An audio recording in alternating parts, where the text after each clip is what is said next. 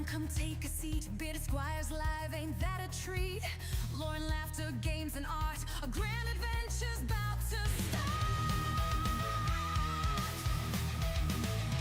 Through fantasy worlds with creatures untold, steampunk machines and horrors of old, mechs on the march, cities of steel. So grab some snacks and enjoy the feels. Big band, big laughs, welcome to the show. Stay while the vibes are super mellow. Art and gaming tales unfold. Join the chat, help make it big and bold.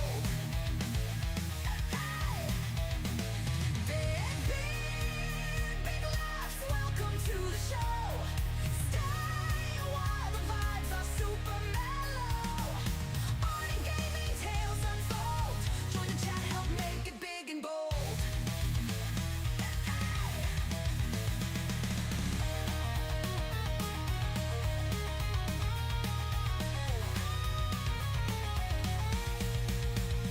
We've got Nomish saltness and airships in the sky, epic mech battles shooting aliens in the eye, sci-fi builders and medieval plight, or fighting beasts with all our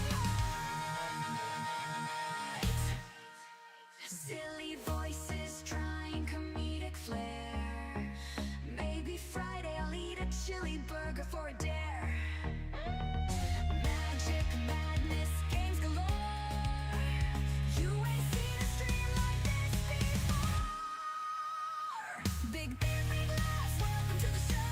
Stay a while, the vibes are super mellow. Art and gaming tales unfold. Join the chat, help make it big and bold.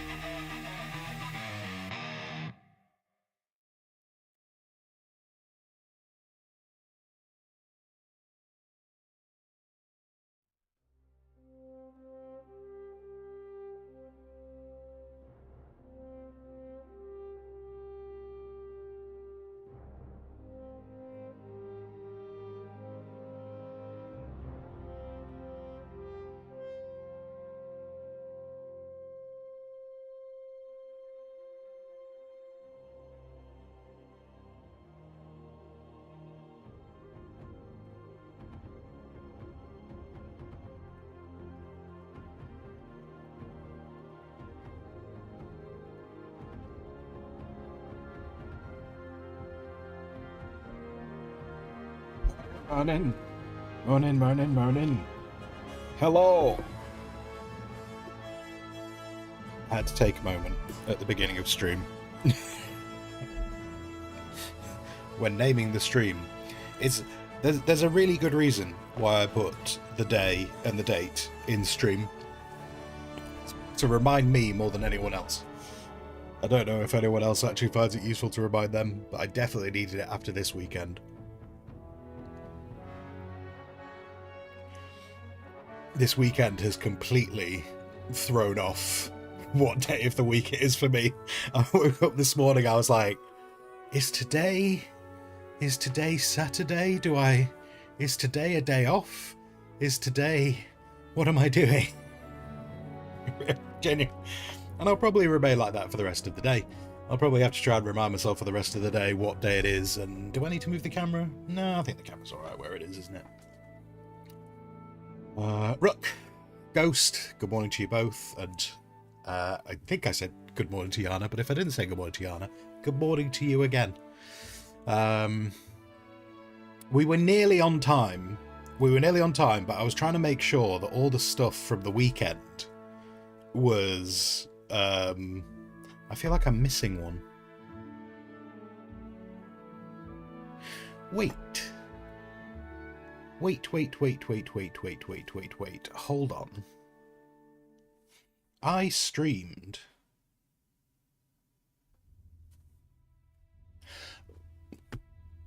I streamed twice on Saturday, didn't I?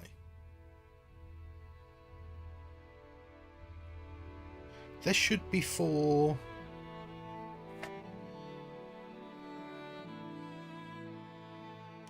There should be 4 streams on YouTube, and there's only 2.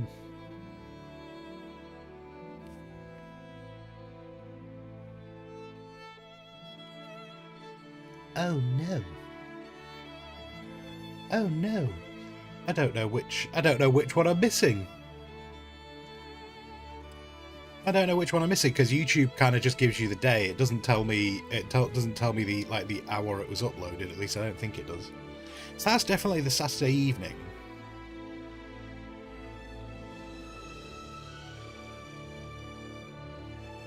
Oh wait, no.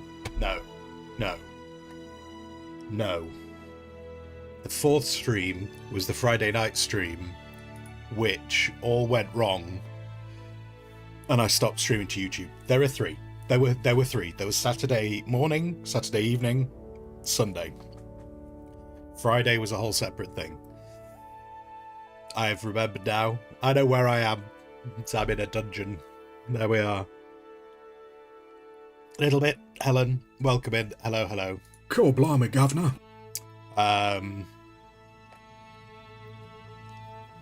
Yeah. Okay, yeah, no. There's meant to be 3 streams. So I've made sure they've all got details. I've made sure they've all got a thumbnail. They're in a playlist. They've got tags. And the 2 shorts that we've uploaded, the 2 shorts, one went live yesterday, one has just gone live now. They've got tags and they've got names and all that stuff. So, because I've done all that, that means that by the end of the day, all that stuff will have at least 1 million views. That's how that works. Yes. The internet told me. So there we are. As if we hadn't had enough of this man, he's back again. Helen, guys, Helen's seen enough of me. I'm sorry, but Helen doesn't want me here anymore. I understand. It's okay. Don't you worry. It's fine. Okay.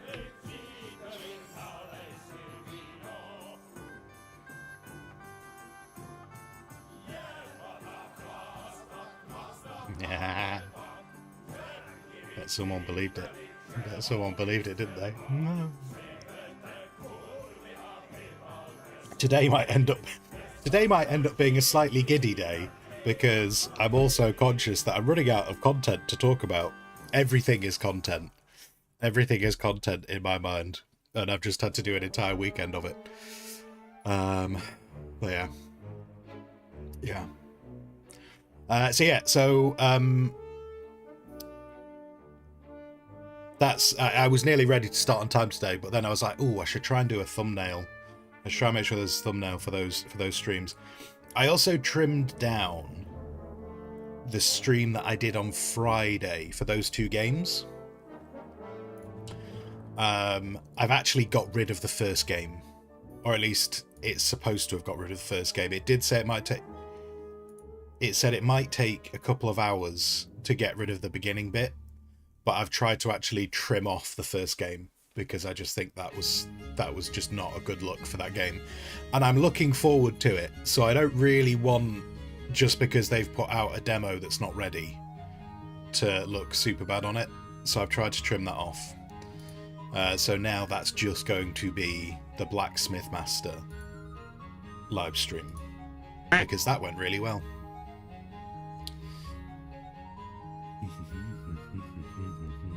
Do you have a flag? Does that. If you notice, my mouth didn't move. I'll press the button as well. There you go. Do you have a flag? No flag, no country. Rook. Oh, man. Wait, Lord Earl had sound as his. Now you feel cheated. To be fair, a little bit. There was probably sound on yours. I was probably just talking. And being that it's also my voice, there's probably a good chance that you just didn't hear it. Okay, let's grab... Where's the clock? Stopwatch. There you go. There you go. Stopwatch started. 10 minutes. 10 minutes of no cursing. Which, the plot twist here... Now, let's all have a cup of tea. The plot twist here is what happens with this is I end up talking less. Essentially because I become so conscious of not cursing. I start talking less to try and ensure that I don't do it by mistake. So it's almost 10 minutes of quiet time.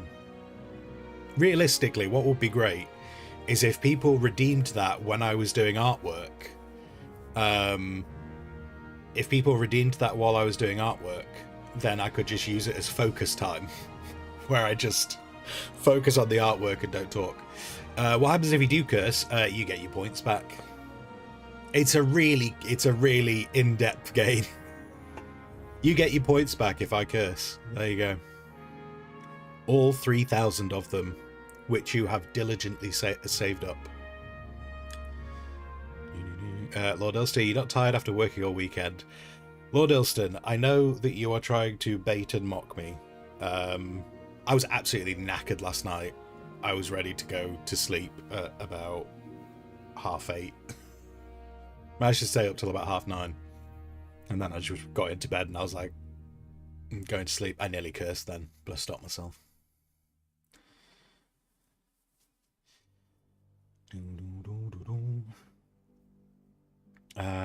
So surprised about the cursing because, well, you haven't tuned in at a time when I curse.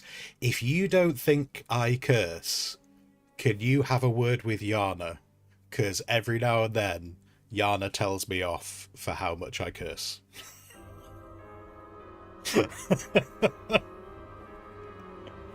I'm reasonably aware, I think YouTube tells me off for how much I curse as well.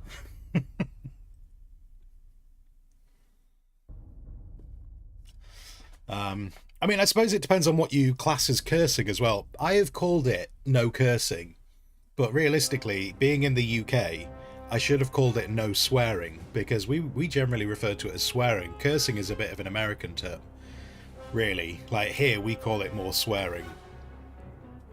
You know, I might confuse people. Maybe this is where your confusion is, because I've said no cursing. Maybe you're expecting me not to be like doing like witchcraft spells.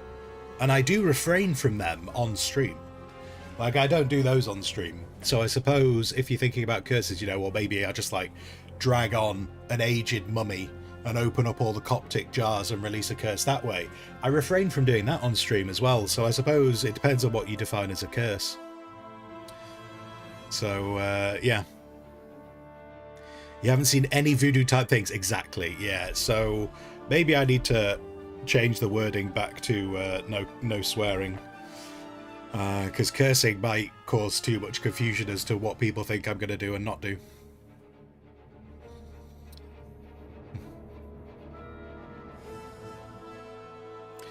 Lord Elston, you tried to pop into the stream over the weekend. I know you spoke in the stream over the weekend.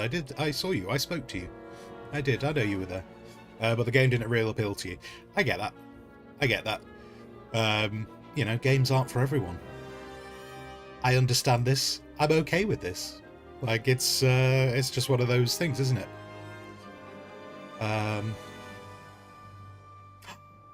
Helen, I've just my Discord was flashing at me, so I immediately went to go and look at it in case it was someone saying you're on the wrong screen, your stream's blown up.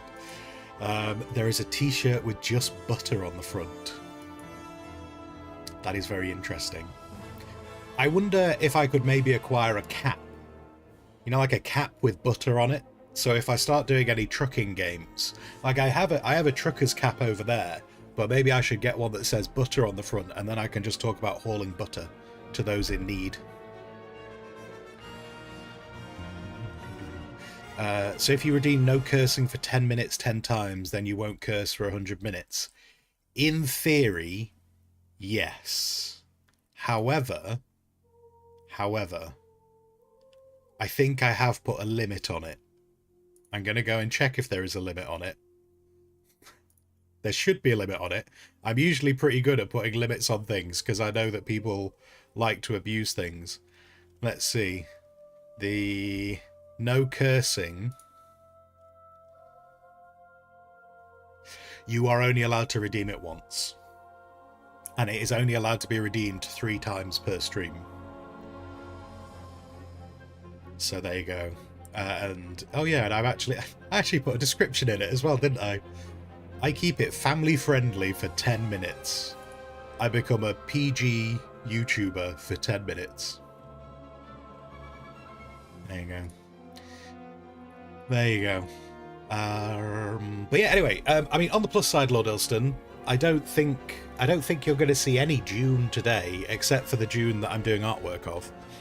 I don't intend to stream June today unless someone tells me something really important that I've missed in the game. I don't plan on streaming it today. So you're free of seeing the game that you don't want to see. But we are probably going to have awkward conversations next month, Lord Elston, because I'm going to be streaming a lot of it. And the other thing I'm thinking about is I don't necessarily want to lose any of the momentum that I've had recently by doing longer art streams during the week. I don't really want to lose the momentum on them. And also, having seen the success of streaming at different times, I'm wondering about streaming more. I'm thinking maybe with Dune. Because the thing is, I'm also going to want to play that game a lot. And so on the basis of that, I might start doing more evening streams. On the basis of, if I'm going to play the game anyway, I might as well stream it, is what I'm thinking. So I might try and, except probably for the first week. For the first week, maybe 2 weeks, some of the art streams will get replaced with Dune. But that's just because of new game hype. So like, for instance, when the game comes out, when I have access to the game, because I've got that little 5-day early thing. So there'll be the 5th is a Thursday, so that day I will try and stream the game. Don't know what time it's being released on Thursday though.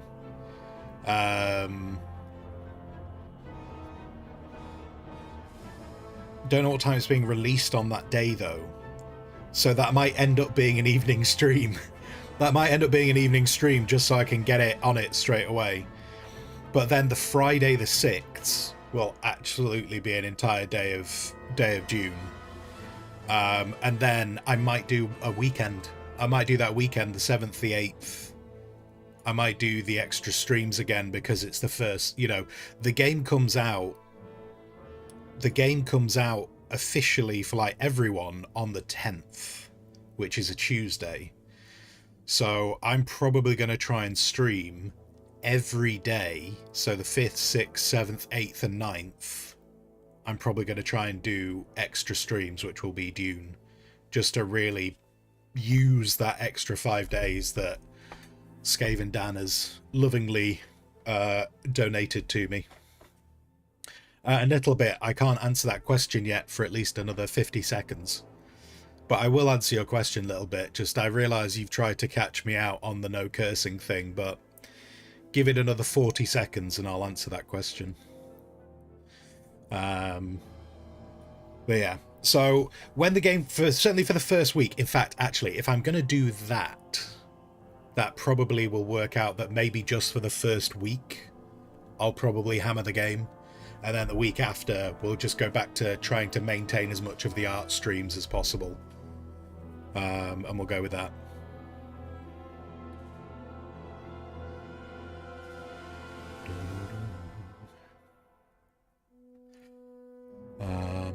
5, 4, 3, 2, 1. We are done. We are done. Finally. Finally, I can fucking talk again. There we go. There we go. Okay. Mark, that is complete. Mark, that is complete. Those points are mine. They're mine now.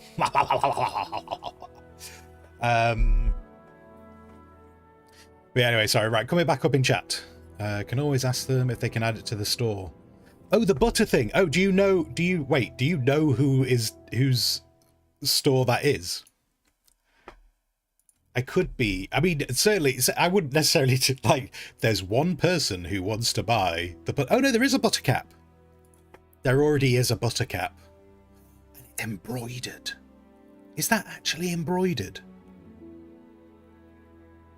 Oh, I don't know. It doesn't look like it's a. It doesn't look like it's a sticker though. Interesting. There is a butter cap there. I'll have to think about that. Right. Anyway, back. Flick that over then. And sorry, Helen, what if you're playing a non-family friendly game? What, and the cursing comes up? Well, it only applies to the cursing. Not really, you know, like all the blood and gore that happens on screen is not cursing. Unless, of course, you're talking about blood magic, but that's a whole different thing. It's very much referring just to my language. And Helen, you tried playing it yesterday. Your laptop did not Oh, your laptop couldn't run Dune. Even with, I mean, I've not really tried the game with low graphic settings, but that's a shame if it doesn't work on your laptop. There's only one solution, Helen. You're just gonna have to buy a brand new machine to play that game.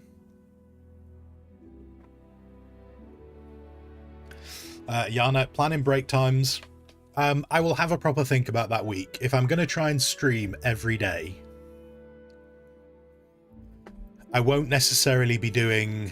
I will. There will be breaks. There will be breaks. I'll have like a, you know, if like I started streaming in the morning, I would probably try and do something like take a couple of hours off mid-afternoon before coming back in the evening.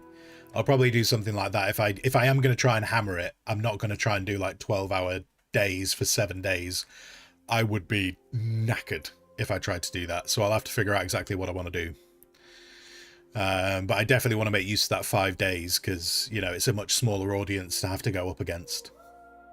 Don't get me wrong. I'm sure there's going to be a load of people that have bought the 5-day early access, but it's still going to be a smaller audience to try and go up against. And then Little Bit, now I can come back to a question. Is Dune a shit game or is it the shit game? I like how you tried to use the English lingo there. It's not quite, you've not that, like, it should be, is Dune a shit game or is Dune the shit? It should just be that, like, the kind of, like, with it being in brackets, it still seems like it's a shit game. I like many games, like I was just saying to Lord Elston before, people are going to like games. People are not going to like games. We can't like everything. We can't like every game. And so I like Dune. I know there are a lot of people who don't like Dune because I see how vocal they are. I mean, I had one in chat yesterday, right at the end of stream.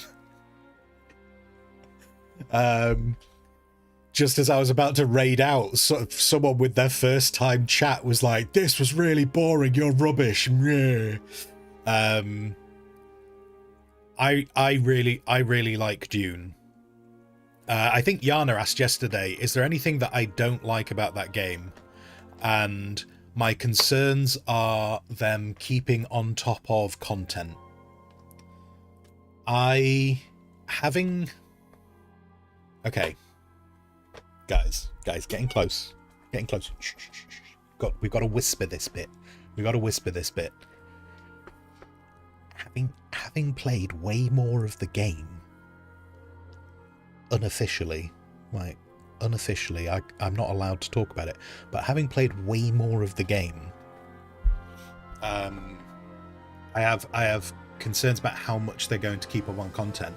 fortunately for me, I really like the game mechanics. So I like building bases. I like going out and looting stuff. I enjoy that. Like, I enjoy that kind of game mechanic. So, I don't...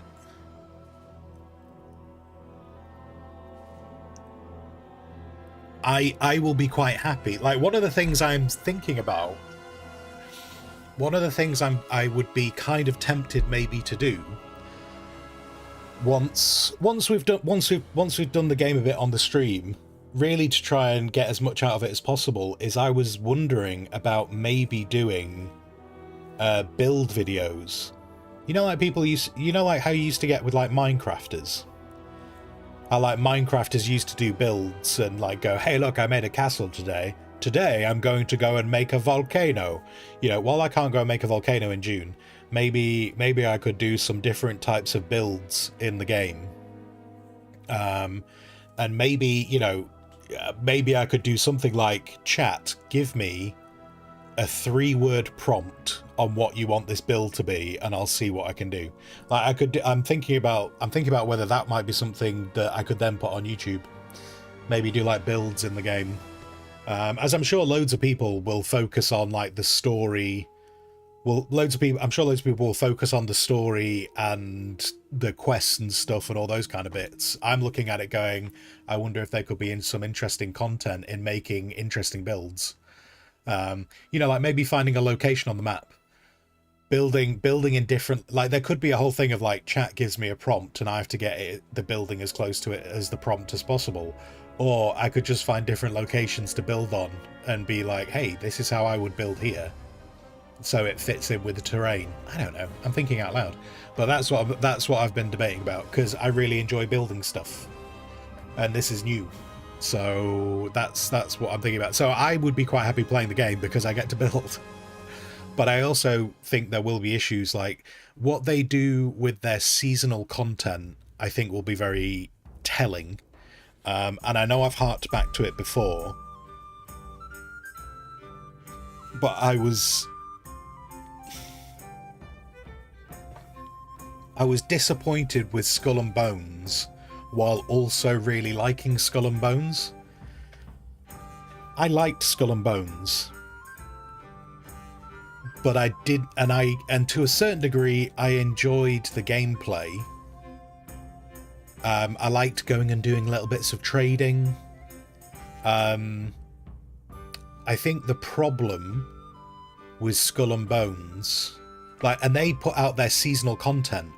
But the problem with Skull and Bones was, it was a game that was set up in a way that you were often on your own, but it wasn't really a game you could play on your own. So I have a little bit more hope with this, but I'm going to be interested to see what they do with their seasonal content, and whether the seasonal content maintains the ability to play the story solo, while also it's almost the opposite problem to Skull and Bones. Skull and Bones had a lot of mechanics that were clearly meant to be solo play, but Skull and Bones, you really needed to play with other people to enjoy it, and also to do a lot of the questing you needed to play with other people. Whereas Dune Awakening is a multiplayer game where you don't need to play with people, which is a bit of a weird thing. Like, I mean, you saw this weekend, I went and did everything on my Todd. I didn't need to play with anyone. When I played with Rook, it's a bit more, it's more entertaining. It's more entertaining, and absolutely, if Rook carries on wanting to stream Dune Awakening, I will absolutely be streaming with Rook, because it's fun. We enjoy playing games co-op. But I think the thing with it is, it's a bit weird that it's a multiplayer game that you, at the moment, from what I've seen in the open beta and away from the open beta, the vast majority of what I've seen you kind of play on your own, which is a bit weird for a multiplayer game. Although saying that, I did a lot of that in World of Warcraft as well, but World of Warcraft was a much bigger world. So I'm curious to see what they do with the seasonal content in terms of, can they keep us interested with seasonal content? Is it actually engaging enough to make you want to go and do stuff, or is all of a sudden the seasonal content just going to be a load of PvP stuff, which, unless you've got half a dozen people to play with, PvP is pretty much a non-starter for you. So we'll have to see.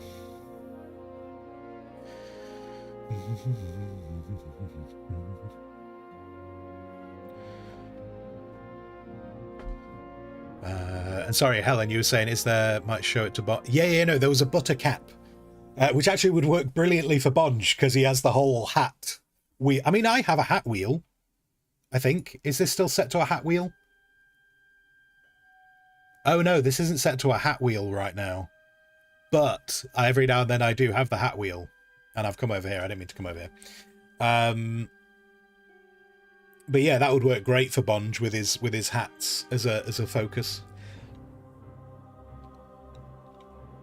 Ambro, why do you have a no curse redeem anyway? I don't think you curse that much.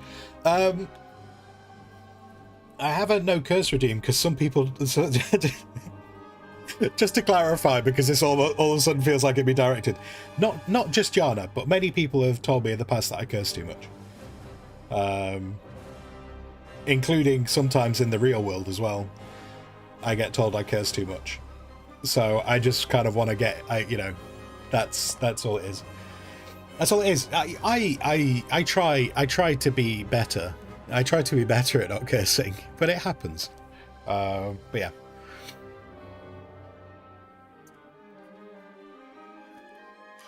Ash, thumbs, morning to you both. Morning.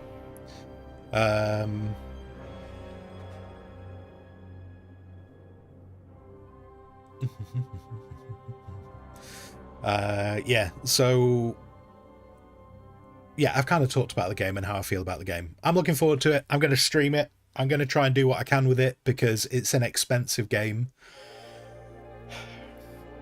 I was really fortunate coming back using and I use Skull and Bones because it's it was an online multiplayer game. Most of the games we play are offline. So I use Skull and Bones as another example. I was really fortunate with Skull and Bones. I actually won a copy of Skull and Bones, so I didn't pay for that either. But even though I'm not paying for the games, I am still hyper aware of how expensive they are. So Dune, I want to work out as many ways as I can to get content out of it. The problem with Skull and Bones was I was fortunate in that no one paid for it because I just won a copy in a competition. So that was great. So I felt a little less pressure to eke out content from it. Skull and Bones was an absolute bomb though. Like when I tried to stream it on this channel, no one wanted to see that game. And several people very much told me they did not want to see that game. So that's fine. Whereas Dune, I mean, based on this weekend, it's been a pretty good. It's been pretty good from a viewership point of view. I appreciate I had a bunch of raids. Like I had a bunch of raids through the whole weekend, which I think those raids weren't like a bunch of those raids weren't so much to do with the game. A bunch of those raids were due to me streaming at a time I don't normally stream. Like for instance with Enz raided not because he had any interest in Dune Awakening. Enz raided because I've been watching and interacting with Enz for about 5 years and he never gets the opportunity to raid me because he's over in the US. So but the viewership was still good over the weekend for Dune. So I'm hoping there's at least a bit more interest. Like even removing the raids, I was comfortably getting about double the view count that I normally do for other games. So I'm hoping that's a good sign that there's an interest in watching that game. Oh, that light is coming from outside. I thought that was this light being on too bright. It's not, it's the sun. And I can't turn down the sun. But yeah. Yeah. I hope you ban them. I didn't ban them. So, Helen, I didn't ban the person because it was just like a single comment and I couldn't quite work out whether they were trying to be funny or not. Because, like, they put mate on the end. They were like, this was really boring and boring game, mate. And I don't know, and unfortunately I don't know, because they put mate on the end, I don't know if they were trying to say it as a joke or not. But terribly, and I felt a little bit bad. Because again, I don't know if they were still trying to joke, but then it turns out they came across on the raid to Bonge's stream. And like their first comment in Bonge's stream was something like, oh, did your mum knit that hat? And I was like, oh shit. Oh no. I've brought weird people with me. Which, and this person, you know, I've brought weird people with me and this rude person. So, yeah, I was kind of like, oh, and I hate that. I hate when I go on a raid. It's one of the things that makes me really nervous about going on raids, is when you go on a raid and then someone that you realise is from your channel says something really weird in the channel that you've raided into, because obviously it's very much highlighted that they came from your channel, and you're just like, I didn't mean this, I'm sorry, I didn't know they were going to be weird. So yeah, so that person, I was kind of like, I hope this doesn't turn into a thing, but they seem to talk once and then they never seem to speak again in Bonge's channel, so maybe they were just saying like a single mean thing and then just moving on because they're just a weirdo. But yeah.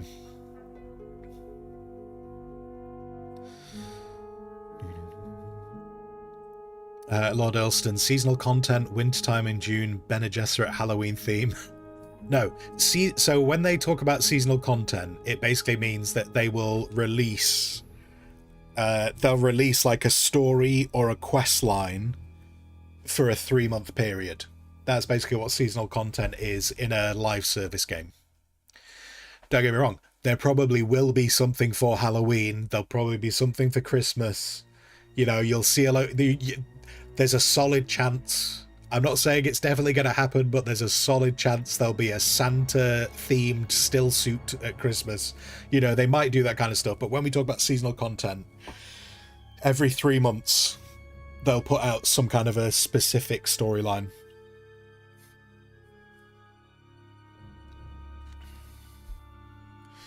And sorry, yeah, Thumbs, you do despair recently with online multiplayer games. Seems to be an assumption that if you want to play multiplayer, you want to be in some PvP war zone blasting 7 shades of crap out of each other. Singularly dull and uninteresting. Yes, and that's something I do like. I think they're probably going to have to balance it, but that it's something I do like about Dune is the PvP map is a completely separate map. It's in a completely you have to very intentionally travel to the PvP map in Dune if you want to go and do PvP. The bit that I think they might have to balance is there are resources that are only in the PvP area. And you can try and stealth into PvP areas. You can try and be a bit sneaky. But whenever I've been sneaky, I think it's because there's no one online. I don't think it's because I'm being super as sneaky as I think I am. I think it's because there's no one online. So I don't know how much that's going to work when the game fully comes out. And I wonder whether they will have to balance it where there is at least somewhere PvE-wise for you to try and get those resources. Now there is the auction house in the game. I just don't know whether people are going to scalp. I have a horrible feeling that people are going to scalp the auction house. You know, if you know that the PvP area is the only place to get those resources, are there going to be people who, and just to clarify, in terms of scalping, when I was a young boy, I used to do similar things with the WoW warehouse, auction house. Like in the WoW auction house, I used to go and farm linen. And then when I went to the auction house, I would buy up all the linen that was cheaper than I was going to sell the linen for, and I just reprice them at the higher price. What a terrible human being I was. But maybe I was just a capitalist. And I wonder, and because it's going to be even harder, because you're not going to be able to go to PvE areas to get certain resources. So whoever's willing to do PvP will be king over that particular resource. And I wonder whether the auction house, it'll just become so expensive. It'll be interesting to see how it balances out. But that's kind of my concern with that.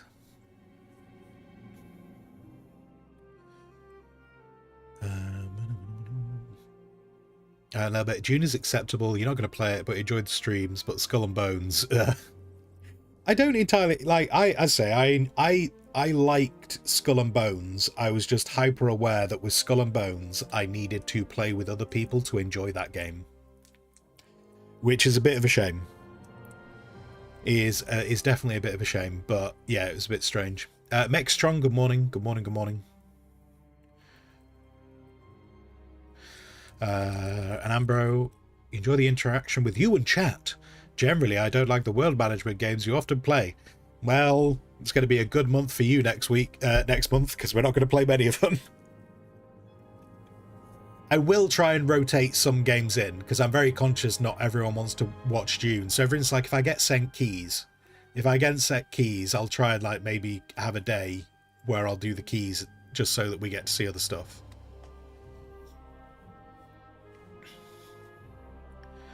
And Helen, you're only half listening. Bonge is a good person to deal with people like that, as he's had plenty of practice at work. I don't have like. I try to be as polite as possible on stream, and sometimes it goes very against my nature because I'm often in the real world. I have been told many times that I can be far too cynical and cutting. Whereas I'm just kind of there going, I'll be honest, I just return how people treat me back to them, and often people don't like that. A lot of people don't like being treated the way they treat people. And I try not to do that on stream as much as I can, because I need the viewers. But sometimes, you know, yeah, you have to just, like that person, I think that person seeing the comment they put in my channel, and then seeing the comment they put in Bonge's channel, I think that person was just trying to cause trouble. I think they were also called Trump's earwax, which, you know, is not a guarantee of a troublemaker, but combined with their comments, they were probably trying to be inflammatory, I would imagine.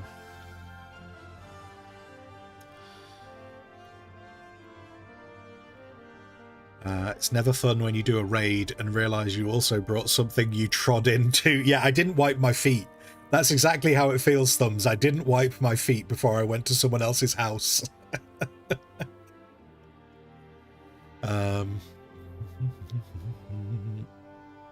Boris, always have Tony do is, Barry told us to come here and tell you you're doing it wrong.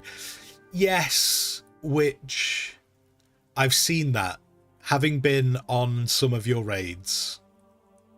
And also, obviously, like, they've done it here. Like, they've come into this channel and gone, Barry told us to... Yeah.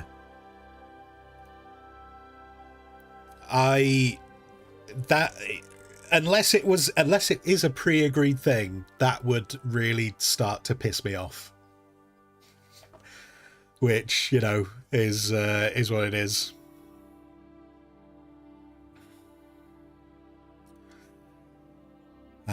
Worms in a Santa hat. Oh god, that was the seasonal comment stuff, yeah. Next try, you need better mods. I would have banned him just for the mate comment. Well, the problem is, Mexitron, is the comment could have been trying to be mean. The comment could have just been trying to be funny. I can't really, you know, it's difficult to tell. I can't just go and ban people for their first comment unless it's absolutely abhorrent. if it's absolute, you know, if someone starts spouting their manifesto as their opening comment, I might have to like take action with that. But yeah, it was the mate that threw me. Because you see, the thing is, in English, mate. In fact, this is generally a problem with the English language in general. We don't like words, and I know this gets me into trouble on Rook's channel as well. When I'm talking on Rook's channel, sometimes I'm like, whoa, whoa, whoa, whoa, whoa, you can't say that. And I'm like, I can, because I just did. But the English language is so based on tone and intent that the word mate really does depend on your tone and intent of how you're using it. So they could have been trying to be really funny and friendly, but I don't have their tone or intent to base it off of.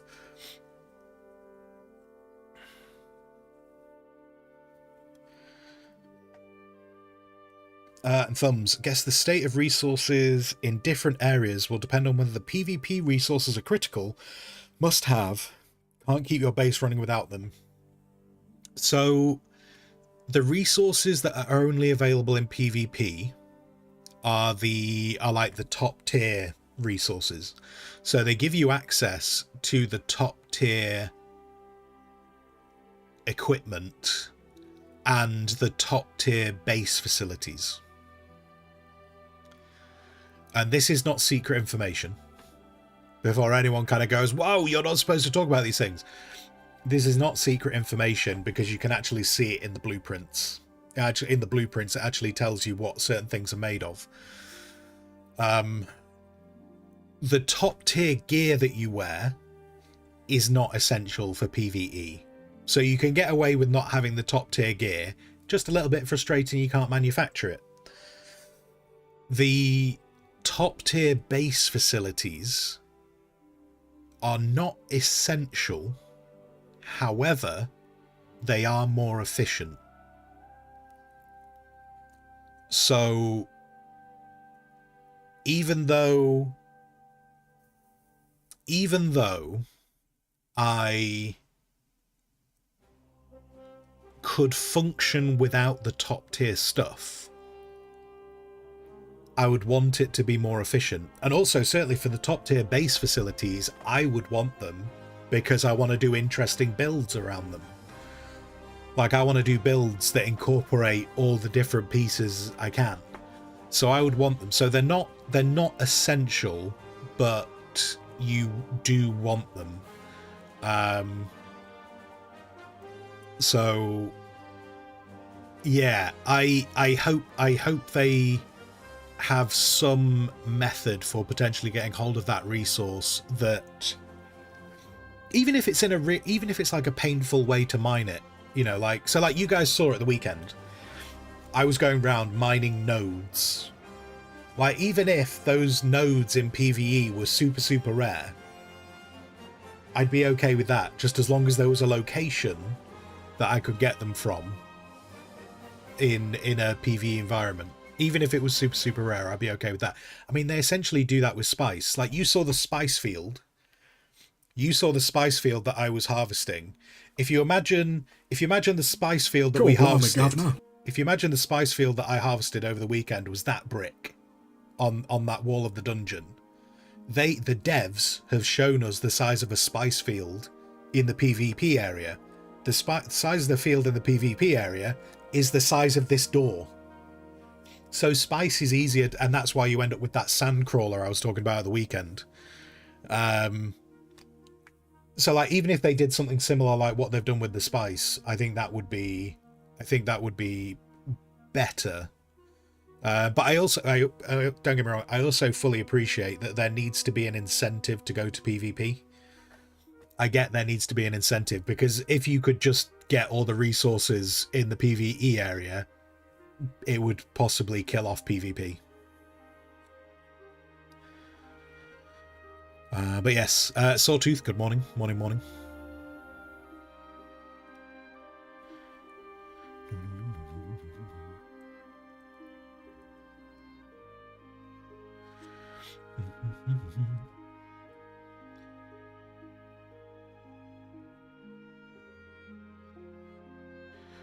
Sorry, I'm scanning.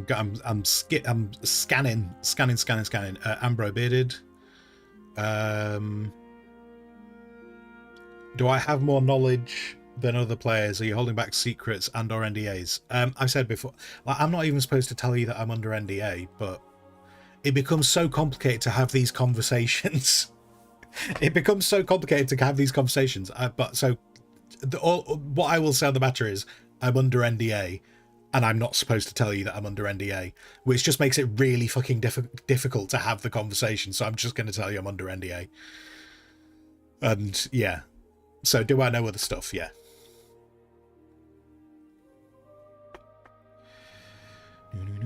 Mextron, you have family members that use that word and it triggers you so much after to make fun of. Oh, the word mate. Like, they use it in mean ways. Fair enough. Yeah, I mean, in the English language, it's used a lot, and it is very much like it's all about tone and intent.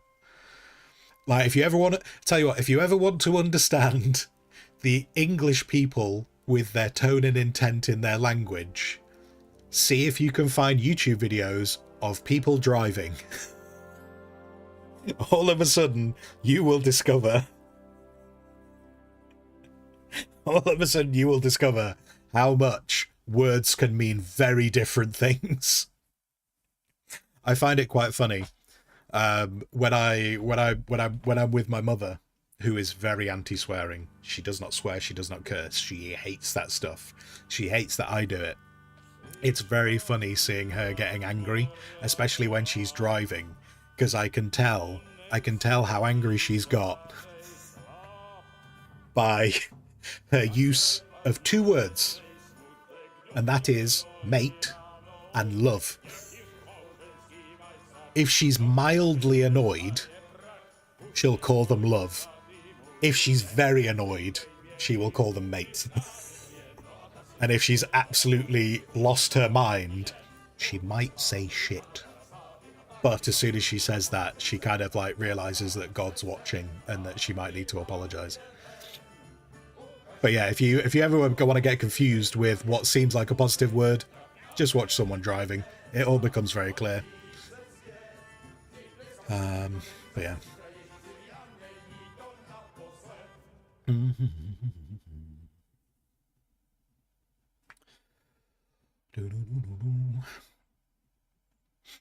Thumbs, a resource being more desirable is fine by me to put it in PvP. It's much way of making sure in some absurd universe the PvP always stays relevant. Yeah, and as I say, like, in terms of, that's why I want to very specifically say, like, the resources that are in PvP make things more efficient. They don't stop you doing things, they just allow you to do things in a more efficient way.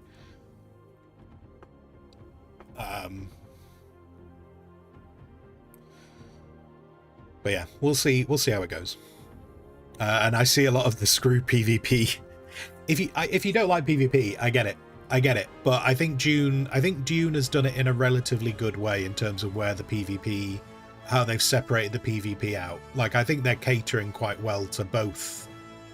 At the moment, as I see it, I think they're catering quite well to both types of players. Where are we up to? Oh god, we've nearly been doing an hour. I should really be over here talking about this stuff, shouldn't I? I should hang on, let's get a thing up.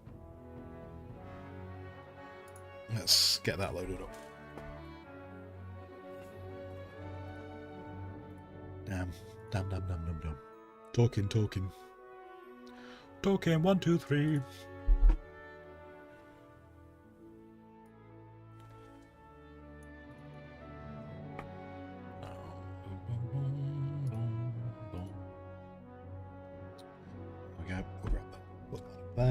That needs... Oh, that needs to go on charge.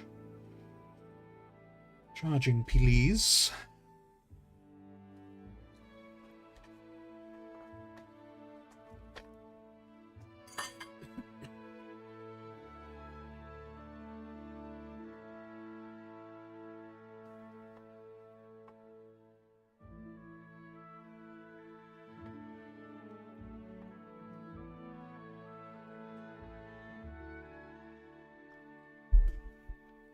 Sorry, I'm just choking on water because that makes sense.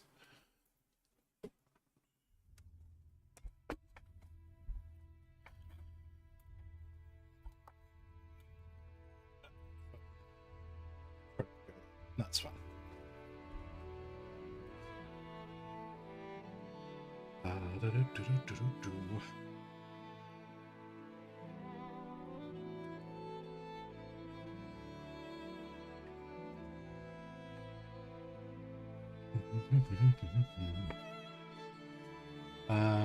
Right, where's that? Where's that? Where's the thing? Give me the thing. Show me the thing.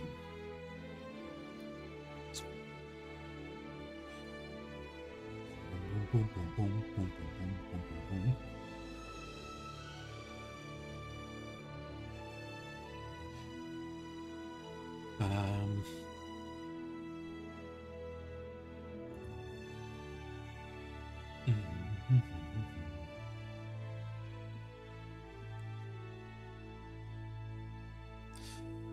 What does the magic glove do? What, this?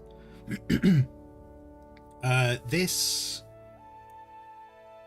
It keeps the screen cleaner, because... So, like, it keeps the screen cleaner from basically just your hand rubbing off on the screen. It also allows your hand to move easier over the glass pane, because if you have no glove on, just, you know, your hand... There's enough friction on your hand to stop movement as much.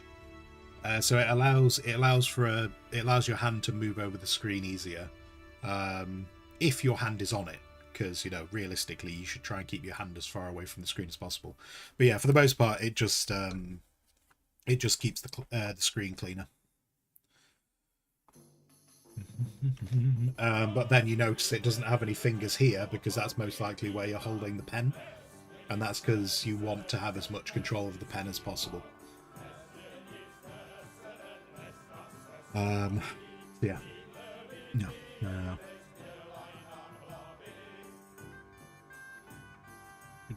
Hello, Dan. Morning.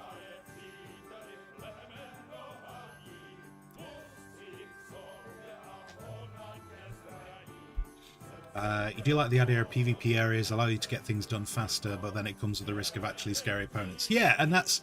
So... Right. So for anyone who... I realise I went over this last week, but just for anyone who's on, you know, just because obviously not everyone can be here all the time, so I'll try and explain this as best I can with, like, the separation of PvP areas and what have you. So, you have...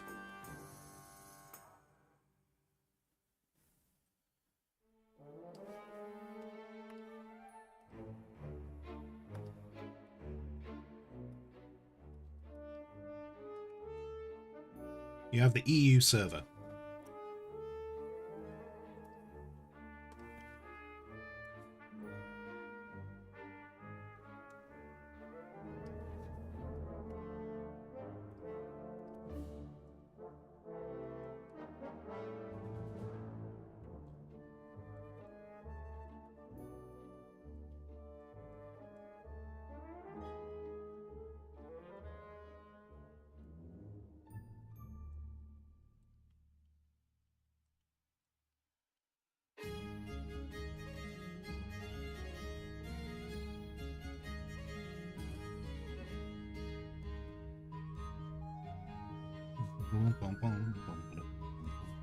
I've realised I've just put this on the same thing. Whoops. Oops. No, give me that. Give me that. Copy that. Move that to there. Duplicate that.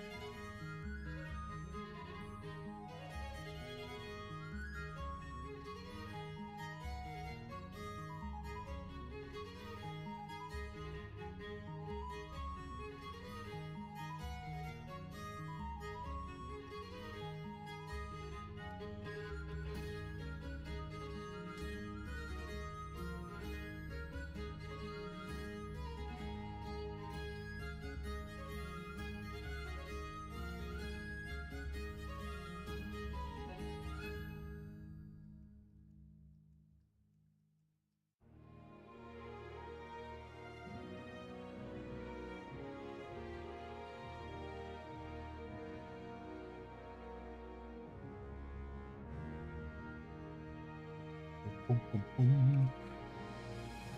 Okay, so Europe. Europe. What you saw at the weekend, what you guys saw at the weekend was one of these. You saw me on one of those. So we were on the map, Haga Basin, which actually I think is 2Gs. I think it's 2Gs rather than 1Gs. So you saw me on the map, Haga Basin.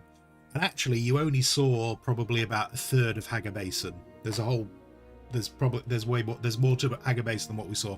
Maybe even a quarter. I might even go as far to say a quarter, but a quarter to a third of Haga Basin. You saw me on one of these things. There's been a bit of discrepancy on how many players can go on one of these things. My understanding was it was 40 players active at a time. But I've seen some people say up to 100, and I've seen some people say 60. The player count on these shards is low, and it's intentional because the devs want that area to feel empty. They want it to feel like a desert. So they want that area to feel empty. So they do limit the players on that place. This is PvE.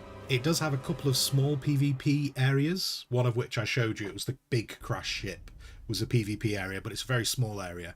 And you also have no need to go to that. Again, it's kind of like what we were saying before. You could go to that PvP area to get good loot, but it's loot that you can get everywhere else just a bit slower. So this weekend you saw me on Haga Basin, which was the PvE shard. There are lots of, obviously because it's limited to between 40 and 100 players, there's loads of these shards in Europe. So there's dozens upon dozens of them that, everyone's separated out to. If you're on this shard, you don't get to see people on these ones. So if you want to play with people, you need to make sure you're on the same one if you want to meet them in this thing. When you get to the Ornithopter stage, whether you pay for it or whether you make one yourself, you will get the ability to fly to the overland map. Oh my god. Work?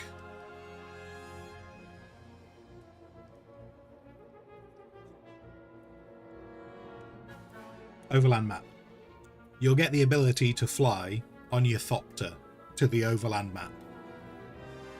From the overland map, you can either choose to go back to your Haga Basin. You don't get to choose to go to other ones. Once you're on this one, you're on this one. But what you do get to do is when you're on the overland map, you can choose to go to the cities, which is where the major houses are. So the Atreides and the Harkonnen, they have separate cities. You get to choose to go to them. When you go to this place, you can see I've put 100 plus players. All of these guys go to the same city. So while you can't meet these guys on their PvE map, you could, if you knew someone was on this one, you two could travel to the city and you could meet there.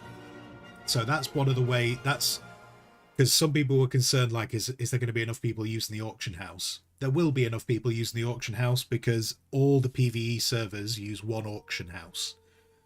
In the city, you can go to the auction house. So you can fly off from here and go to these areas. The deep desert is the big PvP area. And again, someone who's on this server and someone on this server, if they both fly to the deep desert, they can meet here and fight. You can build bases here as well. And obviously we've talked about the unique loot.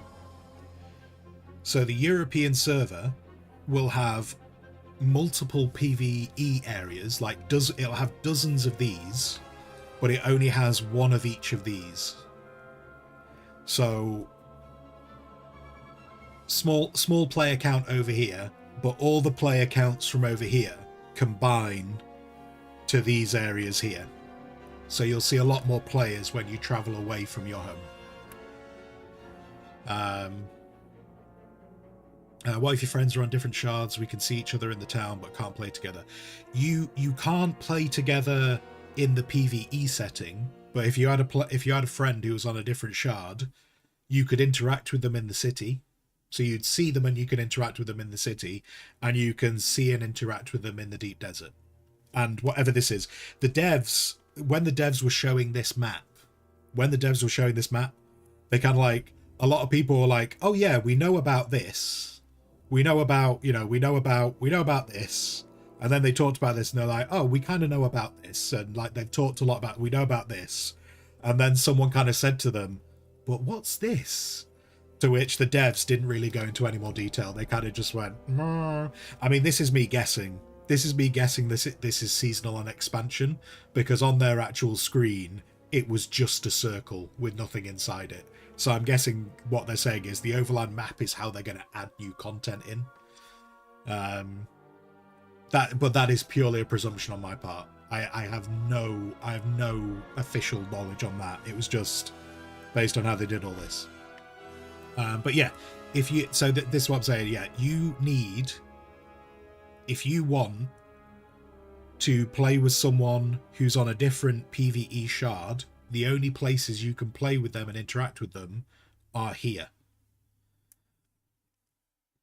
Now, we get to the bit where I think we're going to lose a lot of people. I don't necessarily mean in chat. I mean in general. I think there's going to be a lot of complaining about the next part. 1 second.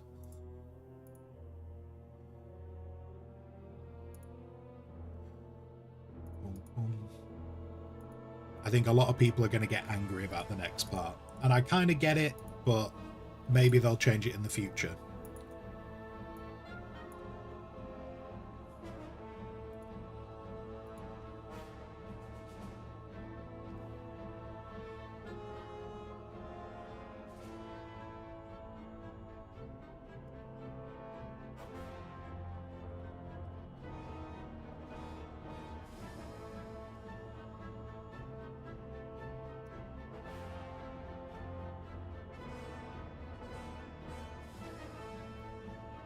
So, this is the bit, as I say, I think some people are going to get annoyed about this. These are the servers they've put around the world. There might be another one, but I can't remember where it is. I don't think there is one for Africa. I don't think there's one for Africa.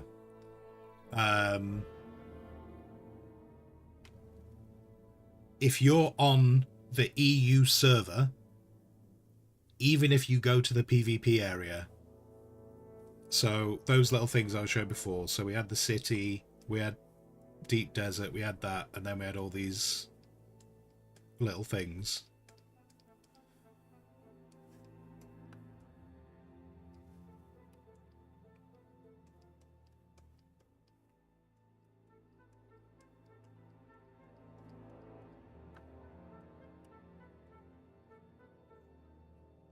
These are completely separate. There is no connection between these two places. So if someone's playing on the American server, you will never get to play with them if you're on the European server. If you want to play with someone who's in America, you have to be on the American server. Which is not necessarily entirely unique. Other games do this. I'm not trying to say these are the first people doing it, but just so there's absolutely no ambiguity. If you're on the EU server, you don't ever meet the people in these two PvP areas are separate. I think some people are going to get a bit annoyed about that. The ping is very different, but again, if you play multiplayer games, this is not going to be this weird. However, I guarantee there's still going to be people complaining about it. There's still going to be people complaining about it. But just so that there's no ambiguity of what I'm saying, if you choose to play in North America, you will only play with people on the North American server. If you play on the European server, you will only ever play with people on the European server. And then, yeah. So it's very important. If you're planning on playing with people, you want to do everything with those people, PvE content, and if you want to be able to do PvE content with people, you need to make sure you're on the same siege. So the shard is called a siege. You need to make sure you're on the same one. And so yeah, so this whole 40 to 100 players on the map, that is intentional because it's to make the desert feel empty. The deep desert is a much bigger map than this, and also because it's PvP, that's why they allow more people on. But the important bit, I think, is, and I think it's a good decision, is PvP is a completely separate map. Like, the dedicated PvP is a completely separate map to the PvE. So if you just want to do PvE, you can just do PvE. You can absolutely just do PvE all you want. The Deep Desert is, yeah, they plan on doing things with Deep Desert. Like, I think they've said they're going to have, I think they said they were going to have leaderboards or something. You know, so if you're getting into the guild side of things, which actually, I mean, we can cover that too. We can cover the guilds as well. So when you have a guild, so as a player,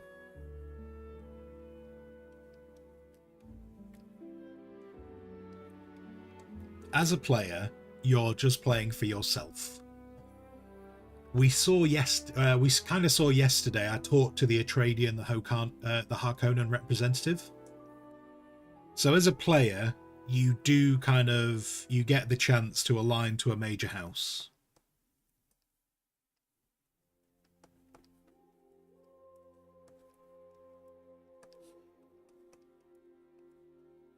From the quests. You know, we saw that yesterday. One of the other things you can do is you will be able to join a guild. And that guild will have the option to align to a major house. Once you've aligned to a major house,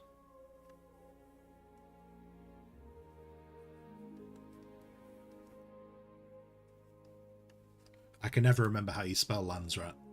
Is it then 2 A's? Is that Landsrat? My terrible handwriting as well. I think that's Lands. Anyway, we know what I'm talking about. So your guild aligns to a major house as well, which allows you to then do Landsrat quests, which are PvE and PvP. So a bit like actually, no, do you know what? Not really like. I was about to say a bit like Dune Spice Wars. But when you interact with the Landsrat, which I think I spelt wrong, but anyway, when your guild is aligned to a major house, they get access to the Landsrat, which the quests can be deliver resources, go and kill so many of a faction. There'll also be PvP stuff going, hold control points in the PvP area. They might even say to you, we want you to deliver fully completed vehicles. So there's a lot of things you can do with Landsrat. So even if you join a guild,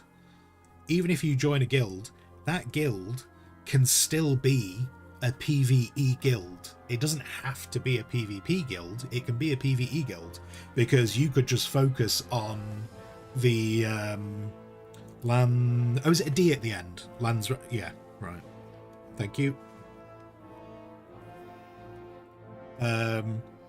You can focus. Your guild could be focused on PvE, and you just take the Landsrat PvE quests, which might be making resources, delivering full vehicles, and just not worry about the control point stuff. So you can still get stuff from them. So the game, kind of like what Sawtooth was saying before, if you do PvP, you will get certain stuff quicker. But a lot of the stuff is still there's still a lot of content for PvE players. There's still a lot of content for PvE players if that's what you're after. Can you leave a faction and join a different one? Do you mean, when you say faction, are you talking about the guild or the major house? So the guild, you can join it, you can leave and join the guilds however you want, because they're not story driven. The major houses, yes, you can betray the house. You can betray the major house, which, fully enough, the Harkonnen talked about yesterday. However,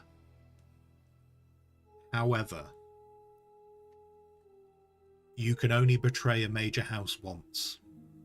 Once you've betrayed a major house, they want nothing to do with you. So if you are going to betray them, you need to be really certain on why you're betraying them. But yes, you can betray a major house, but there are consequences for doing so.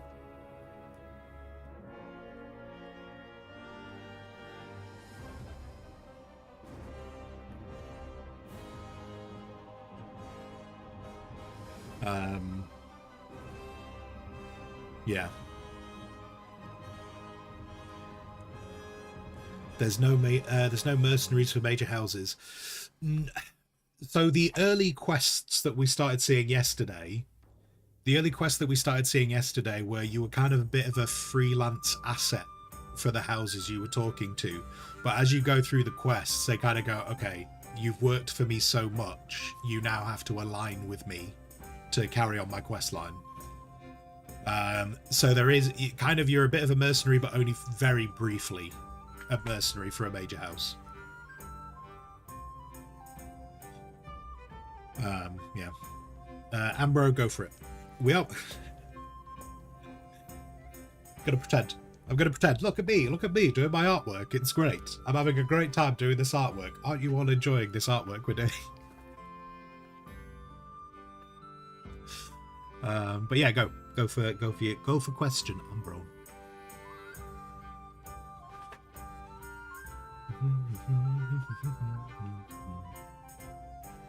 But that server thing before, how the servers are separate, I have a suspicion I'm going to end up having to. I kind of potentially would have done anyway, but I think I will have to run 2 characters. I'll probably run a character that does stuff with if we do co-op streams with Rook, I'll probably be running a character with him. And then when I'm doing the more story-driven stuff on my streams, I'll probably run a different character that'll be on the European servers.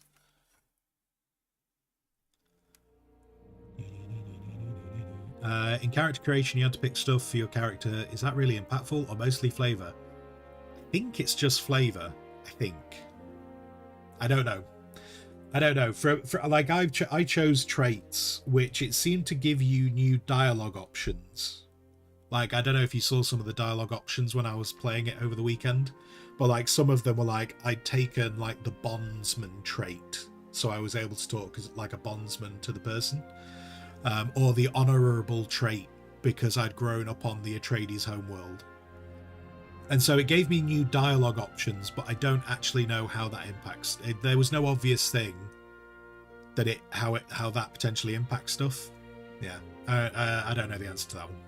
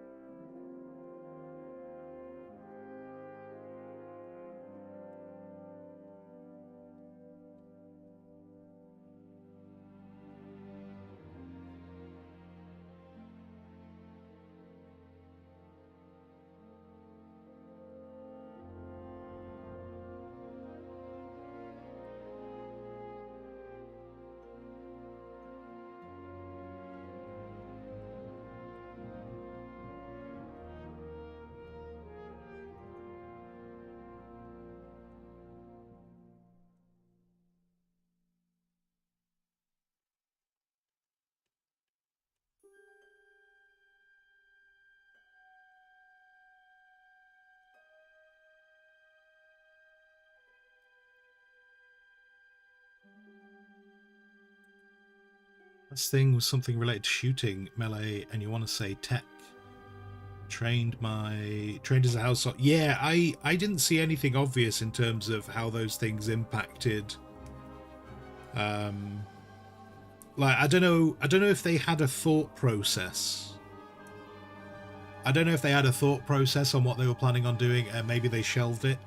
Because I suppose the problem you've got, if you try and make those dialogue options, like, you know, maybe stop you doing things, then that could become a problem in terms of what happens if that, like, soft locks you out of progressing in the game.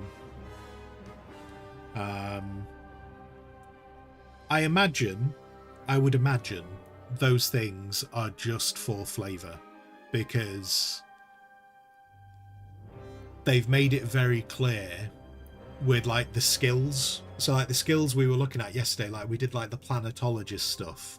I chose to start as a mentat, and then I learnt from the trooper trainer, and you can mix and match the skills from those different people on the basis that they've and on their dev streams they've said this as well, like, they very much intend for people to mix and match skills based on their playstyle. I would imagine the choosing your family history is more likely about flavor text than anything that's, like, actually changing how the game plays. Dan, you were trained by House Yorkshire Pudding.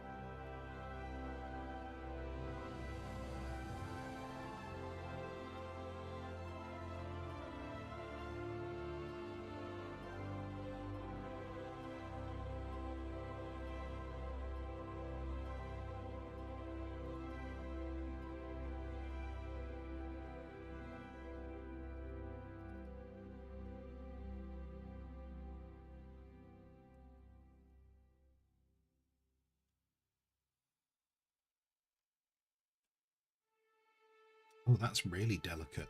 Okay. I did not appreciate just how delicate that texture was. Probably not going to use it. Probably not going to use it.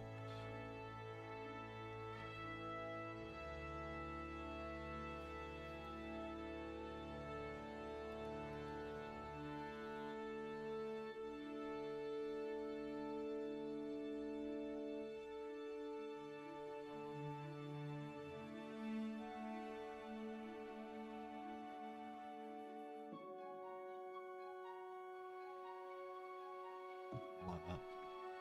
I think I'm going to get rid of that. Not sure I like that texture brush for what I'm trying to do.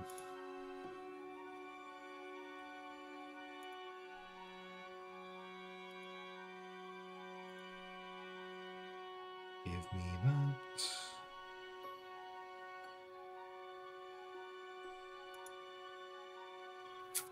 Let's see what this one looks like. Ooh, maybe that might be what I want.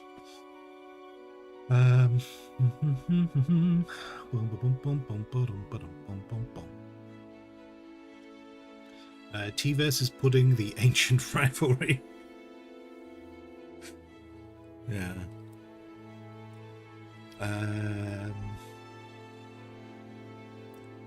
You can put an upside down 9 in chat. Is that not just a 6?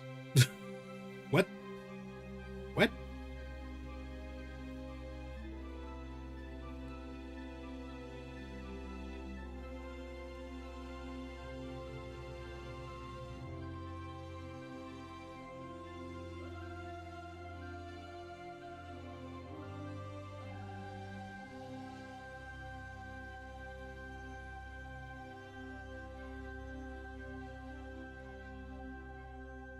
feel I may have missed a bit. How dare Helen? Helen's gone streaming. How dare Helen? Should be sat here watching this stream and nothing but this stream, for this stream is life.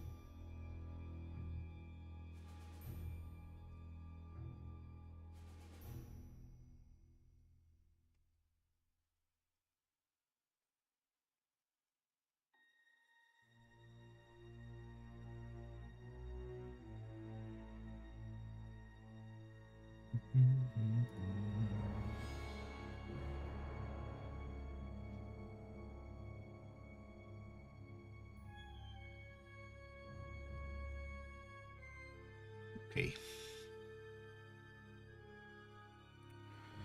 Then what I want is that, and I would like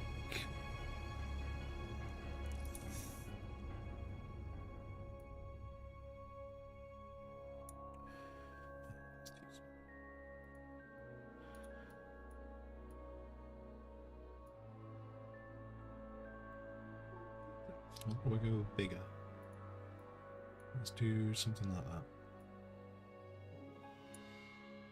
Yeah, that might work. Give me this. Give me this.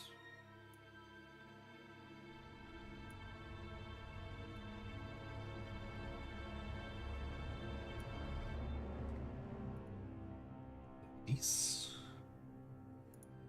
And do this.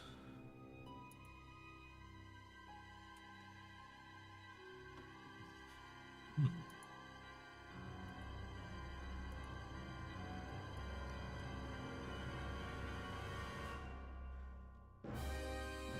that. Like that. Nope, not like that. Not like that at all. We'll do that. Like that.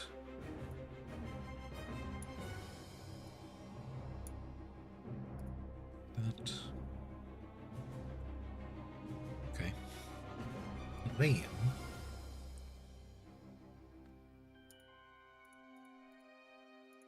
Not you. Nope, just you. Just you. I'm gonna group those together. And then, actually, I need to go and...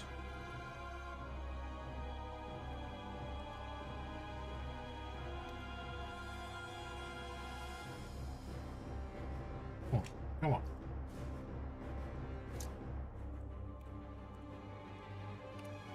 Do that. What I do need to look at is, did I actually keep it on here?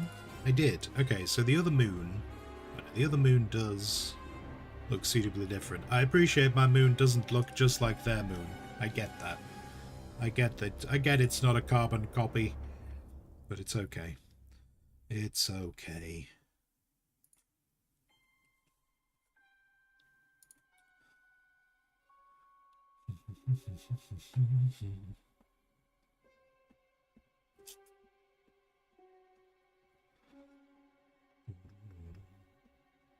You have a meeting in 4 minutes. Enjoy your meeting. Have a great time with your meeting.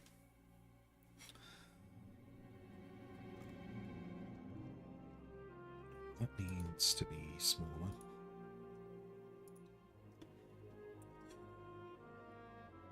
Let's grab that.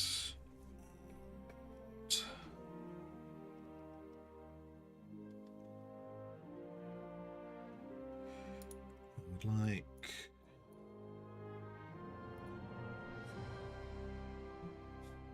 Actually, I wonder, this might make more sense. That would make more sense. Let's go over there. And let's do that. Bit too much. Not the right direction at all. We do... No, no, no, no, no. Don't be like this. Okay, wait. Right. So if I need to do that to get it across, but then realistically... the back, I tell you, I know it's going to be easier. Give me that. Bring that back. Give me that. And then the lighter blue is...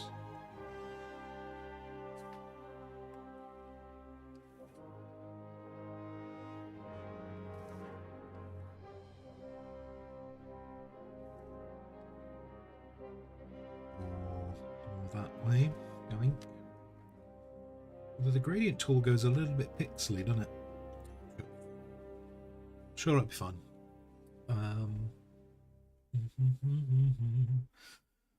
You got the ultimate. You have purchased the ultimate June Awakening.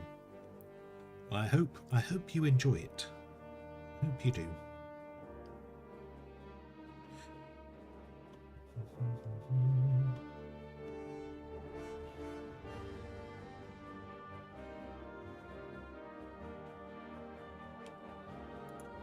Where did I put the other moon?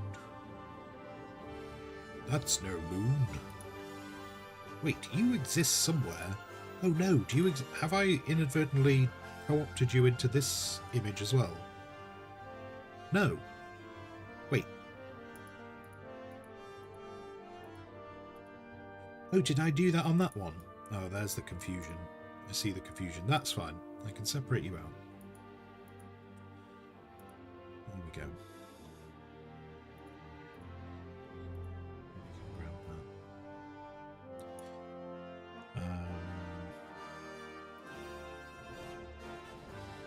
I think this one kind of looks like it had a bit more continents going on. So let's give the impression of land masses.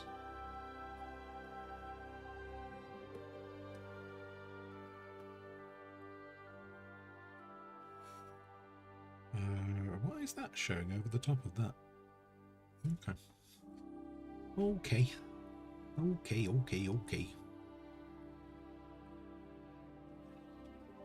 I don't actually know anything about the moons of June. I don't know if they were talked about in the books.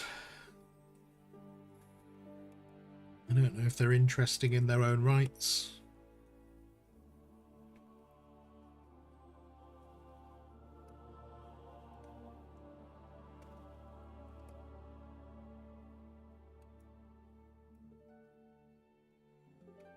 I haven't watched those things I pointed out on Amazon Prime yet, because as I was saying before, I was just a bit tired yesterday. I didn't really want to start watching anything. I just kind of wanted to go to sleep. So yeah, I'll probably watch them. Might try and watch them maybe like like Friday night or something. See how much. Because I think one of them just said it was like 3 episodes or something like that, so that shouldn't take too long to watch. So I might try and do that on like Friday night. Get that out of the way.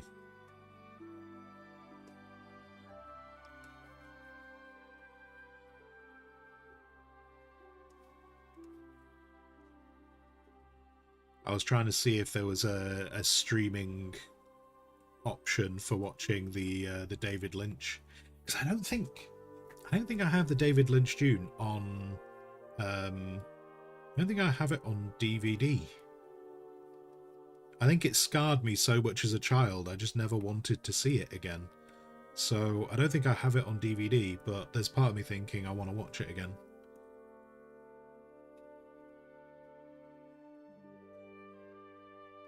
So I might. I don't know. I don't know what I'm going to do about that.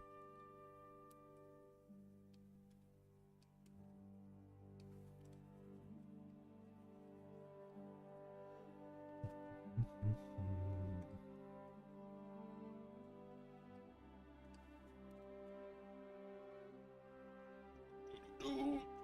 How many hours have you put into the game so far?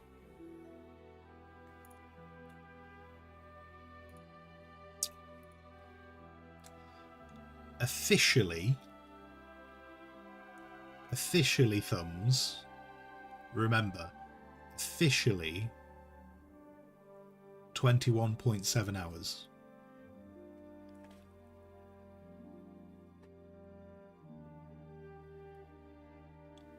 Unofficially, and you have no way of proving this, I'll have to die on this hill. Unofficially, if actually no, not including this weekend, 331.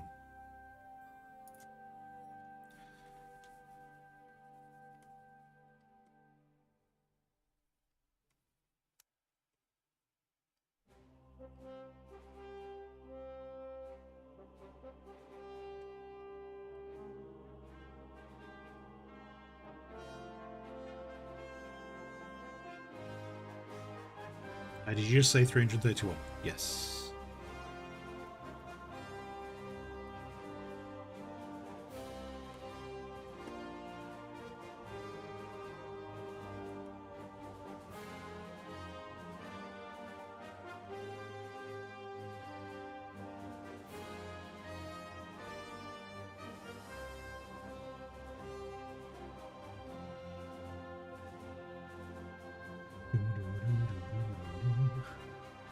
When is June actually out? At the moment, presuming there are no delays, the game is fully out on the 10th of June. If you have one of the special editions of the game, you get access to it 5 days early. So at the moment, that is the 5th of June. But it has been pushed back once. So there is absolutely a chance it could get pushed back again.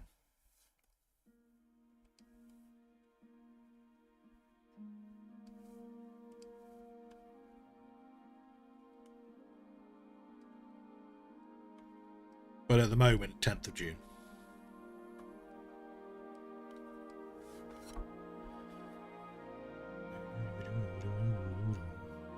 How long have you had access to it? Well, I mean, I suppose it depends on what you class as it. And I'm really pushing the boundaries right now. We're really pushing the boundaries.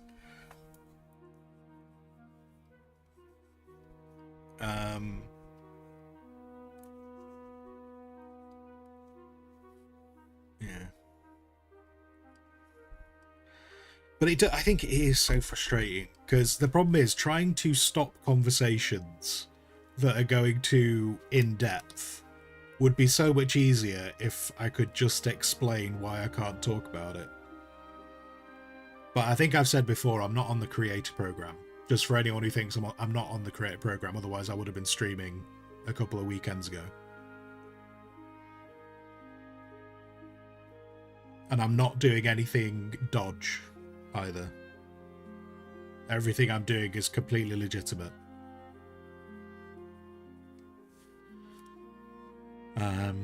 Why am I not on the creator program? Because I wasn't picked for the creator program. I applied, I just wasn't picked for it.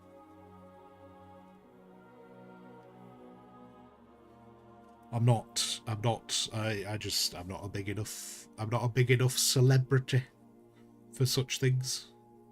I don't know what the requirements were. I don't know what the requirements were to get on the creator program. I just know I didn't get on it.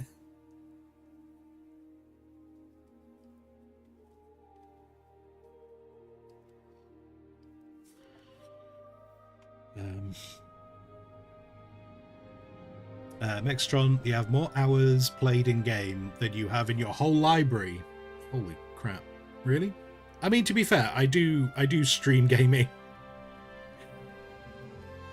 I mean, I have games that have more hours than that. I'm sure if we looked at something like...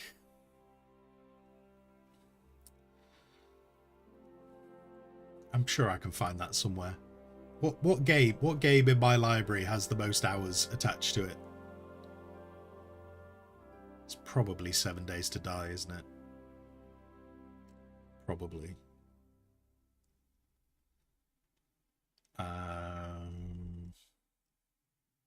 Is there no way to do this? Can I sort by... Can I filter? Do any of the filters, like, show most played game? No. No. It's probably 7 Days to Die. Which 7 Days to Die... I mean, to be fair, I have rookie numbers. I have rookie numbers on computer games compared to a lot of people I know. But, like, 7 Days to Die, I have 887 hours. So that's probably the game I have the most hours on. Anno 1800 is 343 hours. But they are rookie numbers. I mean, even for Dune, I know someone who has over 1,000 hours in Dune already.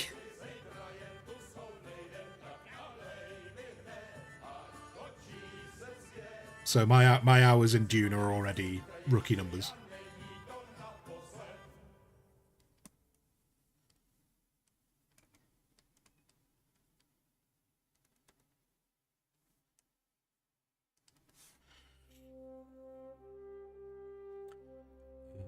Akari, hello Akari, hello. Welcome back.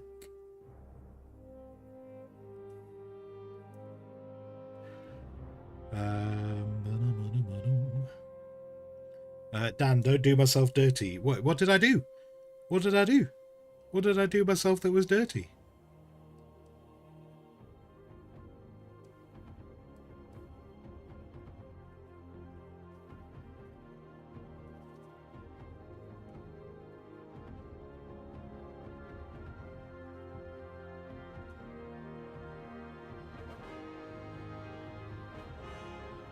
Do you mean not getting on the creator program? No.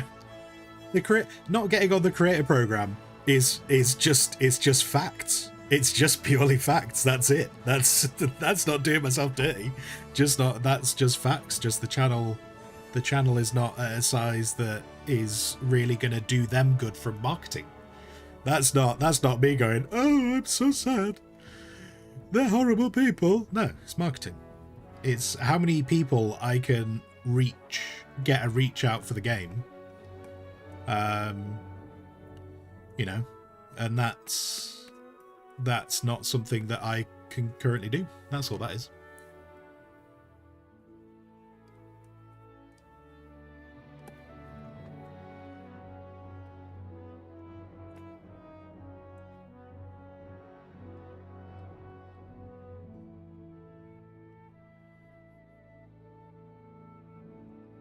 Having come from a life of marketing, I say a life of marketing. Having come from part of my life being marketing, I understand how creator programs are most likely judged. The only thing that gets sad with creator programs is when you potentially see a big creator who does not care about the game. Like, that's a bit sad to see. I think that's something that is a bit sad to see with creator programs when it's very clear that the person doing the advertising has zero interest in what they're advertising, and it's very obvious that they're doing it just because they're getting paid to do it. That's the only time where I think the creator programs sometimes go wrong. But for the most part, it's about getting reach out. It's like when you were watching this weekend, when you looked at the June category this weekend, you have to factor in kind of going, the game was really popular. There was 160,000 people watching it. But keep in mind, if Pirate Software had not been streaming that game, that's immediately 9,000 off that view account. Granted, that still means there's about 150,000, but that's still quite a big chunk. If Pirate Software had been doing something else this weekend, 9,000 of that view account would have gone. There was another streamer who, I can't remember her name. She does stuff with Asmongold every now and then. But she was doing June Awakening. She had 15,000 people watching her. Guarantee if she'd not been doing June Awakening, those 15,000 would have been somewhere else. So it is about getting the game in people's faces and getting reach out there. So I totally understand that. But I do think sometimes it's a bit sad when you clearly see someone who does not care about the game. That's a bit sad to see. How's the piece going? The piece is going all right. I've decided to try and flesh out a couple of the other bits for the image, just to make, because I was conscious I was spending so much time on this guy that the rest of it just didn't look like it was coming together. And I'm hoping the planets that I'm doing right now, I can kind of pull them together relatively quickly, and then they can just be in the background with the image looking a bit more complete. So that's just what I wanted to do today, to get a bit more of this out. But this guy still needs finishing. But bar that, I'm pretty pleased with how this is coming together. Seeing how this has come together is giving me a bit of confidence in trying to ramp up, getting more artwork out, churning through a bit more and getting pieces finished, because this is going the way I want it to. So yeah, I suppose overall this is going good.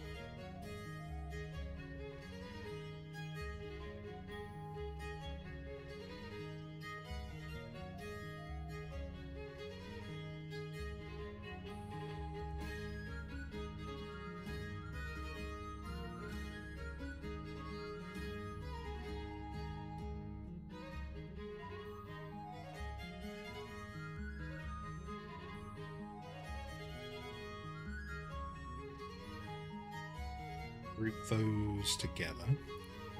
Then I want another screen. Give me that. Now, let's all have a cup of tea. God. All the redeems. All of the redeems are happening. Hello, Araxi. How you doing? How's it going? Welcome in. Welcome in, welcome in.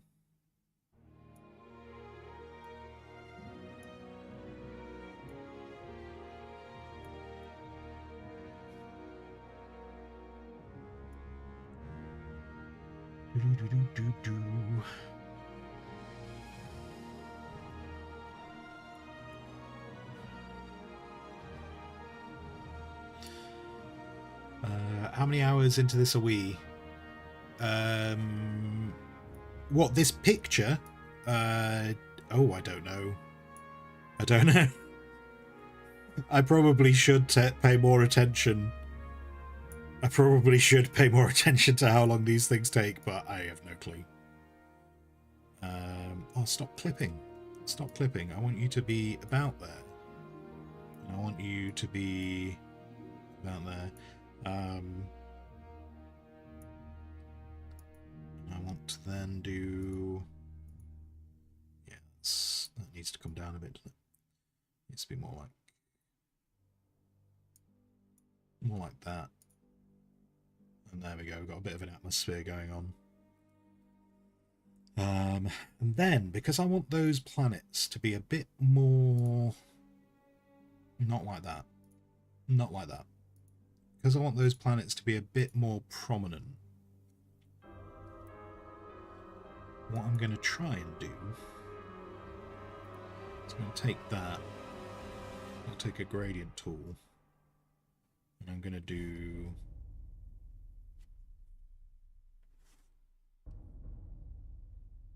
Yeah, I wasn't sure if that was going to work. Wasn't sure if that was going to work.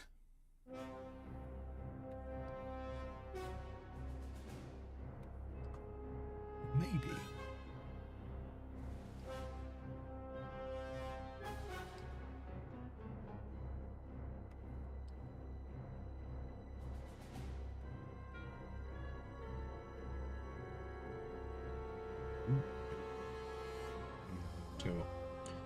Tell you what, give me that, give me that, give me that.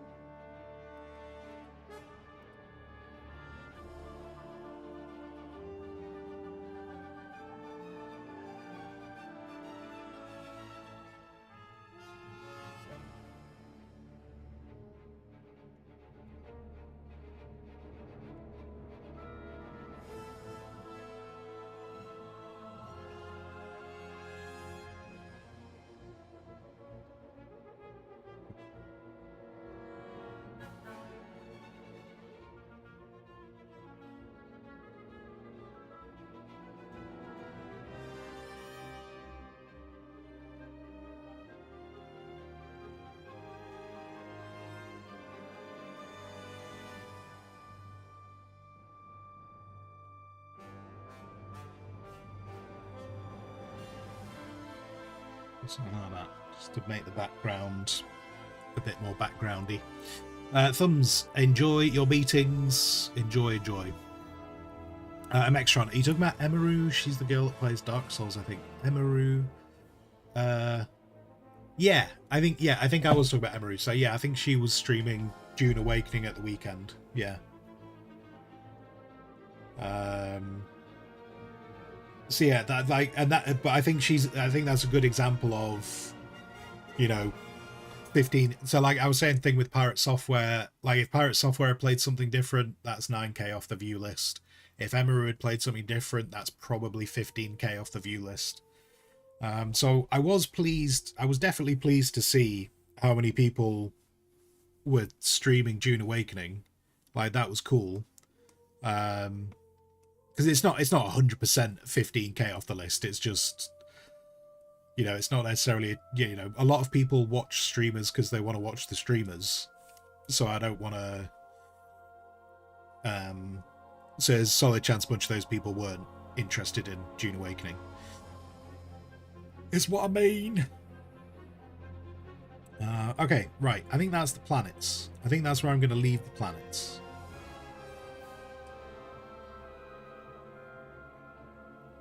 Possibly, what I might do though,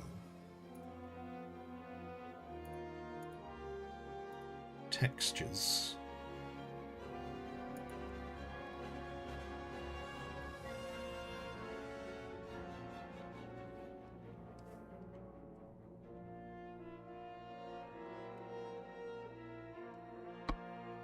I don't know if we can even see them.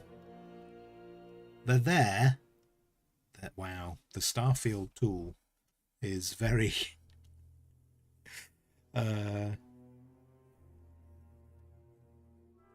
Let's do that. I still don't think we could see those. They're so minute. Like, that's cool, but I think I'll tell you what, I'll leave them there. They can stay there. They can stay there, but there we go. Okay, so those planets are out the way. I do need to redo this rock, because this rock is not... This tactical rock is not tactical enough. I also need to finish... So one of the things that I am going to be doing with this worm as well is... One sec.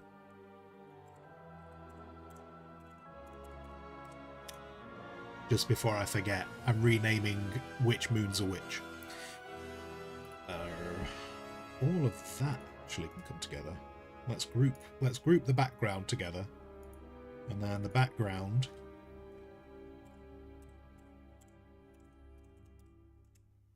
I've got so many layers going on right now. I'm trying not to get too lost in them. But there we go. Anyway. Let's see, what else we got? I need to finish that compactor as well. But one of the things I want to do with the worm, if I can remember where he is. I've lost my worm. Wait, I'll tell you what. The worm has got a lot of layers going on. All of these layers are worm layers. I'm just going to group these together for a second. Because, like, in the main image... What? Oh god, what did I just press? No, cancel. Whatever you think I just pressed, stop doing it. Nope. Tell you what, let's hit save. Let's hit save, because I don't know what critter thought I asked it to do then. I think it thought I asked it to merge all the layers, which I don't want to happen right now. And also worm. Worm. Because in the main image that I'm kind of trying to do a little bit of my own version of, the worm's got a lot of, like, we need to get a lot of sand dust going on. A lot of sand. Oh, look, there's an Orny there. I need to try and incorporate an Orny. I am having a much bigger, like, that's a base there. My intention is to have a much more prominent base, because I like building bases. So I want a big base. I do need to put a load of sand storm stuff going on. And obviously we'd like to show the worm coming out. Show the worm coming out of the ground, so we're going to have a whole layer of sand going on. I'm hoping I can get away with some texture brushes, because trying to do all that will be a bit of a pain.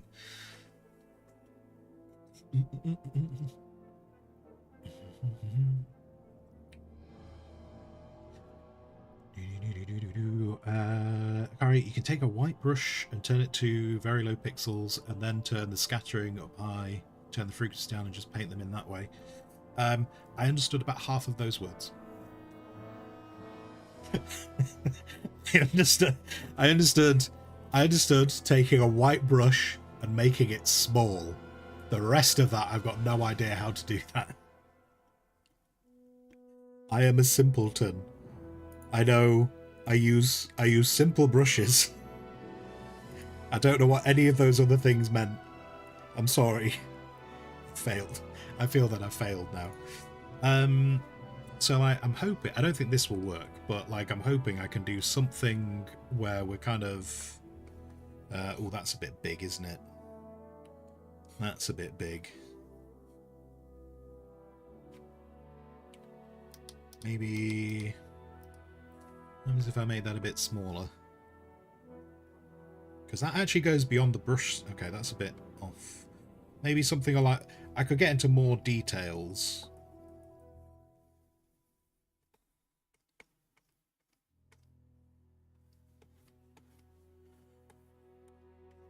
What we can get. And you might go, hey, why did you spend all that time drawing all those details on the worm if you're then going to get rid of them? And the reason is because you can still see some of them behind it. And then he had like a load of sand around his mouth. I might have to go for a smaller brush. around his mouth.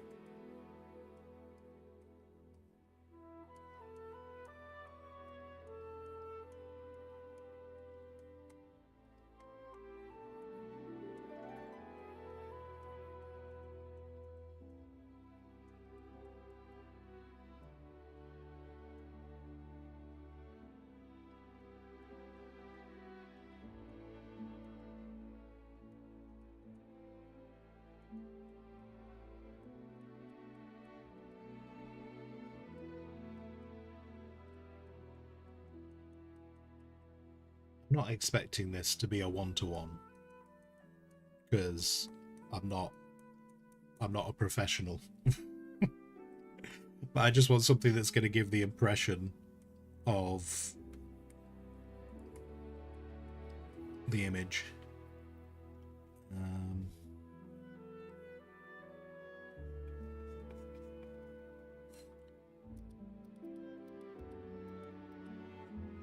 What if I had... Wait. And then what I'll do is I'll put a layer behind the worm. Because I had this layer, this front layer, we can always bring some of the opacity down. And then there can be a bit more texture going on behind that won't...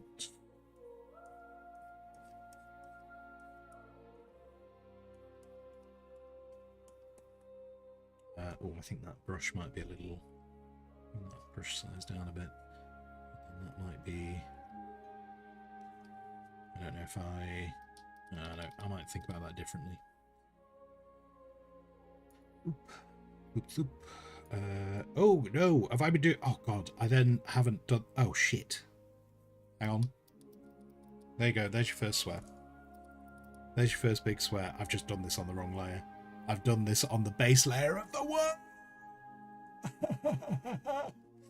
I've done this on the base layer of the worm. I even made a new layer so it wasn't on the base layer of the worm. No. Oh no. Okay, hang on. Well, let's turn this off a second. All right, we'll try and get rid of some of this. I've also broken my stand, so let's fix that. There we go.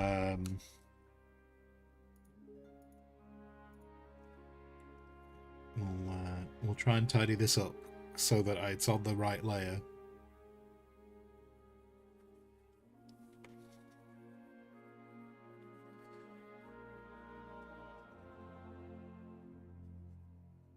I just noticed because I was like, oh, I'm just going to turn it off a second and see how it looks. And then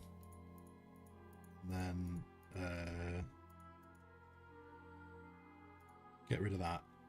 Get rid of that. Yeah, okay. That's not too bad. I can fix that. I can fix it. It's okay. It's okay. We don't need to stop panicking. Stop panicking. We're all right. We're all right.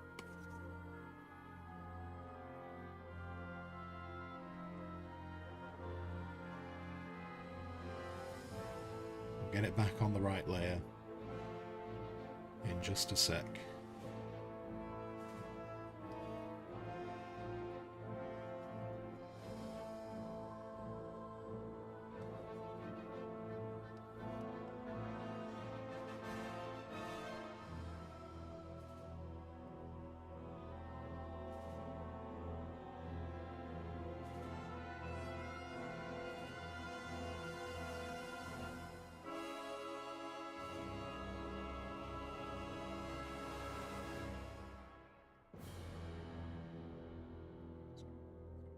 Layers fixed.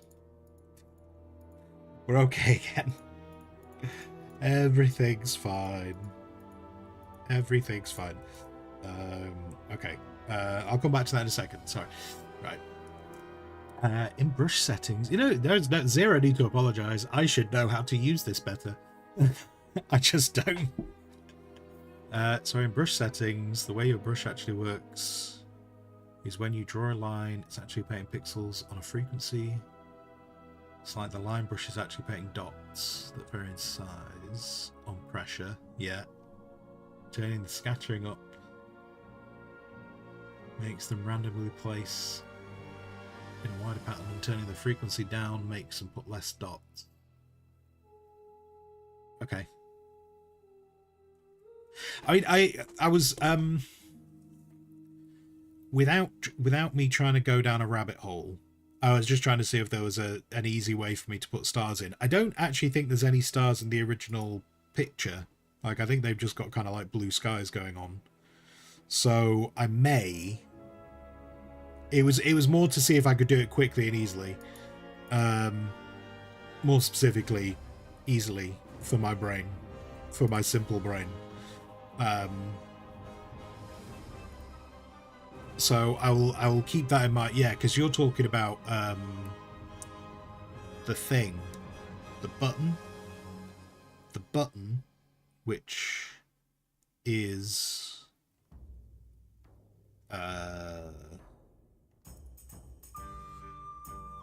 oh wait, and then you guys don't see it, do you? Because Critter doesn't pick up the different windows. I think I know which page you're talking about, and really annoyingly, I have tried to use the brush settings page in the past because I want to have brushes that are set to the side, because whenever I choose a brush, I always have to resize it, and so I've tried to do brushes in the brush settings and they never save. I don't understand how you're meant to save them. Which is really weird because there's a really obvious save button, but it doesn't seem to work for me. Whenever the next time I load up Critter hasn't saved the brush settings that I've changed, which frustrates me greatly. So yeah, I think I know which thing you're talking about, and then so what's so diameter and ratio. Oh, and then there's density. Yeah, I see density there.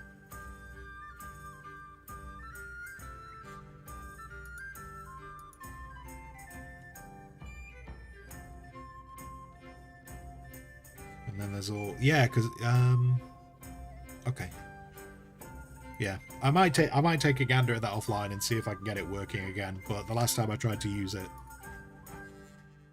it wasn't having it, which was very annoying. And apparently I'm allergic to it. And sorry, Yana, you were saying, can you undo? You can only undo so far. You can't undo forever. And I'd done too many brush strokes before I realized on that undoing feature. So that was a thing. Yeah.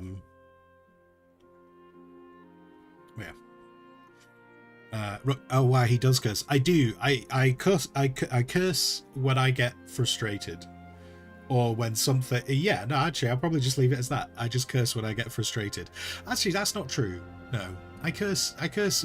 I curse. I curse for all manner of things.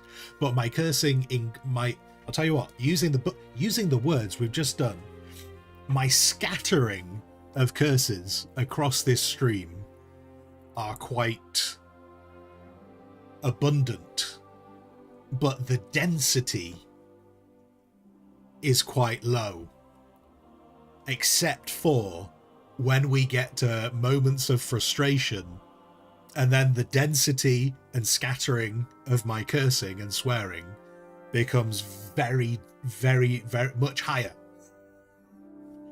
There you are. So there you are. There you are. My cursing explained in brush settings terms. But yeah.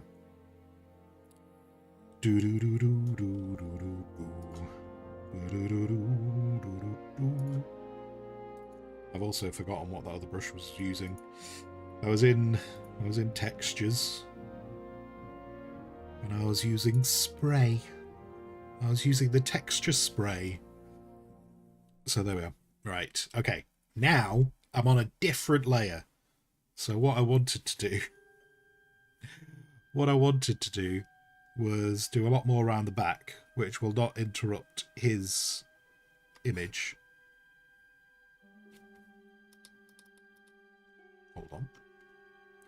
Hold on. Why? Oh, no, of course we have a different colour. Of course we do, don't we? Because I had to save everything.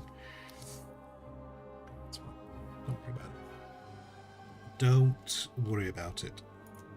It's fine. This is why we have this up here. Then I can go, hey, I'm going to grab that.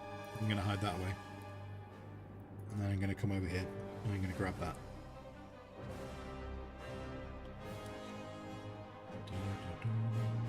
And that can go...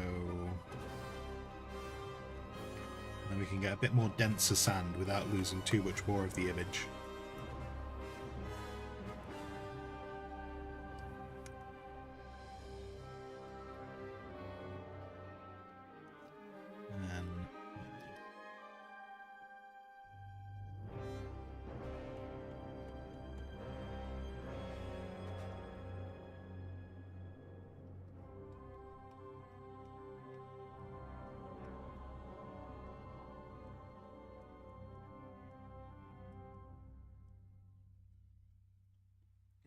Going around there. And I want that kind of falling off there. And then we'll come back to the front bit in a second.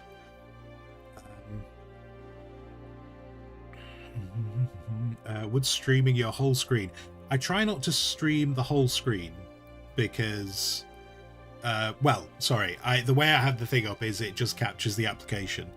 And I use this screen for games as well. So I try to just keep on screen application so I don't bring up the wrong screen. Which is a bit of a pain with Critter because then you guys don't see the windows.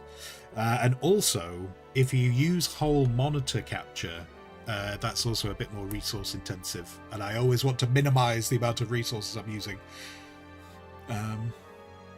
Any more June today? No. Unless something comes up that we've missed something super important. No more June today. Which actually reminds me, my picture. Me, I'm just gonna move over here. Because I don't need to be out of the way of the water meter, because there is no more water meter anymore. There is just bearded. So I can move myself over to the corner. So that's nice. Does the mouth meet Yana approval? Yana has confirmed that she no longer sees googly eyes. There is no longer googly eyes on the image. And that has pleased her. So, you know, if we ever need to bring it back, we'll just do that. And then we'll just do, you know, just little, and then we'll go, and then we'll come over here and we'll go, you know, we'll make the mouth a bit more prominent. Should we make it a smiley mouth? It's probably a happy worm. It's a happy worm because it's seen a streamer. There you go. There you go. It's like, oh, bearded squire. There you are. Did I use new layer for that? I did. Yes. Don't worry. That was definitely on a new layer. There you go. Well, so excited to see me with my compactor and little sword. He's like, oh. In fact, I tell you what, we're going to call that layer. Ooh. I realise you guys don't see the names of the layers, but just know that that one is called Ooh. There you are.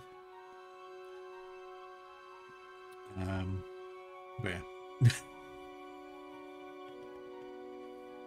I mean, by all means, if anyone is absolutely super keen to see anything else in June, say now, because otherwise you're going to have to wait a few weeks. Like, if you're kind of sat here going, I'm debating about buying the game, but there's something that I've not seen in the game, I can either try and answer it, or I can load up the game to show you. So if there is someone who's holding out making a purchase, I'm absolutely happy to help you to, like, show you the open beta, so if that helps you make a purchase. But at the moment, I kind of just want to focus on getting as much of this done as possible. I am sniffling. I think maybe I wonder if the pollen count is high today. Pollen count. Talk to me about pollen count. Oh, what a surprise. Sorry, I just seen news headlines. Let's not trigger those news headlines. Pollen count. Just because my nose is a bit streamy and I'm curious. Let's go to the gov. Government. Is there high pollen? Oh my god, there is. There is as well. Straight across the middle of the UK is just high. So maybe. Oh, and apparently it's high tomorrow as well. But it gets lower towards the end of the week. So, yeah, maybe I'm getting a little bit of hay fever action. While we've been sat here, how are all my videos doing? My videos have not made me famous on the YouTubes. It's probably because I also call them videos and most people don't know what that is. Except for that short. Do you know what? That short yesterday did absolutely stonking. It's one of my most successful shorts. It's had 1,500 views, that short. Today's short has done absolute crap. It's had 2. Which is a shame. It's a shame. I told you. No, you told me it found... Right, Dan. You told... Just because something made it to your YouTube account does not mean it's famous. That's not how we judge it. We don't judge it based on whether your account saw it.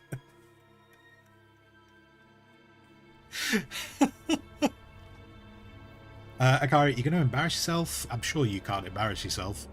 But you don't know what June is. I can explain June. I will explain June in just a second. That's not an embarrassing. That's just it's not a fantasy world you've had any interest in. That's all right. But anyway, yeah, Dan. In which case, Dan, can you go and watch today's short? Because apparently that'll make it famous. If you watch it, can you make it famous by going and watching today's short? Thanks. No, very few people have watched the live streams. Which doesn't surprise me. It's alright. It's okay. I'm not wounded and hurt. Although, actually, wait, hang on. That doesn't make sense. If I look on the content page, today's short... Oh my god. Wait, what's just happened? The moment I started talking about the short, I went to the page, and it said it was 2.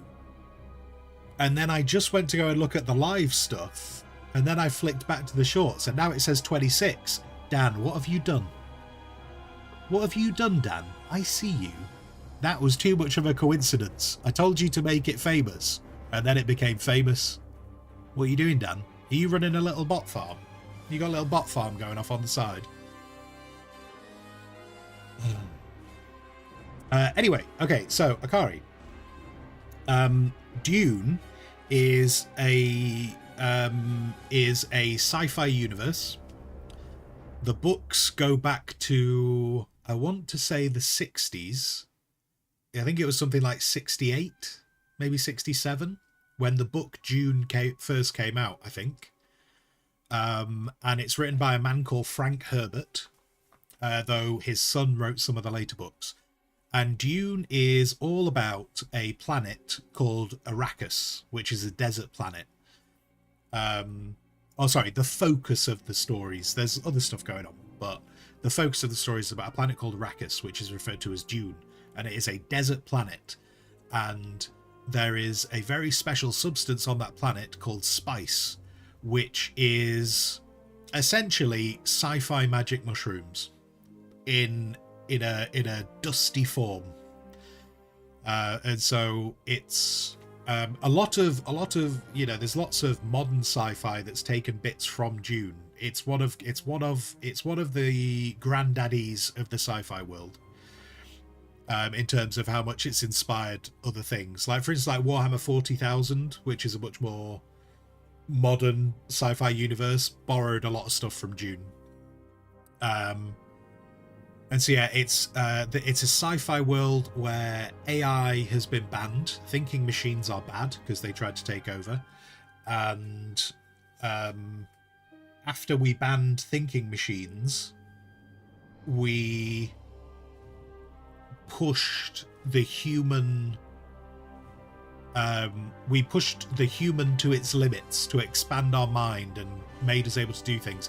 So some humans act like thinking computers, and some humans are capable of making you do things with the power of their voice, and other humans are just good at different bits. And so it's a very feudal science fiction society. So there is an emperor, and he commands over the Imperium, and there are major houses that owe fealty to him, and everyone wants control of Arrakis because the spice that is on Arrakis allows us to do lots of things that expand the human consciousness. So it's an old set of sci-fi books which has spawned a whole load of movies and TV series and computer games.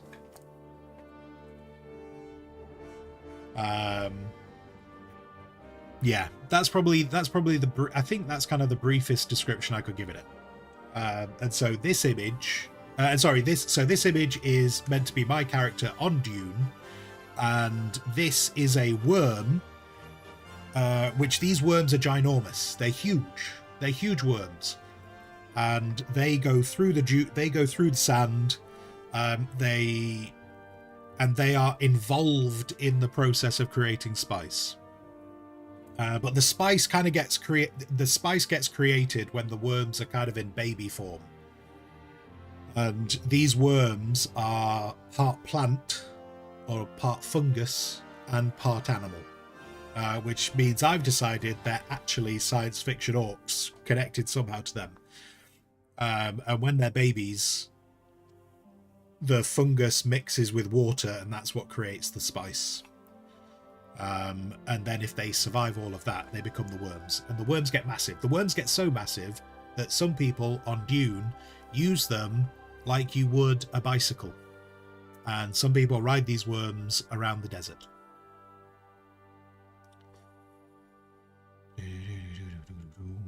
Hello, Cholera. Fealty, fair. I'm not sure of the pronunciation of the word, but you knew which word I meant. So that's the important part. You knew which word I meant, but whichever way of saying it. And yeah, so in terms of the lore of the world, these worms, I think it's considered like common knowledge that some of these worms get up to about 450 meters in length. It's quite long. I mean, to put it in context, I think the lore talks about like a blue whale can get up to something like 70 meters, something like that. So it's common for these worms to get up to, like, it's known for these worms to get up to 450 meters. But I think there are suggestions and rumors that are not necessarily confirmed that these worms can get up to 1,000 meters. So they can get absolutely huge. They are leviathans of size. Yeah.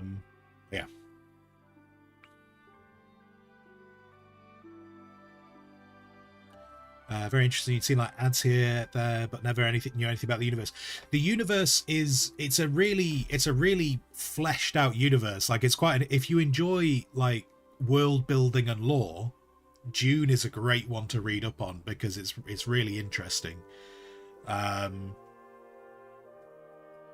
So yeah, it's very cool. And as I say, it's kind of one of the while there was sci-fi before anyone says it, but while there was sci-fi before it, it is generally considered one of the sci-fis that kind of really gave a lot of popularity and ideas to other sci-fi universes. It created a lot of ideas that other sci-fi universes like to use. And hello, Sado. It's nutmeg. I think I was reading something about the worms at the weekend, in relation to the game, because the game, it looks like the game's going to have the life cycle of the worms in it, at least referencing them. And apparently when the worms are nearby, you get the smell of cinnamon. Apparently that's a thing. So I suppose maybe it's cinnamon, but please do not take this as a, hey, let's bring back the cinema challenge. That can stay away. Colorado, you love the Kingdom Come Deliverance soundtrack. I had it, so I put it on my list of things to listen to. I still have not played Kingdom Come Deliverance. I've played maybe like the first hour of the game, maybe not even that.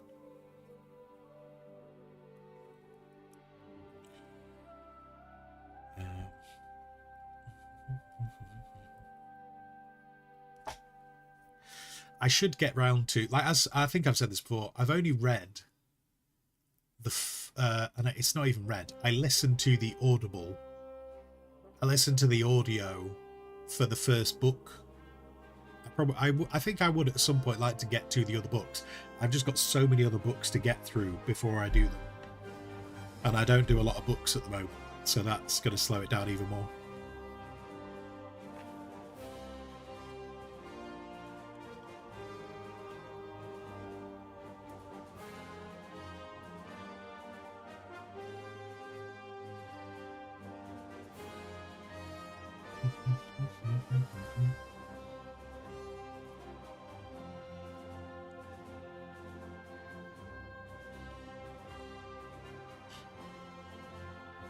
Give me...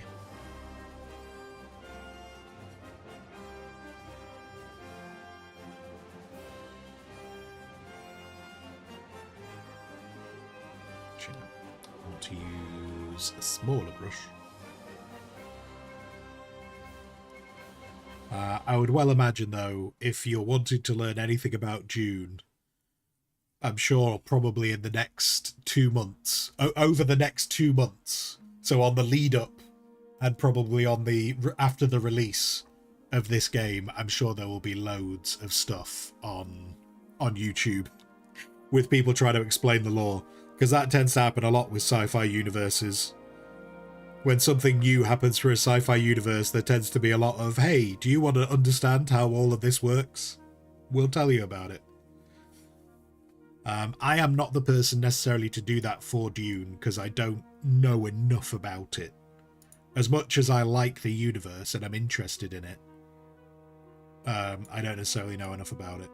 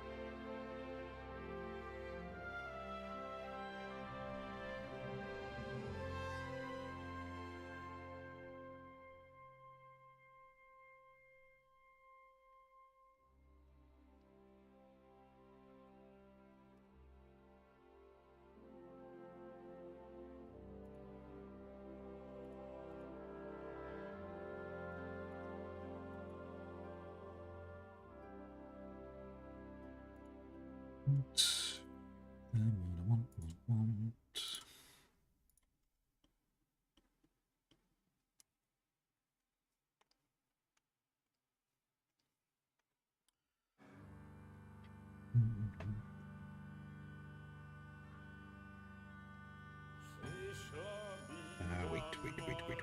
Wait.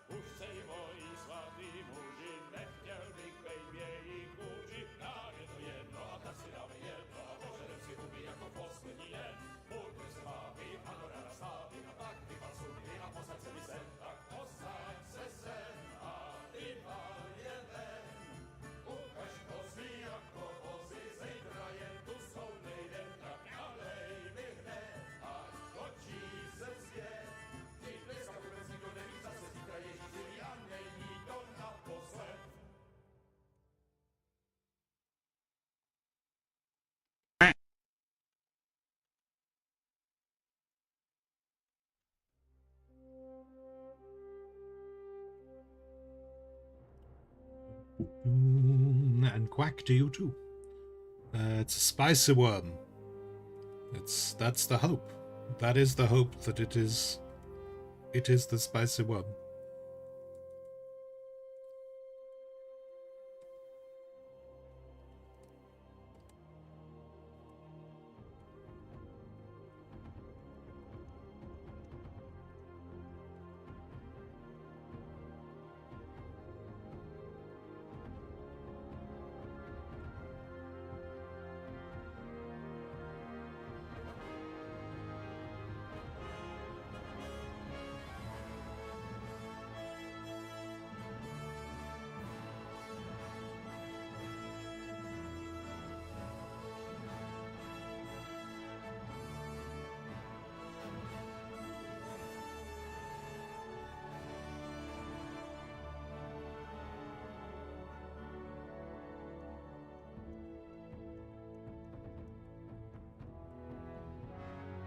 How you doing, sponsor? You good?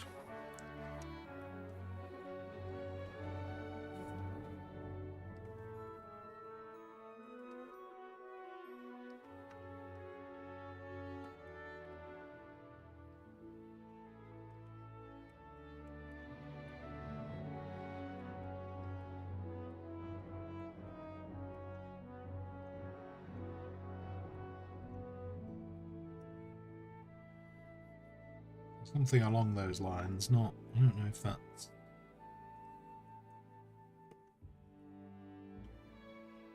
And then, you know, just in case anyone's in any doubt, still there. I do need to do a little bit more detail on this lip. I realise I've left this a bit open. I'm referring to it as a lip. I don't know if it is a lip. Where are you, and why are you on a separate layer?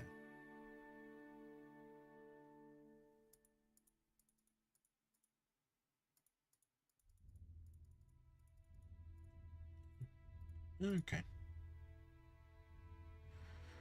I'm so glad that you're here. Let's remove that. Oh, I think I see what these were. I think I get what these were. Right. I'm going to try and get rid of a few layers, because I've got a lot of layers to play with.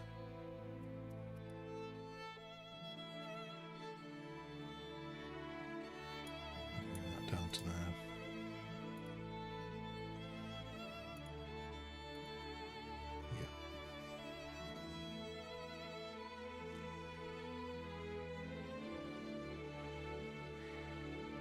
Okay, so that lip detail would have been there.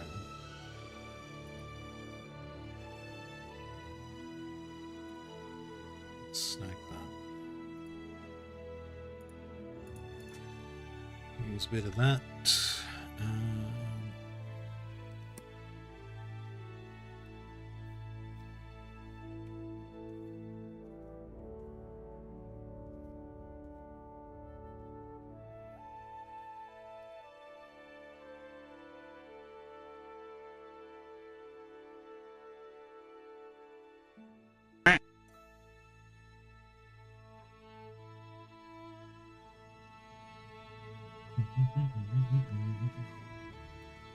This redeem surely has a limit, right?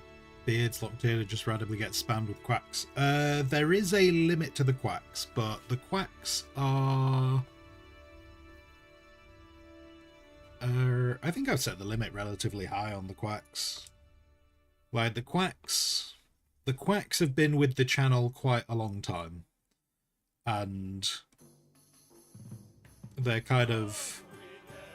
They're a part of the channel, so they are. There is relatively. I think I'm trying to remember how it is. I can tell you how many I have. There is a limit though, just in case people become obnoxious, which I can't imagine anyone would ever do.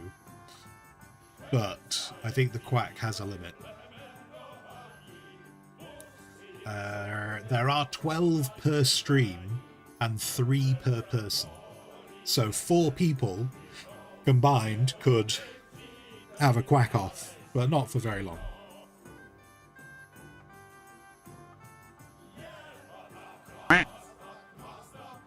And what a surprise. There goes your last quack. I thought that was going to trigger a quack off then. I thought we were going to have quack, quack, quack. And then, but you see, I can abuse this, and then I can just go.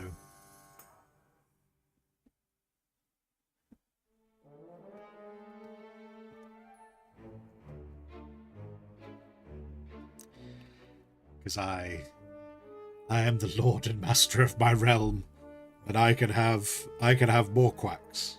I can have more quacks than anyone. But then I also have access to all of the sounds. The quack, to be fair, just as a little bit of random knowledge about the quacks, though, the quack nearly did go. Because in my efforts to try and make sure that every sound on this channel is me, I did want to get rid of the quacks, but I can't really do a good quack myself.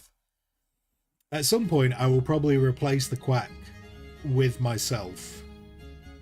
But pretty much all the other sounds here are just me. I think that's the only one. I think that's the only one left that's not me.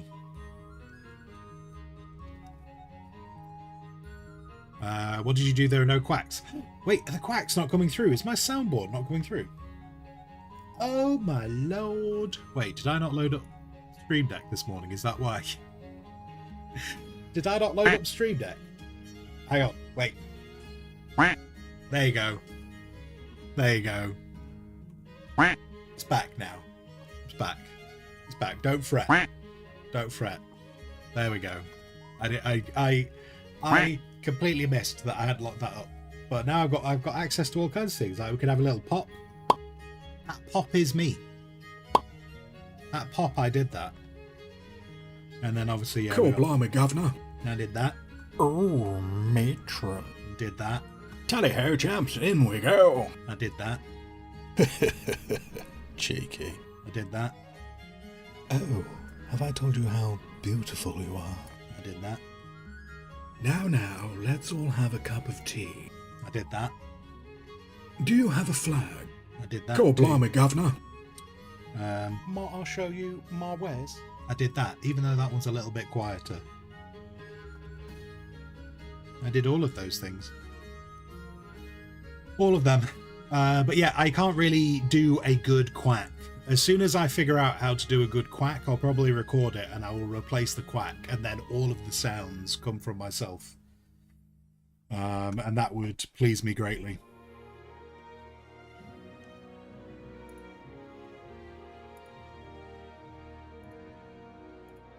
But for now we rely upon someone else's quack.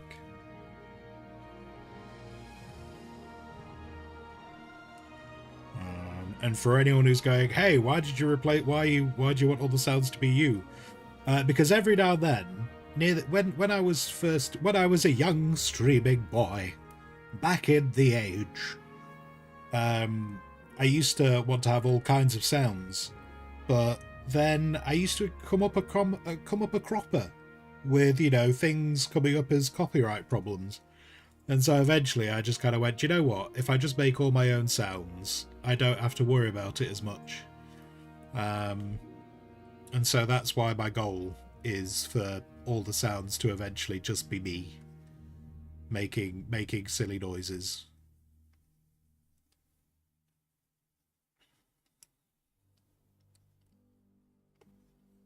And that's the goal at some point.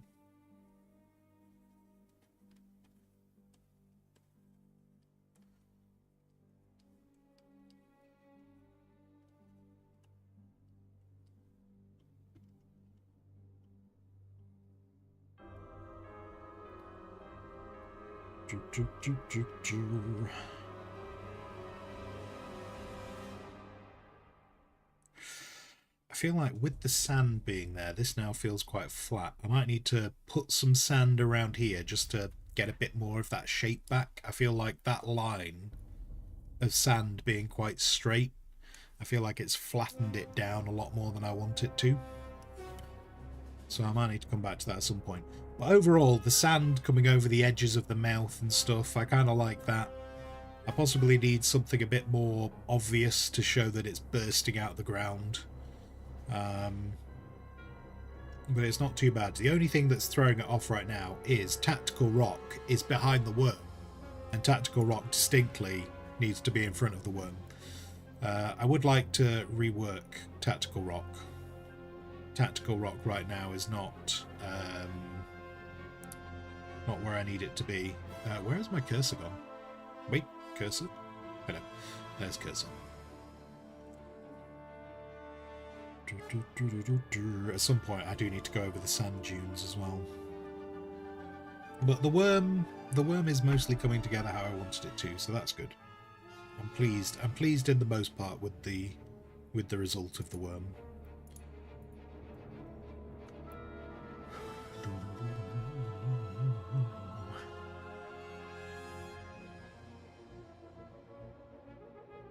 Ash, as an honorary VIP, you should have unlimited quacks.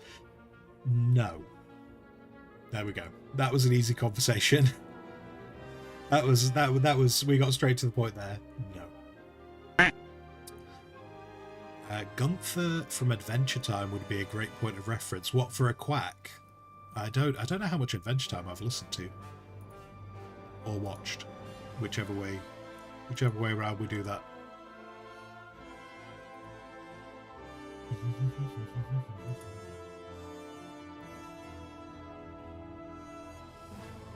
How do I not have a badge? I'm your biggest fan. Because I have a love-hate relationship with the VIP badges.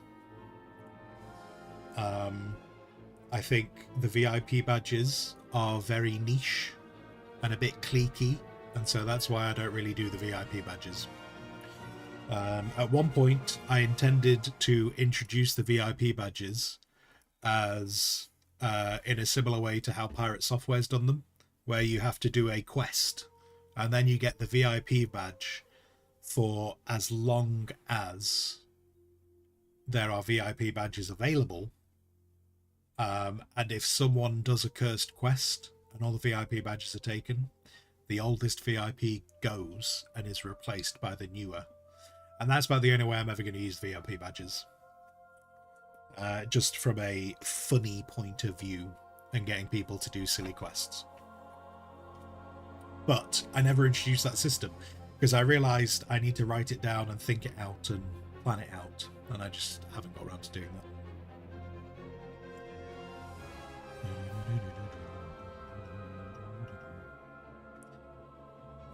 Did you know that in Critter, if you have selected some other tool that's not a brush, you can press B for brush and then E for erase? E-erase uses the same brush. Yes, I do. I use that every now and then. I use the... I manually go and press the button up at the top because I'm an old man and I don't like shortcut keys. So, but yes, I do use the erase in the brush style, which is really useful. It's like a really useful tool having an erase that is in the same shape as the brush. I like that. Dan, donate 1k and we can make it happen. Wait, donate 1k of what? What, for a VIP badge? No, you're not allowed to do that. I'm pretty certain that's against the rules to make a VIP badge buyable. I'm pretty sure you get banned. I think they send a harsh and stern letter to your parents if you do that. Dan, I am the rules. I don't think that's true. I don't think you are the rules. I think you would like to be the rules, but I don't think you're the rules. I don't think that's how that works.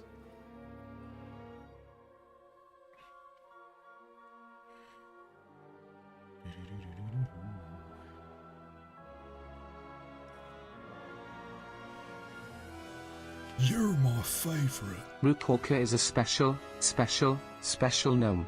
There you go. It showed up on screen and everything, so that means it's true.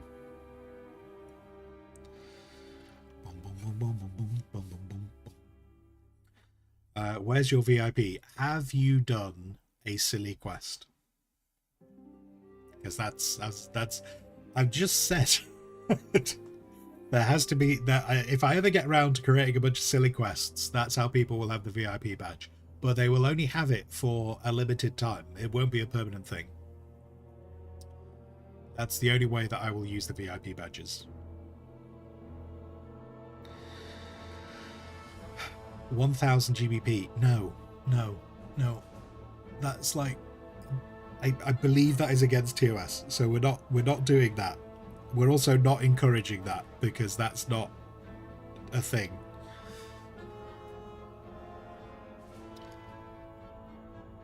Don't listen to him. He's only the streamer. Dan,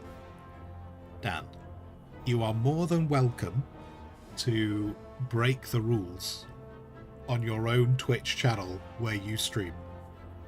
In fact, I tell you what, Dan, go and test all these rules on your channel when you're streaming and let me know, like, 6 months after if it's all good. But I would like to see you doing 6 months worth of testing before I'm comfortable that the rules are not being followed.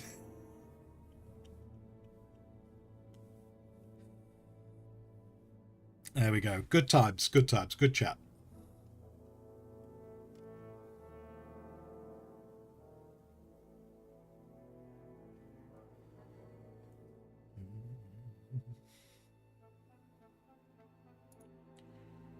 Soon.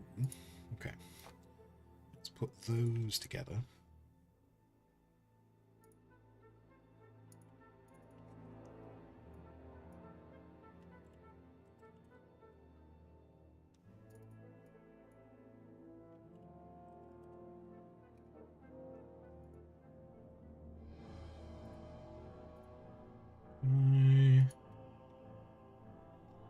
What did I do for... Did I take a palette for that little base? The base looks like it's kind of sandy colours, so maybe... Like, I think maybe that base, if I use resting sand for the colour, I think that's what I'm going to go with.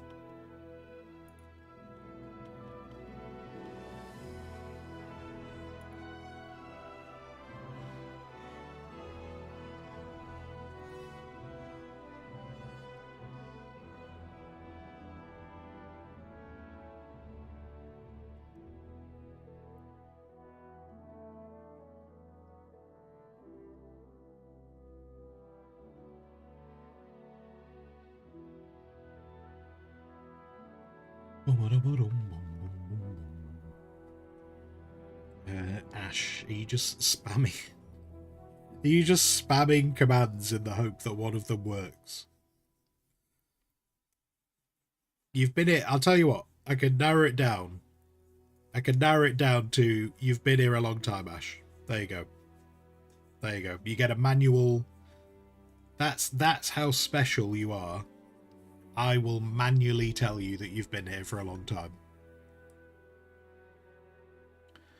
You remember the old flat, yes. And on the basis you remember the old flat, that means you've been following for at least 2 years. In fact, there's a whole other way to narrow it down even further. If you remember the RimWorld streams, then you've probably been following for over 5 years. If you remember the Timberborn streams, that was probably, what, 4 years ago? Although I have streamed Timberborn since, so there you go. You remember the old flat in the little corner? Indeed. I miss my flat. I miss my flat. It was such a beautiful thing. It's gone.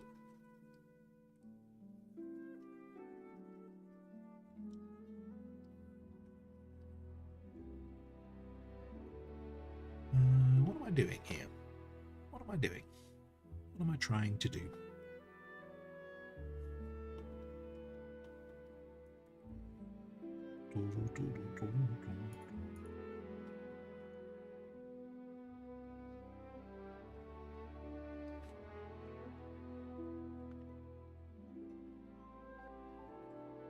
A new challenger has entered the arena. Ashomid just followed.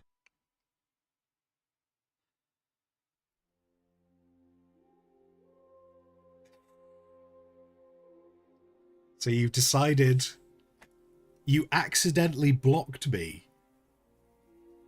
This is because I don't have the chat commands showing how long you've followed.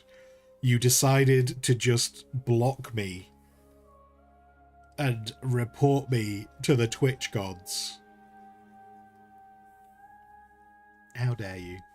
How dare you? Just his rage knows no bounds. There's now, I guarantee now, there's now a report in with Twitch saying this man is very mean. He doesn't record how long I've been following his channel, and he doesn't let me have a VIP badge. Like, he'll have gone whole hog. He'll have gone whole hog. There you are.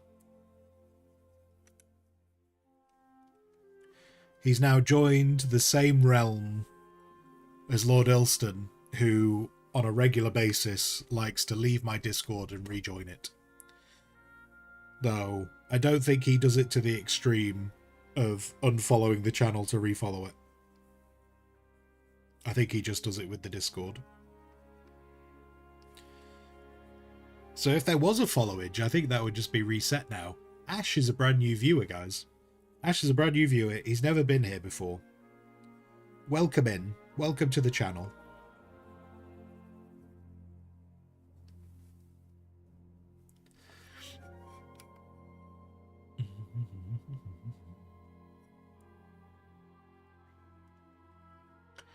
He didn't unfollow, you blocked, which I would presume achieves the same thing, doesn't it?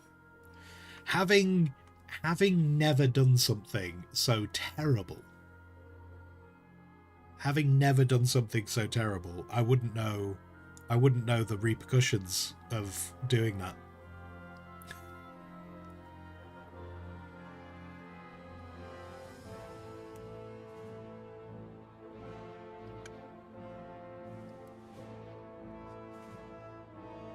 Nothing works, Beard, nothing.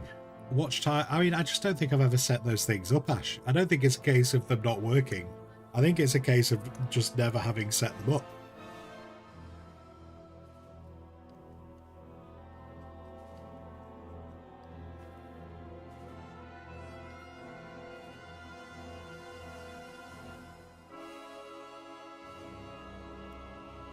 And to be fair, the lurk worked. So to say that nothing works is incorrect. The lurk command worked. There you go. You can't get... See, Akari, all it took was Akari being told about the War of the Machines in the Dune universe, and already is on board with, yep, can't give the machines power. Be terrible. Before you know it, we'll be riding worms and we'll be eating magic mushrooms.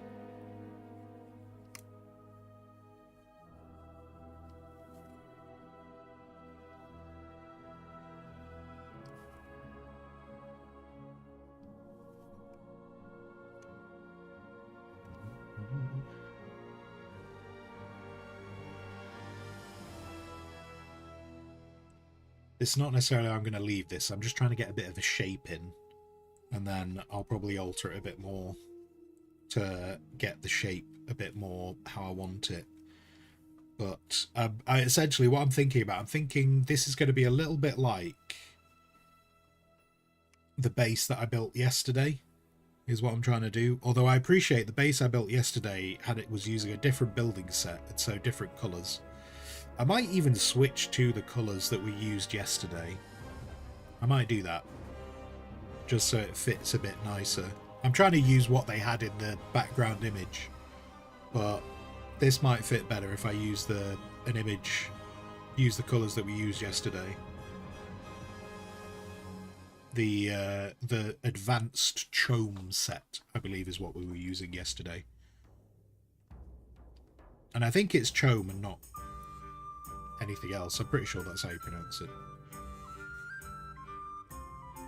I'm sure if it was different, I'm sure someone would have corrected me by now, because I've been saying it all weekend.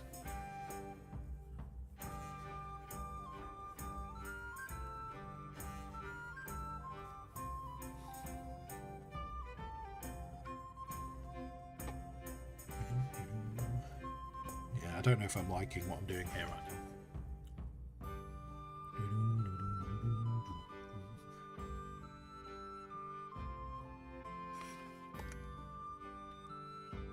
Try and get the shape in, and then I'll have a think about the colours that I'm using.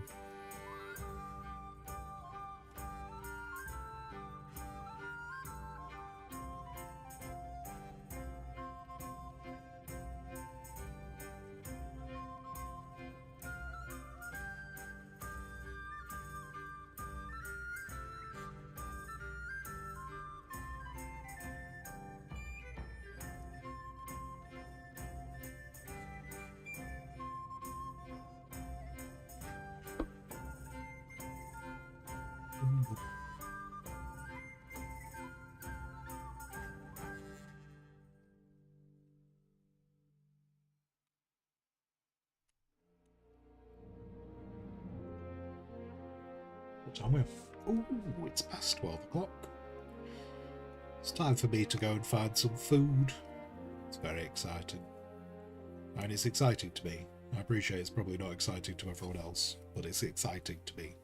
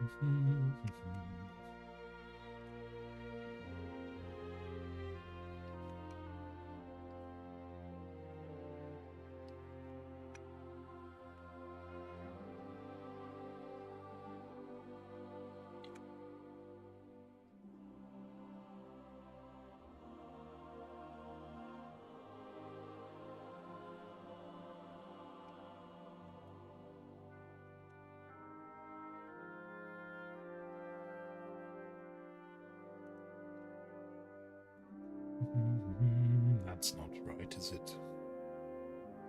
That's not right at all.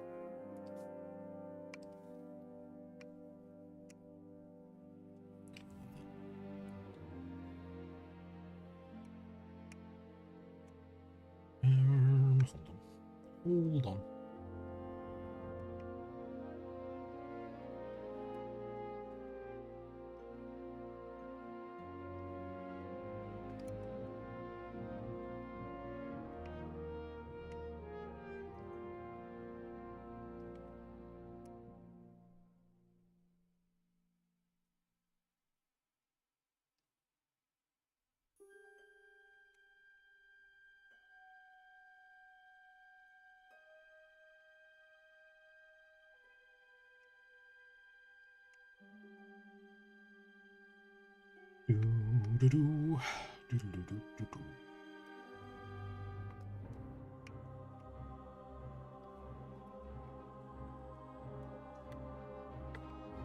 Now, the ramp, like the flooring, had a very different colour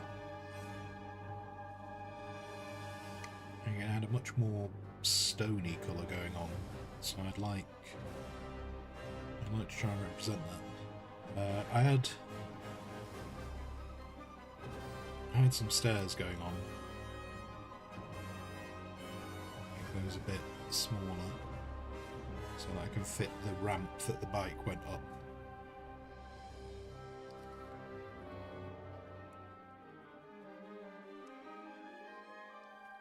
So we'll have something like that going there,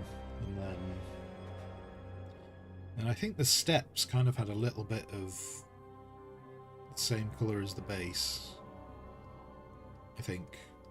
So I think they had a bit of both going on. So I might try and show that.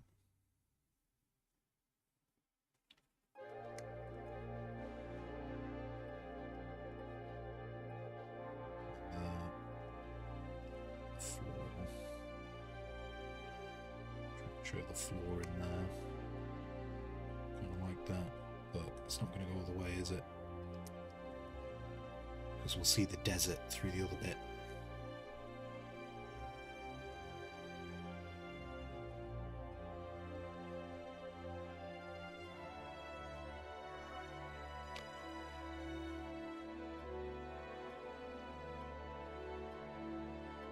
Something along those lines. And if I ping back over here, then I had those windows going on, didn't I? I had those windows, like a bit coming out the front. I think this is still the Kingdom Come Deliverance soundtrack, but it kind of always gives me a bit of vibes of Star Trek. Or, you know, kind of like, it gives me a bit of sci-fi vibes, this.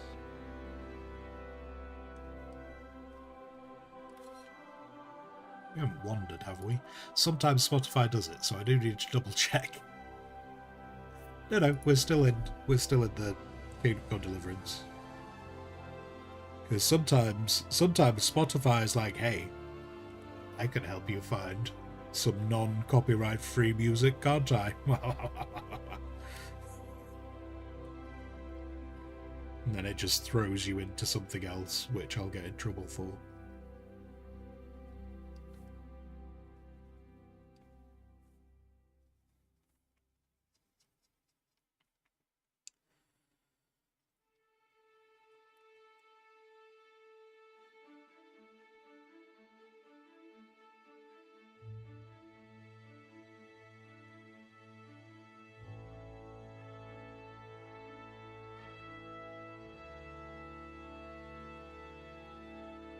I will go get some food in a second, so I'll be gone for about 15-20 minutes. I actually have no idea. In fact, you know what? No, it should be closer to 15, because I think while I often just kind of make myself a sandwich, I think what I need to eat downstairs right now is already prepped, because I think there's a chicken leg with my name on it downstairs from yesterday. So on that basis, I can snaffle that quicker. And so probably close to 15 minutes that I'll be away.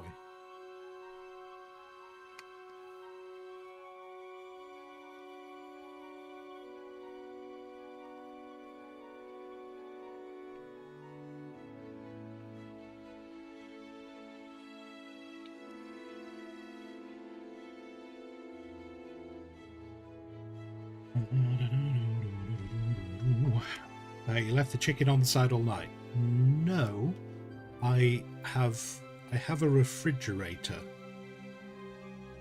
and the chicken went into the refrigerator.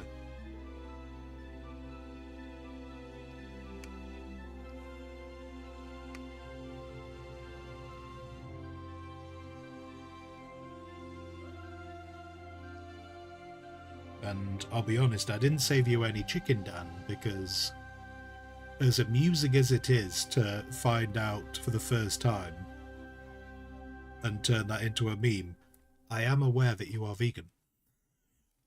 So I didn't think there was any reason to save you chicken, being with your vegan nature, I thought I took the presumption, maybe this was too presumptuous, but I took the presumption you probably wouldn't want any chicken. So, you know. I know it's rare. I know your chat never remembers that you're vegan, but funnily enough, I do. I do remember.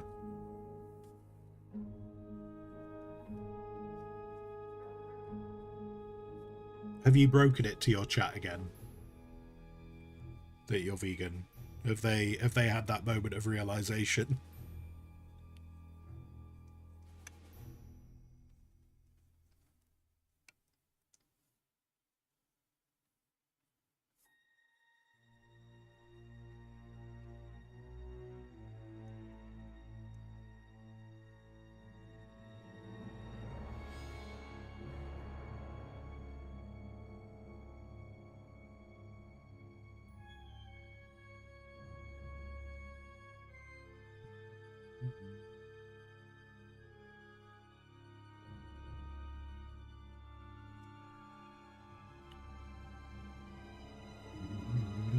We had a conversation about a week ago.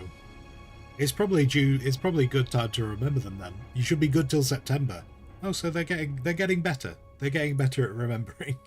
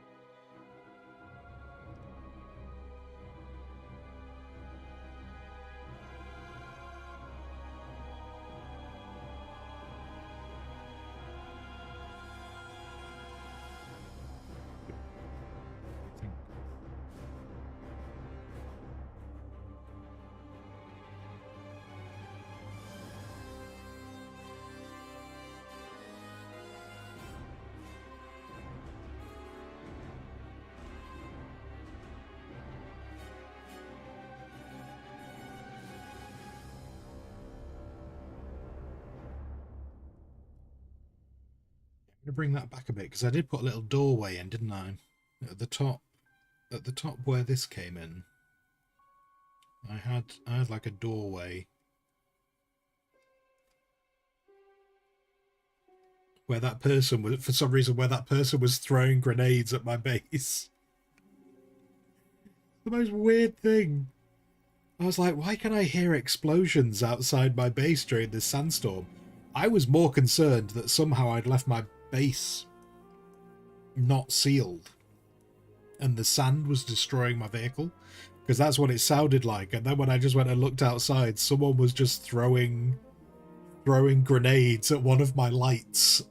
It was like, why are you doing this? It was very weird. It was very weird, but you know, as long as that, maybe they were just trying to entertain themselves while the sand was blowing in.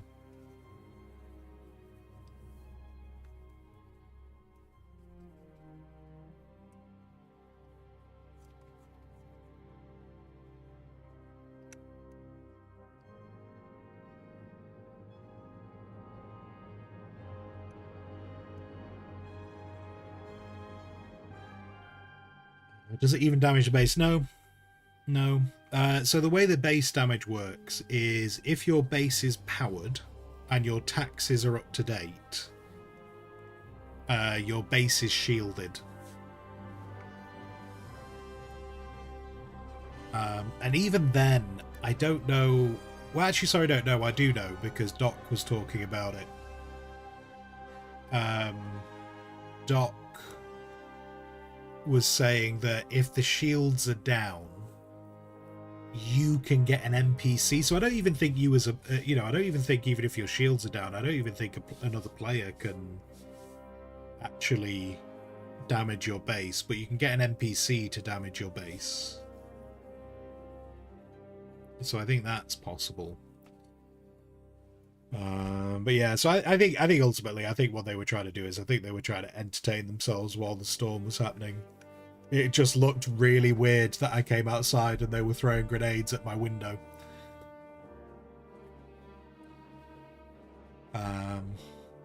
Rook, did I hear correctly? Taxes are up to date. Yeah, so there are... So this comes back to this whole thing of... the Emperor is in charge of Dune. And so you have to pay taxes to your lord. So yes, there are taxes that you have to pay to the Emperor. And the taxes are based on the size of your base.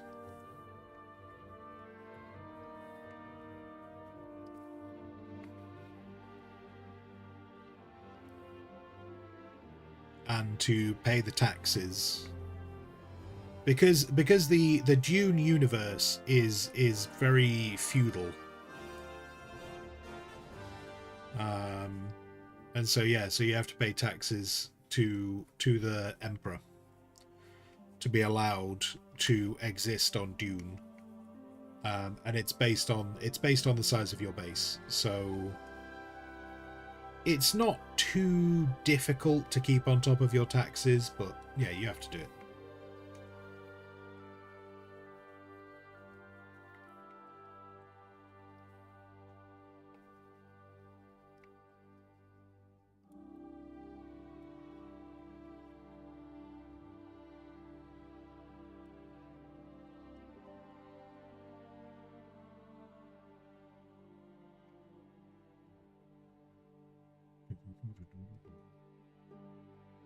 So if you want to have a really big base in the game, you do have to pay more taxes.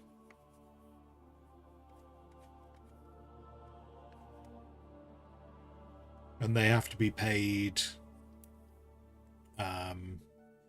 well, I don't know. I think because they've tried to do a little bit with balancing. I think they're trying to find what the best balance is. But it's not like you have to pay taxes every day. They're probably going to have to try and balance that a bit once they see how often people are playing the game.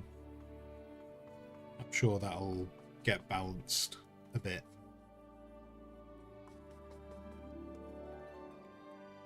I would have thought, in terms of balancing, they'll probably make it something similar to how long the power generators work. Because, like, if you fully fill your power generators, I think they work for just over 20 days in real days. So that you're not having to, you don't have to log in all the time to feed more power into your base. I would imagine the taxes... what I've seen of the taxes so far, they're shorter than your power generators.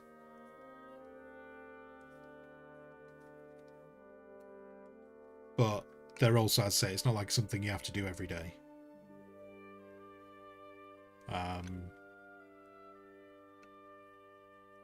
Like, what we saw yesterday was the taxes were due. The taxes were due today.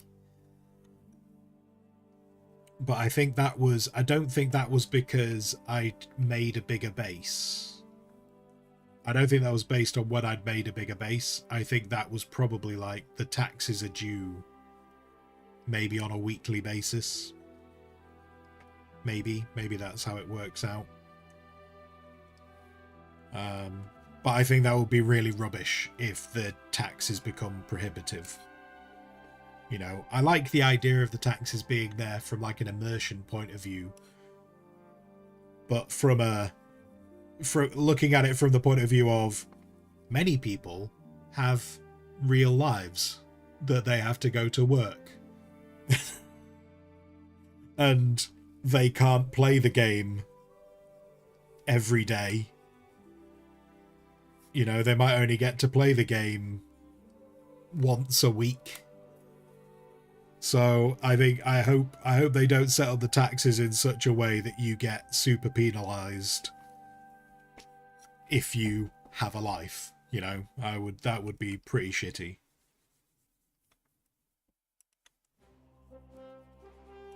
Though that might also benefit you if you join a guild, because then, you know, someone else in the guild could be making sure the taxes are topped up for when you come and, you know, that might be a benefit of joining a guild. And I would absolutely, like, if I end up running a guild on a server, I'll play enough to keep people's taxes going, you know. I don't mind keeping on top of taxes for people who have lives. I don't have a life. We all know this. We all know this by how much I stream. So I don't mind being like the person who makes sure the taxes are topped up, and when people play, if they just put a contribution and they just leave a contribution in a chest somewhere, I'm cool with that.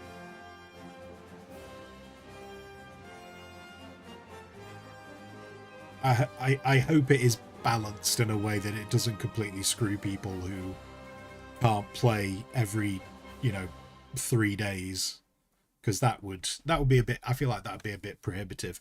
Certainly for something that's meant to be PvE, I think that would be very prohibitive. Can you ride the worm? No. They've what the devs have said is they are not counting it out. They're not discounting the chance that you could have the ability to ride worms, but they have not worked out a way to make it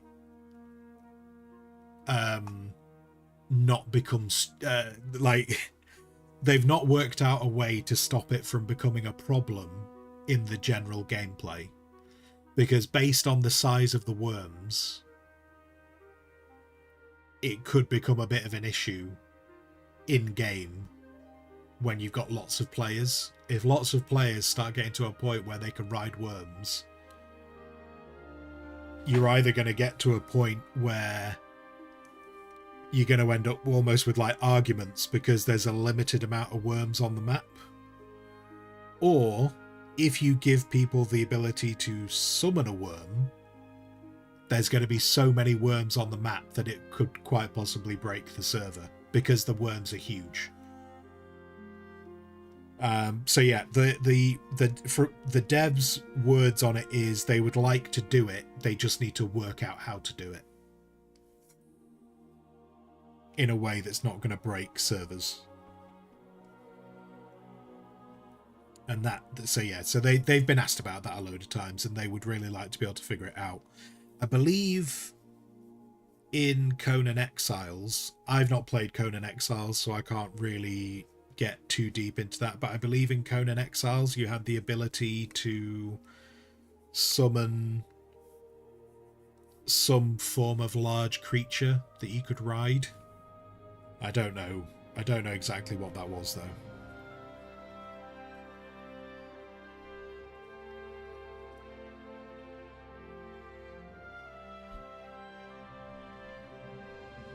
They might need their own PvP area for worms. Yeah, possibly. Possibly.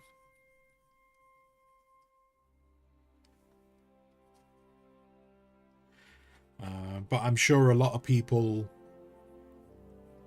I think in terms of the idea of being able to ride the worms, obviously it comes from the lore of, you know, the Fremen riding worms. And I'm sure even people who are not super familiar with the lore are probably thinking of, in the newer movies, There's obviously there's that scene, isn't there, where there's the three worms, where the Fremen are kind of like taking the fight to the Harkonnen and the Sardaukar, and there's like those three worms coming out of the sand.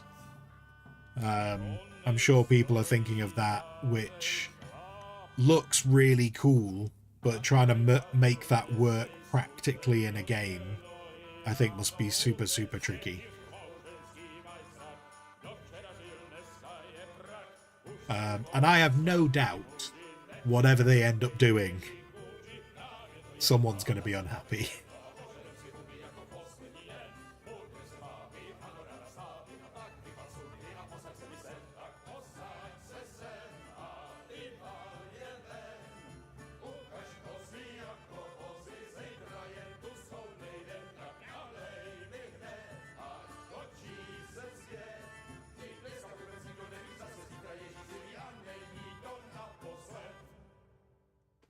So we'll see. I don't think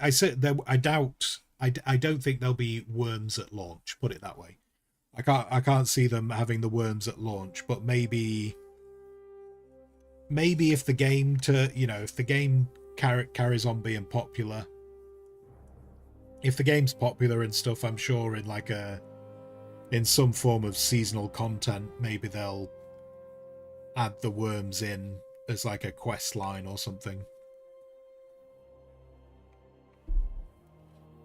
But lots of people have asked for it. Like it's been a common question in like the dev streams in the chat. Like, will we be able to ride worms?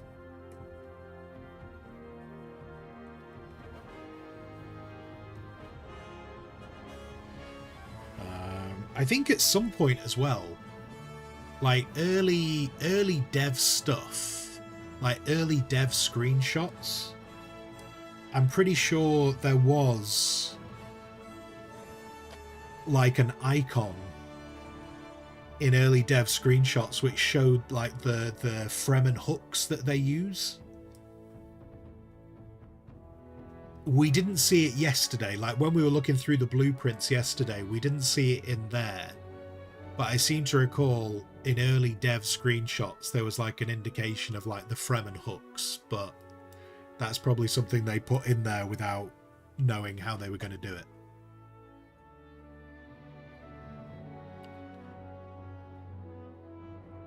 Does your character have a voice? Yes and no.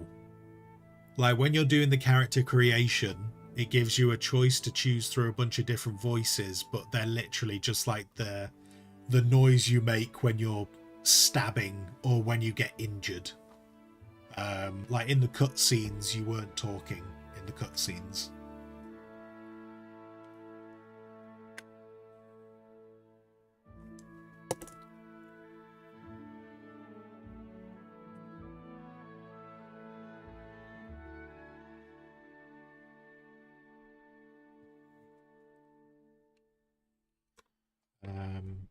So you can't make others do what you want. Oh, sorry. You're talking about the voice as in the Bene Gesserit, the voice. Right, sorry, yes. You one of the skill trees is the Bene Gesserit skill tree, and yes, you do get the voice from that point of view. So in combat, you could use the voice to compel people to stop doing things. You can use the voice as a skill to make them come towards you and like leave cover. So apologies, yeah. Your character, I misunderstood. Your character has the voice as a Bene Gesserit skill. Yes. I thought you meant when we were in the cutscenes, do you hear your person talking or anything? Yeah.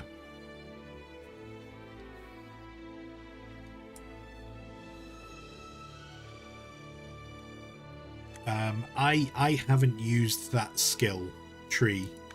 When I was doing the open beta stuff, I was using the Mentat skill, which meant I could deploy a turret, which would shoot stuff for me. It didn't shoot the worm though. Stupid turret.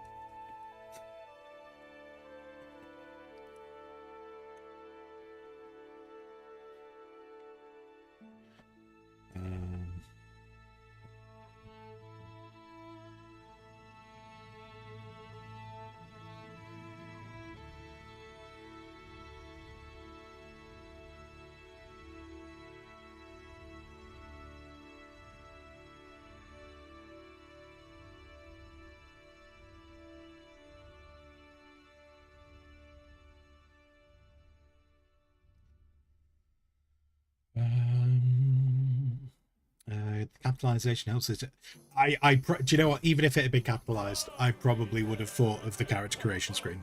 I would not have thought of the voice from even with capitalization. I probably would have missed it.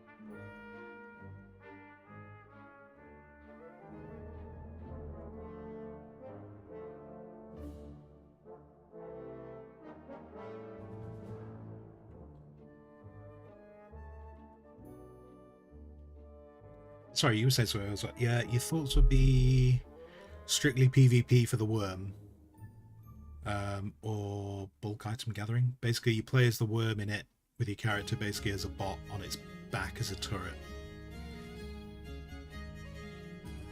Yeah, I think I said it before. Kind of like, I think what if they do introduce the worm, that like the, you know, controlling or riding a worm in some description. I'm sure it's going to be. I'm sure.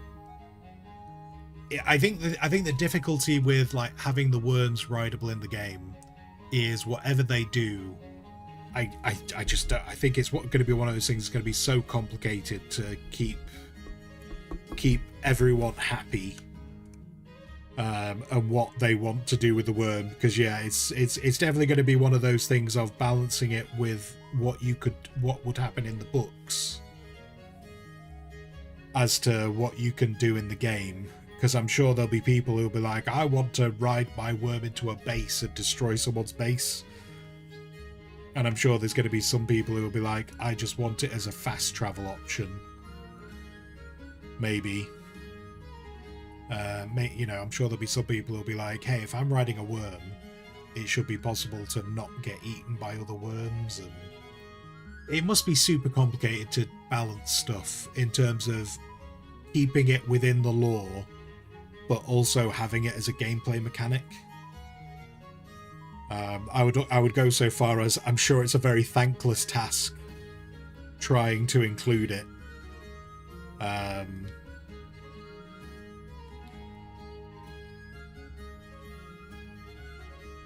Yeah, I think it must be a thankless task trying to include it. And I don't know what the best option would be.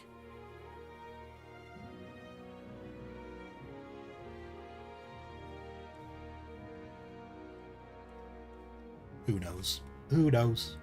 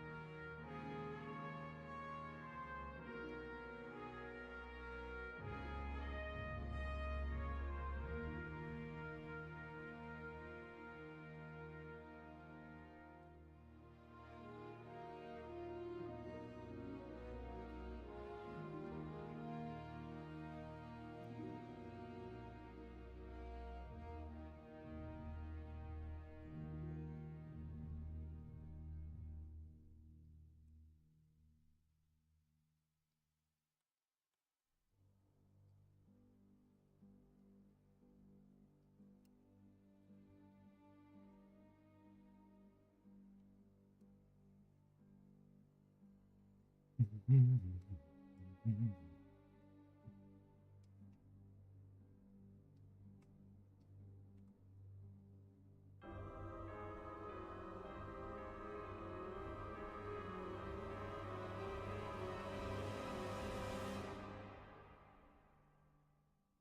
I was going to go get some food, didn't I?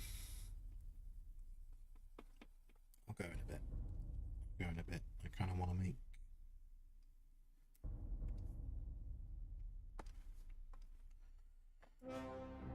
Dum, dum, dum, dum.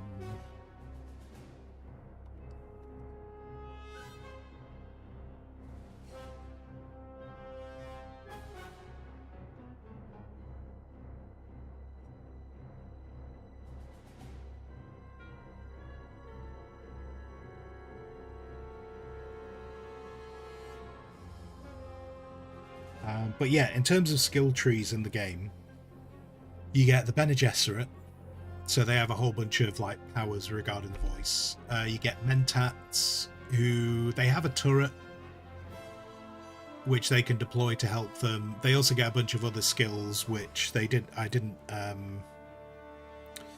I've not really memorized the skill trees, but to be honest, I've not really memorized the skill trees in the game yet because I fully anticipate them until we've got like a full release.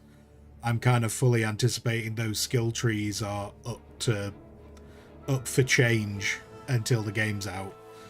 So yeah, I've not really memorized the skill trees too much. But yeah, there's the Bene Gesserit skill tree, there is the Mentat skill tree, there is the Planetologist skill tree, which is more about resource gathering and stuff. There's a Trooper skill tree, which is more based around ranged combat. There's a Swordmaster skill tree, which is more based around melee combat. So what's that? That's Bene Gesserit, Mentat, Planetologist, Trooper, Swordmaster. I think that's it. I think there's 5 skill trees.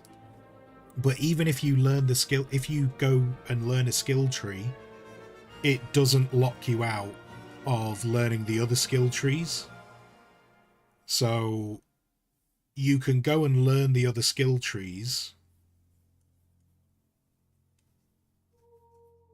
and then you can mix and match skills. The only restriction is your active abilities. So your active you can have like 3 skills on your hotbar. Like for the sake of you can have 3 active skills which you have to activate. So like for instance, like the grappling hook that I was using yesterday is an active skill. The voice is an active skill. And you can also have 3 passive skills running. But there's a whole bunch of other skills you could choose from. So you can mix and match which active and passive skills you want from the 5 skill trees. And kind of just run the character how you want to run the character. So you don't have to be like... I mean, you don't have to be a Bene Gesserit character to use those skills. But equally, if you want to go like heavy Bene Gesserit skills, you could use all of your slots to only use Bene Gesserit, the Bene Gesserit skill set.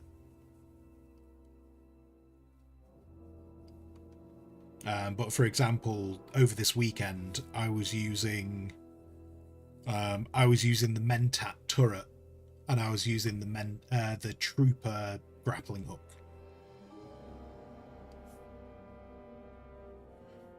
So they do allow you to mix and match depending on how you want to play the game, which is kind of cool for giving you a bit of variety. And also means, you know, if you meet people, say, in the PvP area, you don't necessarily know what skills they will and won't be using.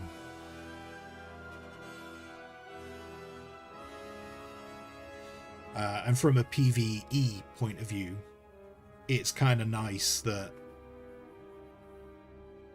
if you unlock the skills, you don't necessarily have to roll a brand new character if you find out that you're unlocking skills that you don't want to use. So I like from that point of view that you can mix and match based on how you want to play the game. Because I did that plenty in, say, like going back to like the World of Warcraft days. I ended up running so many characters on World of Warcraft because if I wanted to play in a different style, you know, you had to roll a completely brand new character.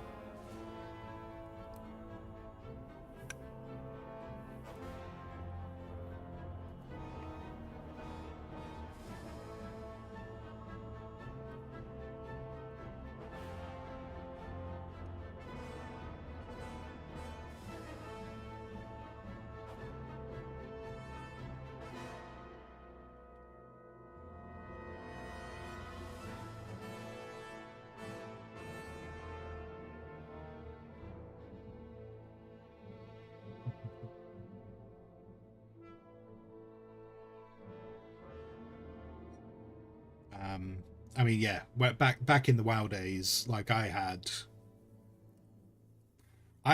think I probably had about 12 characters,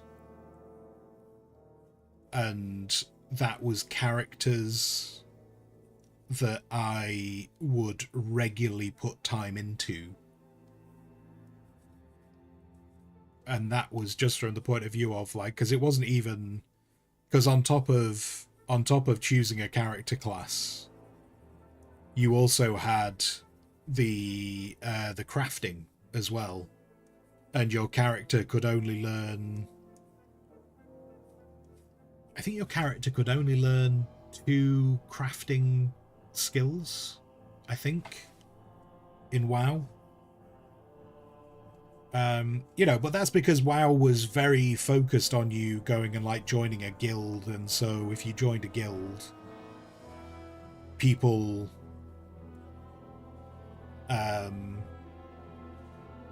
you'd have other people in the guild who could do things for you. But I often found, even though I had a guild,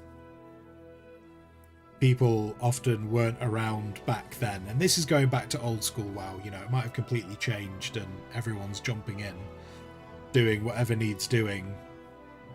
But back then, I generally found that people didn't often want to help you out, even though you were in the same guild.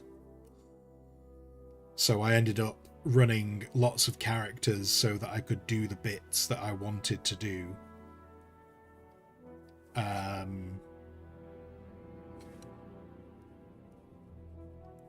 And yeah, so I used to have, you know, I had a blacksmith, I had a leather worker, I had an enchanter, I had all, you know, I had to have all the classes, which meant I had to have multiple characters. And then, you know, if you wanted to have an afternoon where you were using spells, you needed to load up your mage. And so I think this stuff, like the way that Dune Awakenings works, it appeals to me from the point of view of, while I think there will be other people about, if those other people are about, I'm not locked out from being able to get hold of something because I've not rolled the correct character. So that appeals to me from that point of view. I'm making an absolute mess of these stairs, but I think I'm making an absolute mess of these stairs because I'm also thinking about food. I need to go get some food. So let's put that away. I will be back in about 20 minutes, 15-20 minutes. We'll carry on with this in the afternoon. As always, comes down to how my hands are feeling. If I'm starting to feel my hands getting a bit stressed, you know, like any kind of like pain or anything, we might need to move over to something else. But as long as my hands are feeling okay, we'll carry on doing more of this afternoon. See how far of it, see how much we can blitz through it. Because the goal is to finish this before the 5th of June, so that I can use it as a bit of a, you know, hey look, we're doing June content, and this relates to June. Oh, aren't I cool? All that kind of stuff. So yeah, I'm going to go grab some food. It's really warm right now in this room. Feeling very warm. The fan is on.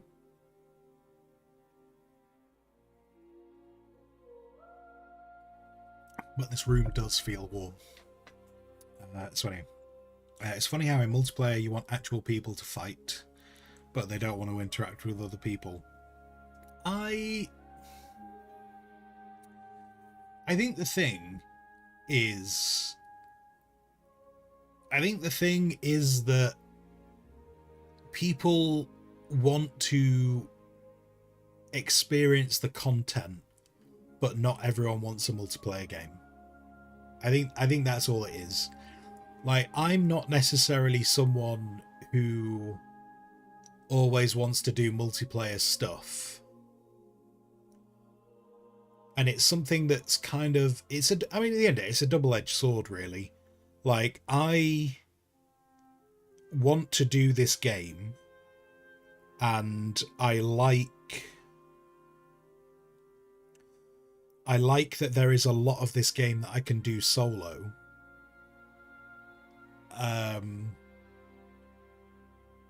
But I also really enjoyed playing the game with Rook.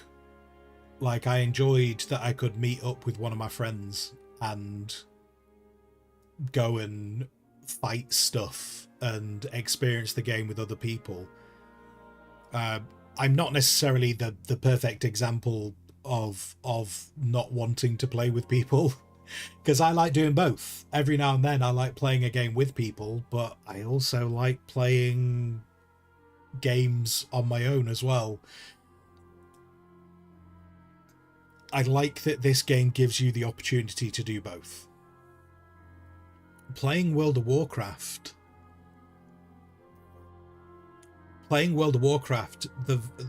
I would say 90% of my time playing World of Warcraft I played on my own. I didn't play with people for the vast majority of playing World of Warcraft, and you know, a lot of people got very annoyed with me. Like, I think I've talked about it before.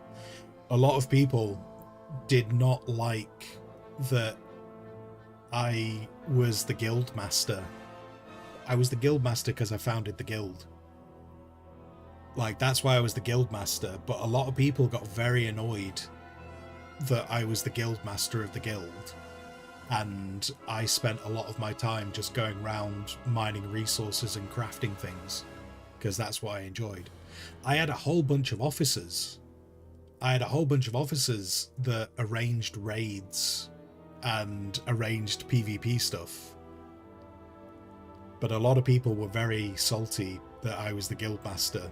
And I was like, but that's why I've got those guys, because they like doing that. Like, no one's, but some people get weird about titles as well.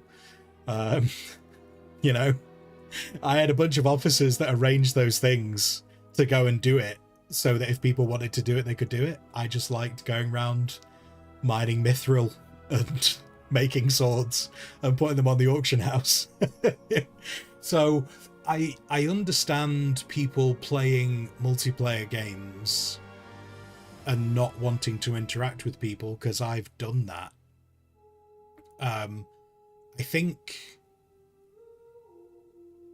that it's only an issue.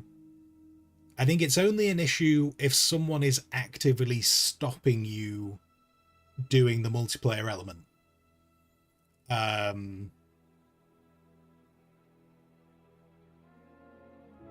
I think it's only an issue if people are actively stopping you doing multiplayer parts of the game. And so when I'm talking about, just to fill in those gaps in case I did leave a gap in that story, was I ran multiple characters so that I could access the different parts of the game, because I didn't want to be a problem to someone else. This might give you insights to my personality.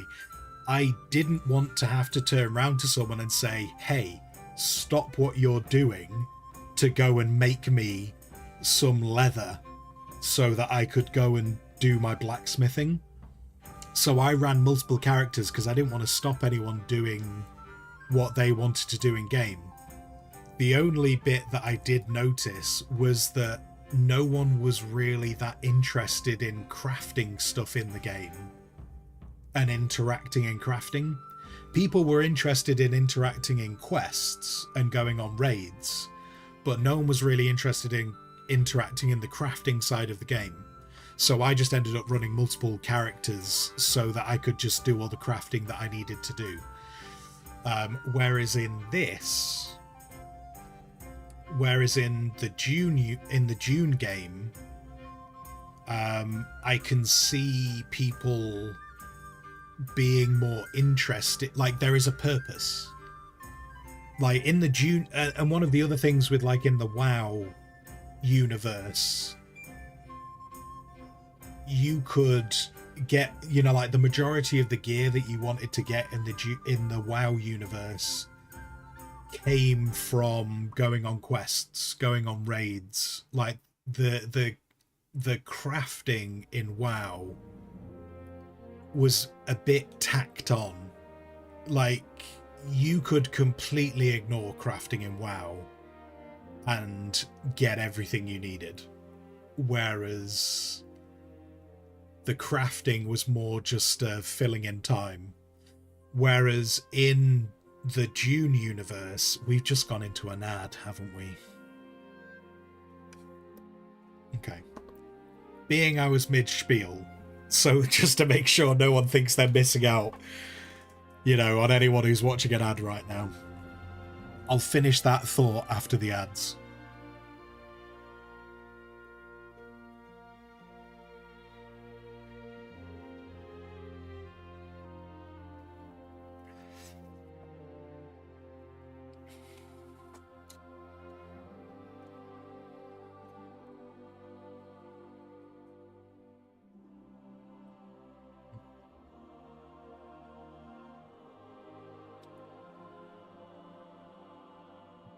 Do you know what? I always meant to update this Ad Goblin's image.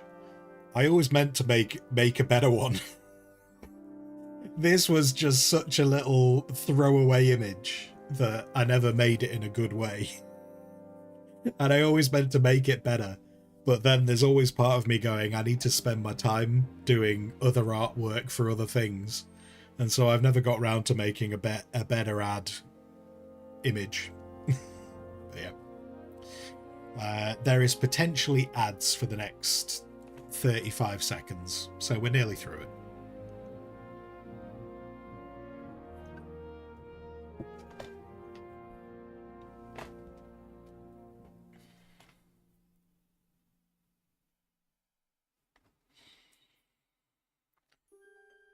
And then I will go get some food because it's 1 o'clock for me.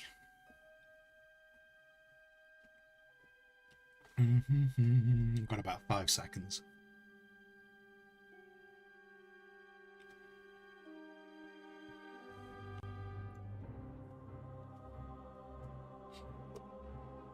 Okay, I don't know who was seeing ads and who wasn't seeing ads, but in case anyone's lurking in the background and they got hit with a bunch of ads, And also, if anyone was talking in chat, if you got hit with ads, I don't want you to miss out on me waffling.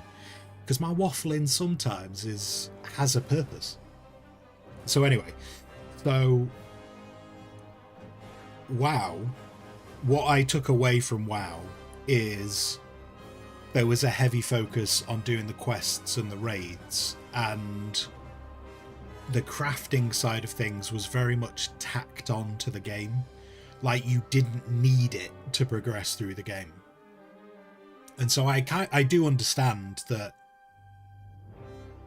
a lot of people who I would interact in that multiplayer setting, a lot of people I was interacting in that multiplayer setting didn't care about the crafting. And so I didn't, and from me as a person, I hated the idea that anyone was having to stop doing what they were doing to help me get the crafting materials. I hated that idea. So I just ran multiple characters in WoW who could craft all the different things. And it meant that and I liked crafting. So I would go off and run all those different characters.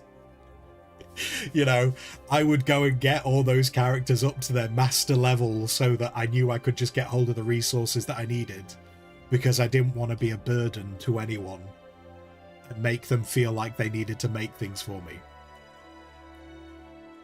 So while I was the guild leader, I was not necessarily a great guild leader, because I didn't necessarily gather all the people I needed into the guild to do all the things. But that is what it is. Whereas with Dune, while Dune is not entirely focused on PvP, it's not entirely focused on PvE, but there is a bit of a focus on everything. Like, I think what Dune is trying to aim to do is that everyone has a role to do. I think what they're trying to do is they're trying to set up a game where you can play the game and do the bits that you want to do, and the bits that you want to do have a purpose. So, as an example with the crafting stuff,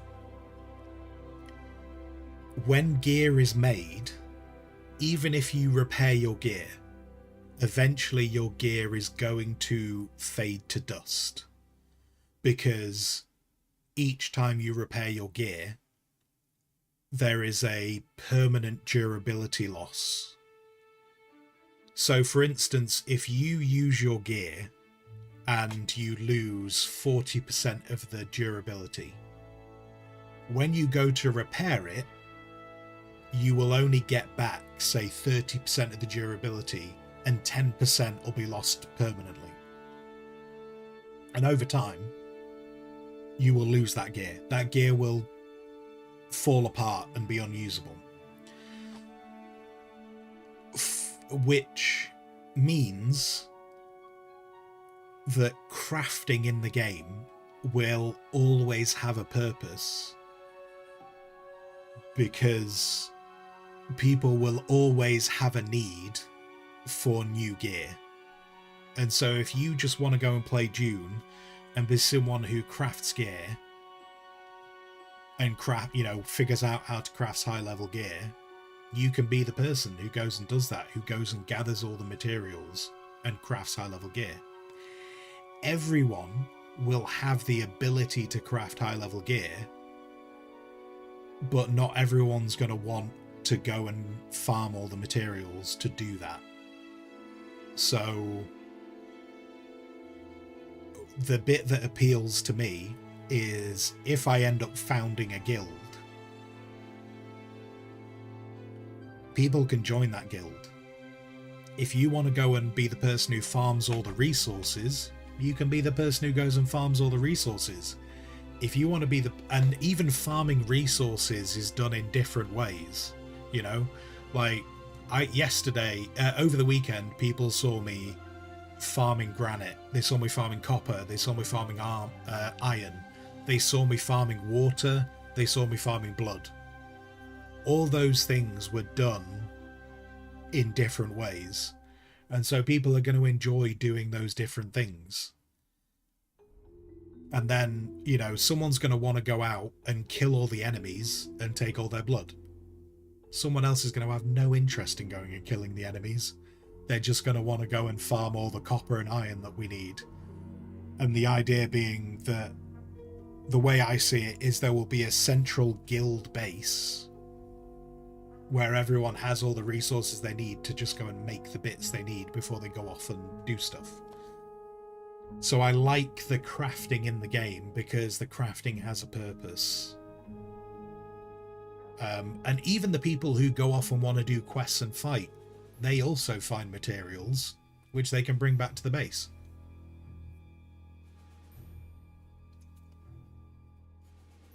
So I think this game... I think the thing with Dune, which from seeing I think the thing with Dune, and from seeing the people who are getting annoyed about the game, sifting through the fact that people will always get annoyed with a game. No game has ever been released and everyone's happy with it. But sifting through all the people who are annoyed with the game, there are people who are very unhappy with the level of PvP in the game being too low. There's a whole load of people who are unhappy with the game that the PvP is too high. So you're never going to please everyone with the game. I think this game scratches a really good itch for me in terms of the crafting element. Like, there is a purpose to the crafting. So I like that. In terms of building a base, there are elements of the base building that don't scratch all the itches that I want. For example, if you've ever played Rust, when you play Rust, you build a base. Now, there's a load of PvP elements to the base in Rust, but ignoring them, one of the things that I really like with Rust is you can build a base that parts of it are open to the public and parts of it are closed to the public. You can do that in Dune. But in Rust, the places that you open up to the public, you can also set up a shop inside. Now, it's an automated shop. It's vending machines.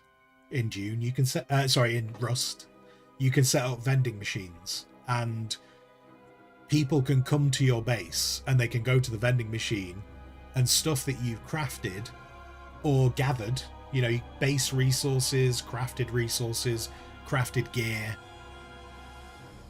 In Rust, you get these vending machines that you can set up the things that you want to sell. And so people can come to you and then go, oh, look, this guy can make these things. I'm going to buy them. I'm going to take them with me. That doesn't exist in Dune, and I would really like that to exist in Dune. I would love to make a base in a strategically accessible part of the map that makes sense. And I would love to be able to have a publicly accessible part of that base, which I can then sell stuff. Whatever I work out from playing the game is useful. I would love to set that up.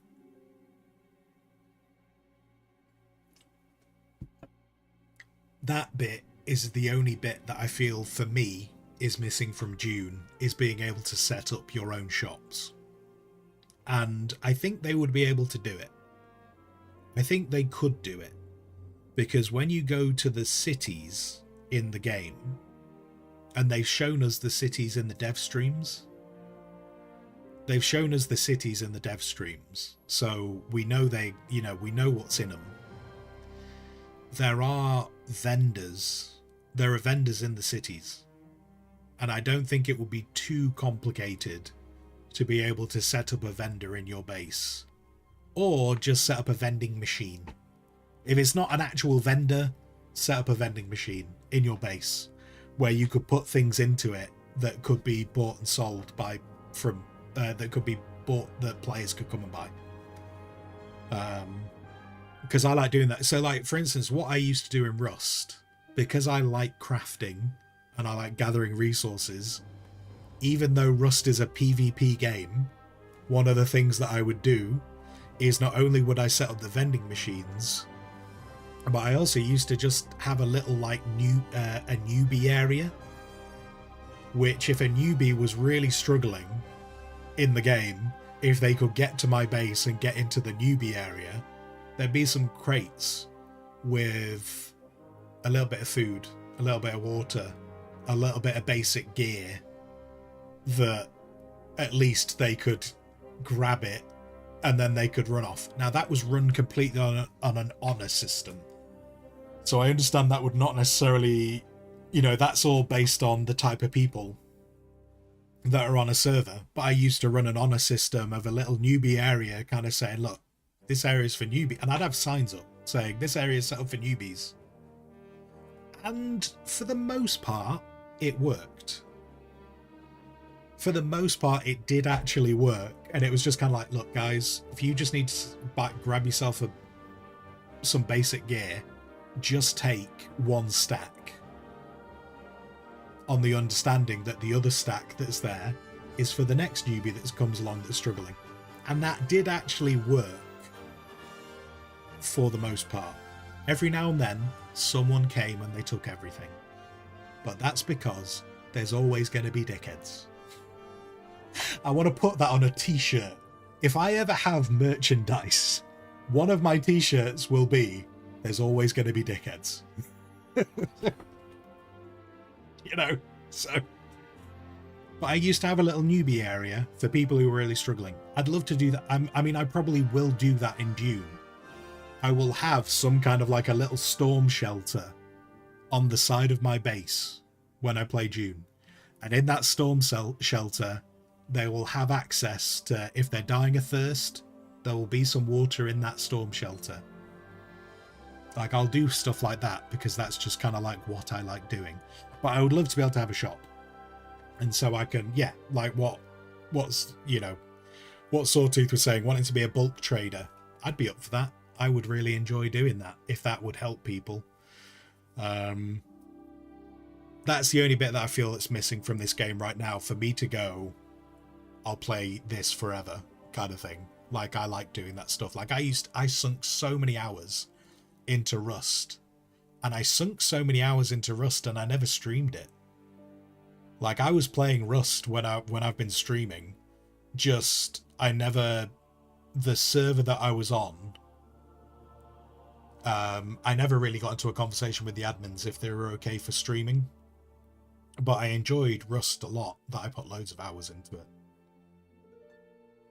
it. June, Amazon Prime, next day delivery DLC. Yeah, I'll be a guy who runs around the desert delivering things, sure.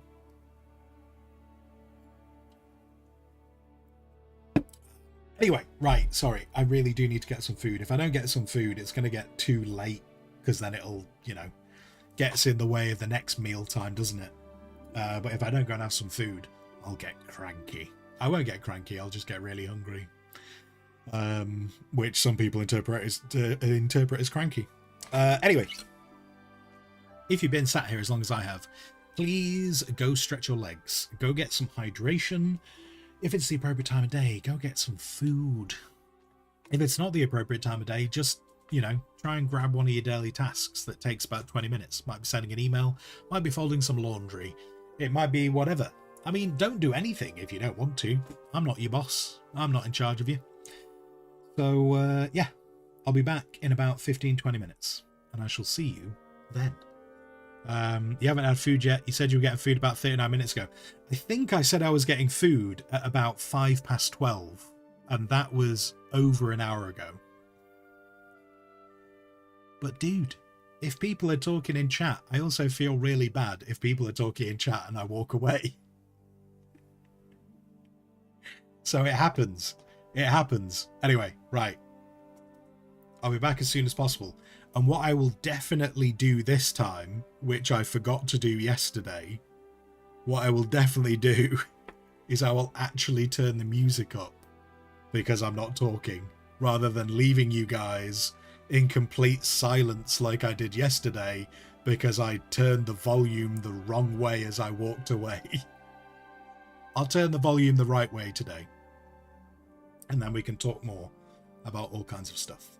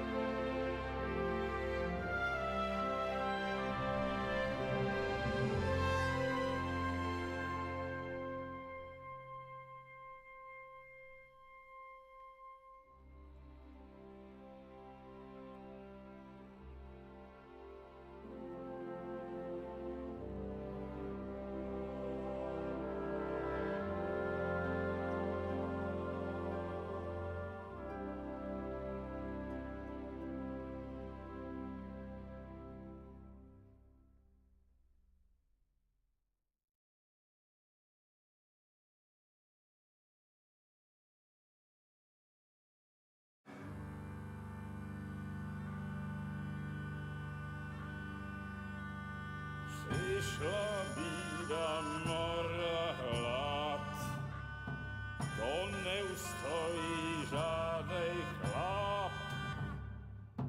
Na kraj padł dziesnej smutek, dodnielo i rano utek, niech już małżeński majstrat, do wczera żył neskaje prak. Už se bojí svatý muži, nechtěl bych bejt v jejich kůži. Nám je to jedno a tak si dáme jedno a požadem si huby jako poslední den. Burger se baví, ano ráda slaví a tak vypal sudy a posaď se mi sem. Tak posaď se sem a vypal je ven. Ukaž kozy jako vozy, zítra je tu soudnej den. Tak nalej mi hned, ať točí se svět. Dneska vůbec nikdo neví, zase zítra Ježíš živí a není to naposled.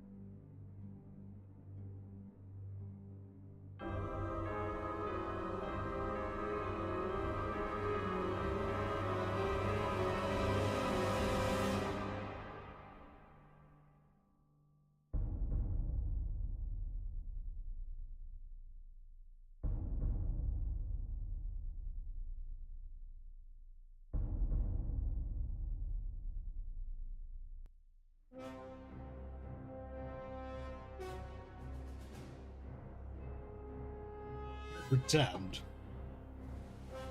Right.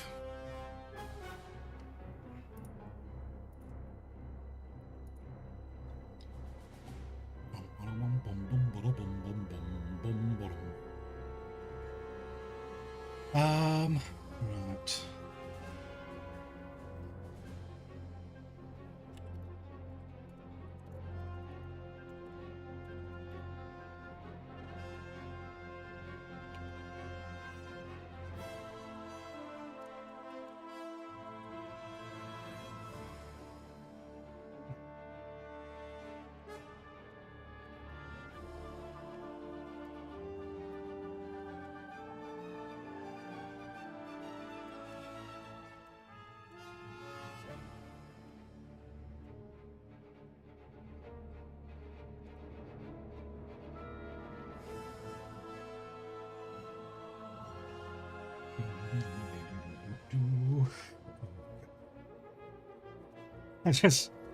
I heard about some news article and I'm just trying to check whether it's actually real.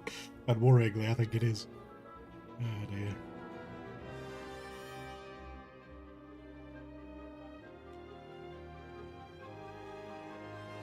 I'll try and figure that out later. I'm not going to figure that out now. Now is not the time. Right, how's my content? Because Dan has promised me that everything's going to go viral, and I think he's lied to me. My shorts have not changed. My shorts are exactly the same view count as they were before. He's lied! He's lied to my face. Although this screen now says 60. That's not... Wait, when do these... Okay, these things update at very weird times. Now that says... Okay. Weirdly, YouTube is really weird. You kind of have to go through YouTube to get other pages to update. It's very, very weird. Anyway, we're up to 50 views on that. It's not quite the 1500 of the other one, but we got 50 views.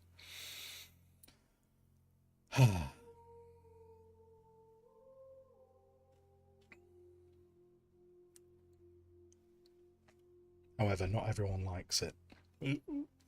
Not everyone likes it. It's fine.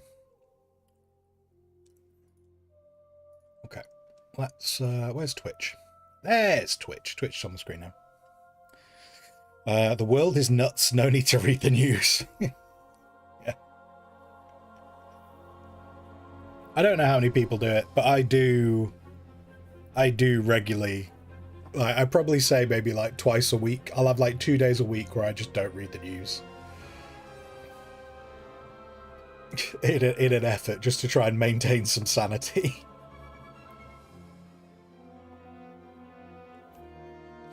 But then on those days, every now and then I will have a few moments where I'm like, oh god, but what if I miss something really important?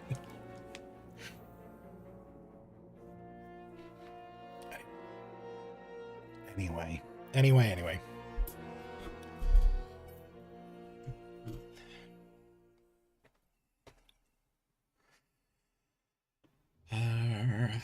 So I love that as I was walking away, I did see a little bit as I was walking away going, we miss Bearded, and that's not fair. I need to eat food, and it's an important part of my day. So I need to go and eat food because it's important. You can't make me stay all the time. I mean, you can. I don't know quite how you do it, but I'm sure I would never say never. Never say never, but I need to walk away every now and then.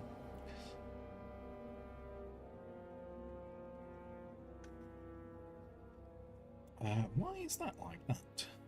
Oh, because I've done it on the wrong layer. It's alright though, I can undo that. I thought I created it. Oh, it went there. Oh, it went there, not there. There we go. Now if I do it on the right layer, that makes more sense. Obviously.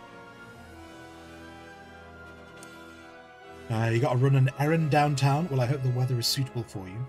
If you're still on in 2 hours till later, if not, tomorrow and such. I don't know. So yes, same to you. Enjoy the rest of your day. We'll see how the hand holds up.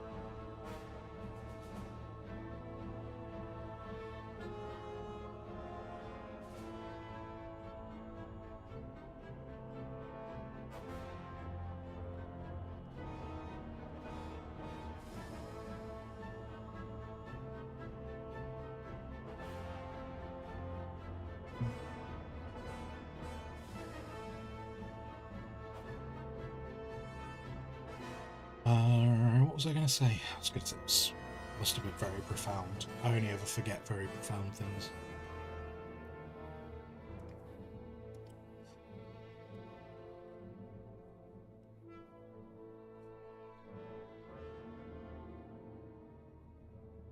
I don't think it was about Dune.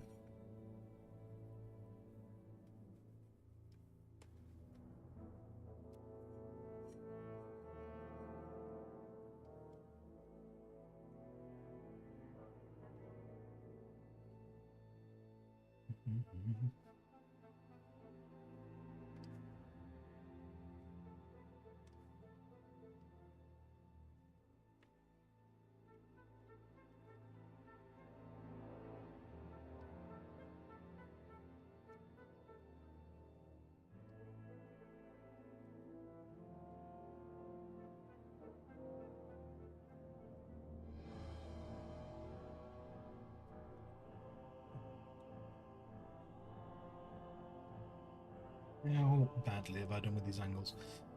Let's choose... If we do that... Yeah, if we choose that, that will stand out nicely.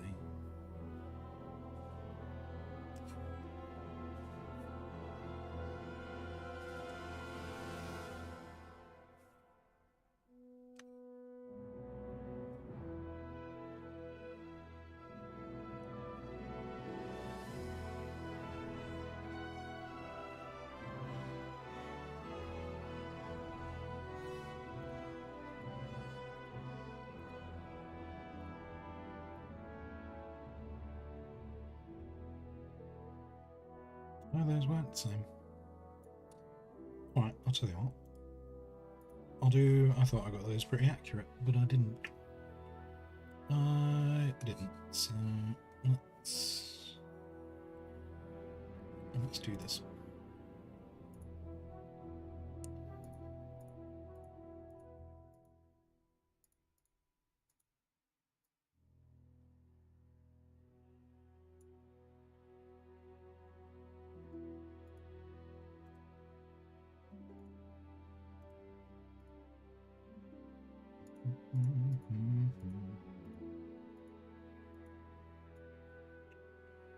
Yeah, that's not gonna... I'll tell you what, actually no, I can use that. I'll lay it on that one.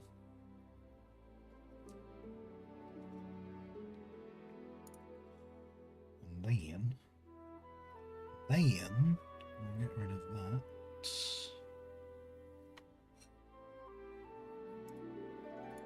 And actually that solves a whole separate problem. And that can go there.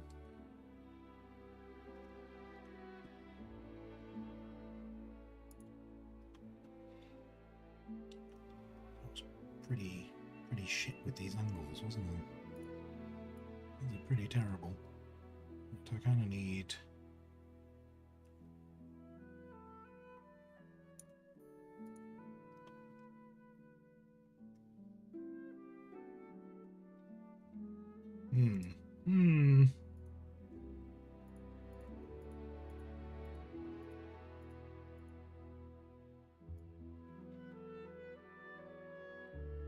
Yeah, what was I doing? What was I doing? What was I doing here? This is an abomination. It's alright. It's alright. We're gonna fix it all. We're gonna fix it all.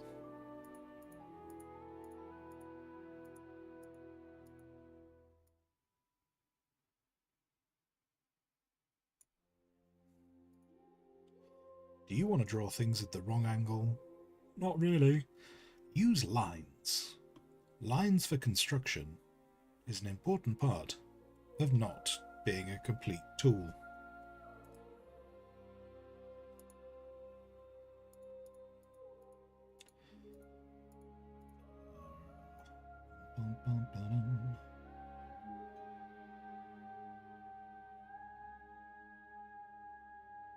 About that. We'll worry about that bit up at the top later. Let's focus on fixing this first.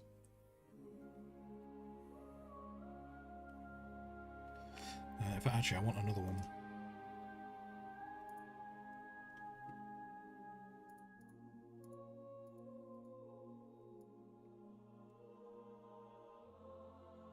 For the bass.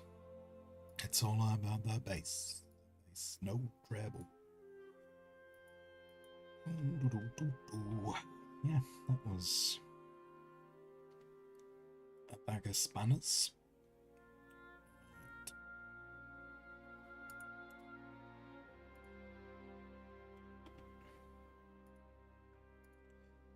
Not sure if I like the colour either. I'll bring this back. Did I... It is, isn't it? It is... Wait, what if I grab that? How do I feel about that? While I'm fixing everything anyway, how do I feel about that? Yes. Yes.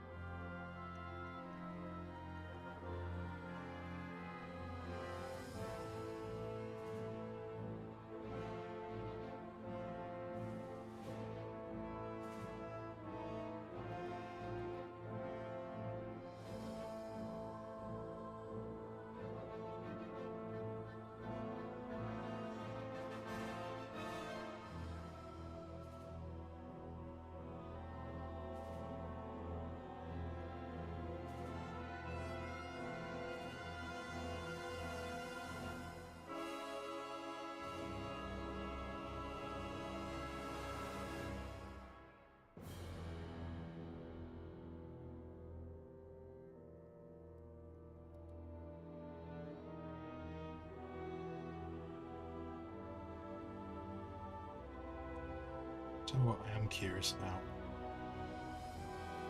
I think Doc kind of answered it yesterday, but I was curious about the taxes for the game. The taxes were due before the server went offline. I think he was saying you can get away with not paying taxes. Like, you can be delinquent once to kind of give you chance to catch up. So I'm presuming that wouldn't trash the base.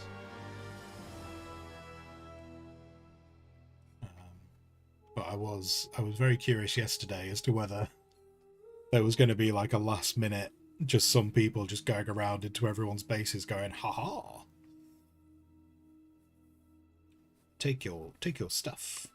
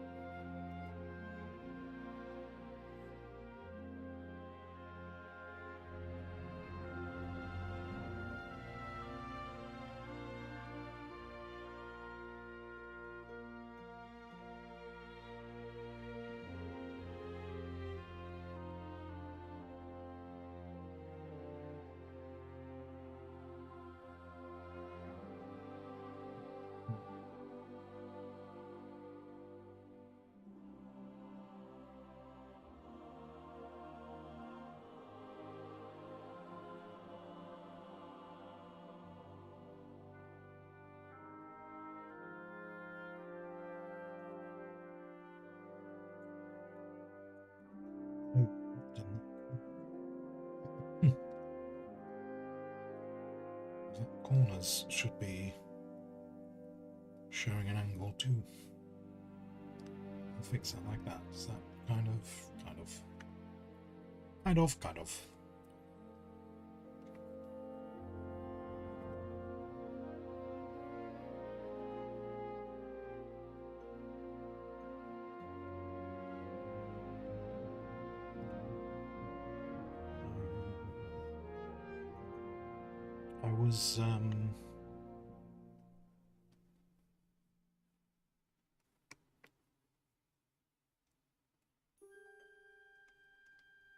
was thinking about stuff I want to do after this image is done and out of the way.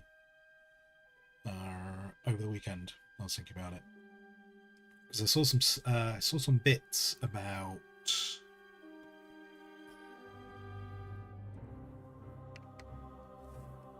just like on Instagram, you know, get like got some images for just like people doing 3D modeling. And I still want to do that, and I still need to do it. And I'm wondering whether that might be. Can't decide whether to just entirely learn it on stream, which I appreciate might be painful for some people, or try and figure it out off stream and then come and do it here. But I definitely want to do it. Whenever I see stuff on Instagram going by of like some 3D modeling that's happened, I'm always like, yeah, that's what I want to do.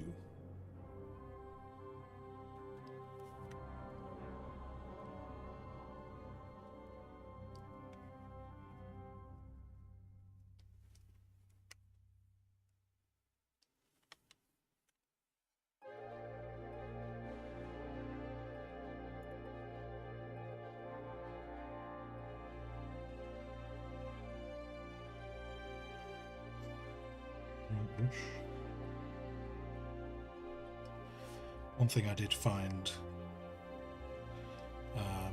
like some of the stuff I saw was mechs, which is good because one of the things that I really need to learn 3D modeling for is mechs. So, you know, get an inspiration from the right spots.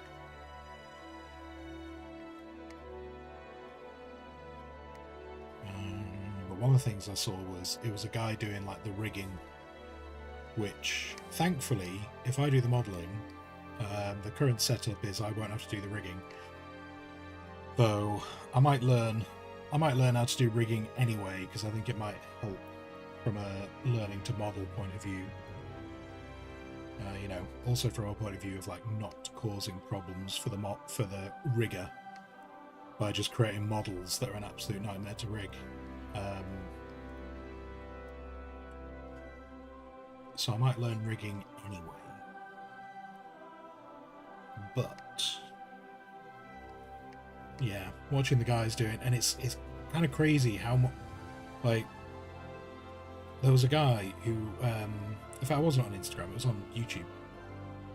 He was doing this rigging, and he was basically trying to do the animation. He was trying to do the animation and having for making a mech walk. And it was just interesting seeing like the thing of kind of going, this just looks like really like what he'd done initially looked really unnatural, and then having to be there going, oh yeah, no, it's not just a case of like, you know, trying to make something walk. You just don't make it go boom boom boom boom boom, because then it just looks like it's stomping round like a petulant child. And then he was like showing how you got to do like the differentials of the timings and how you get the legs working, and you've also got to get the hips moving on the thing. And while I've heard lots of people say that rigging is a nightmare, that didn't actually put me off learning rigging. That kind of made me go, I kind of want to learn that, because that would be cool if I could actually get good at it. But it's also nice to know that I have a backup, that someone else will do the rigging.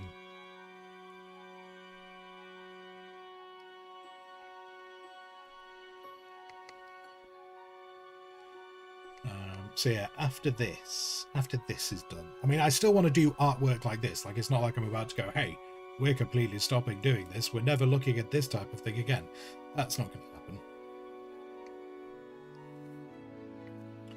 happen. But maybe some of the art streams will go in that direction, because I need to put time into it. And so one of the easiest ways that I find for me is to put time into things is to do it on stream, because then that kind of forces me to do it, rather than getting, and when I say force, I mean stops me getting distracted by everything else going on in the world if I do things on stream.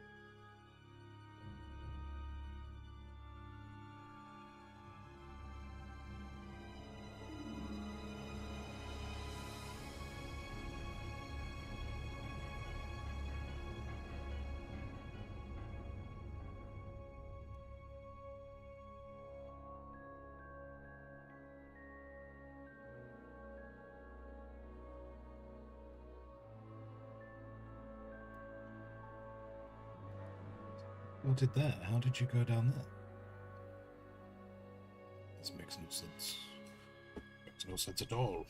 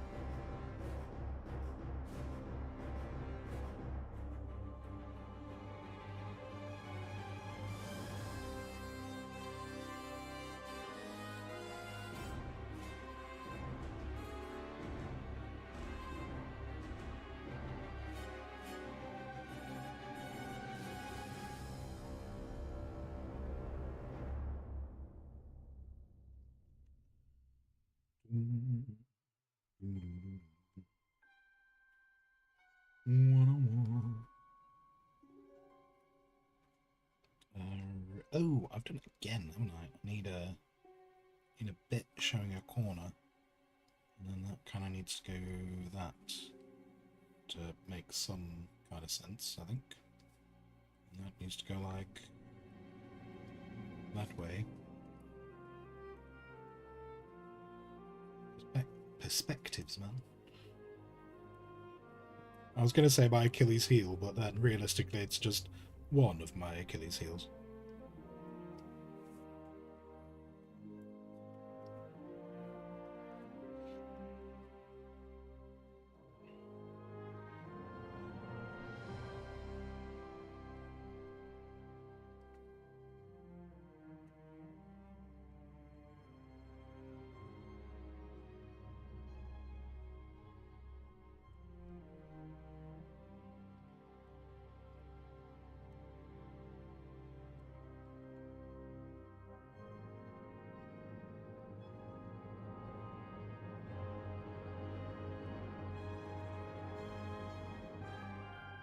Oh no, what are you doing? Nope. Are you okay, screen? Okay.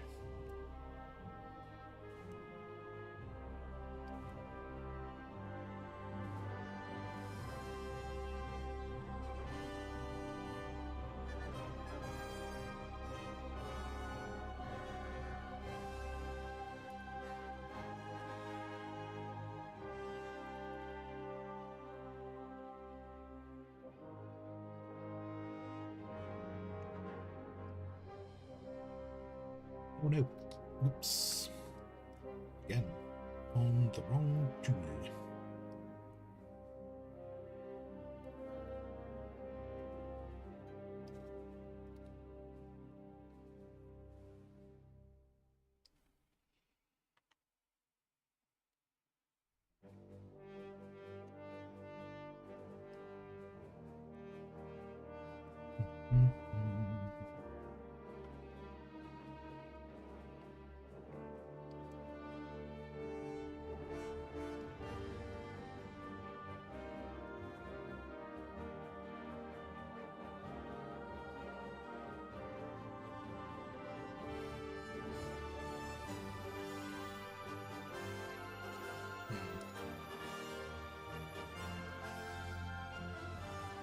I think that I want that a bit red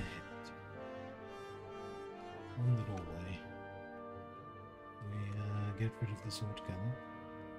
Oh, that's not what I wanted to do at all. Oh no, is that all on this layer? I thought I put that on a different layer. What a surprise. What a surprise. I thought I did something elsewhere and I didn't. I did it exactly here. Very well. Very well, very well. I'll put that back. You can't stop me. I mean, you can. You can. You could stop working. But don't do that. For anyone who's curious, yes, I am talking to Critter. And sometimes I do suspect that it's actually listening to me through the microphone. So I try to be a little bit nice to it. Just in case.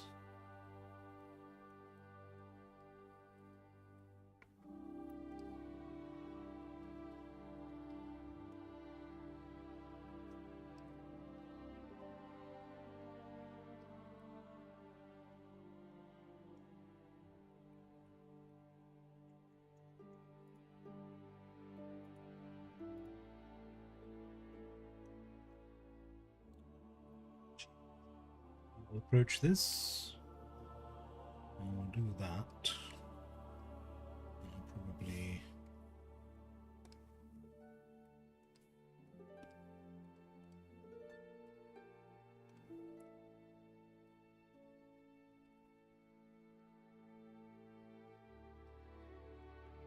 I've got to about there. Wop, wop.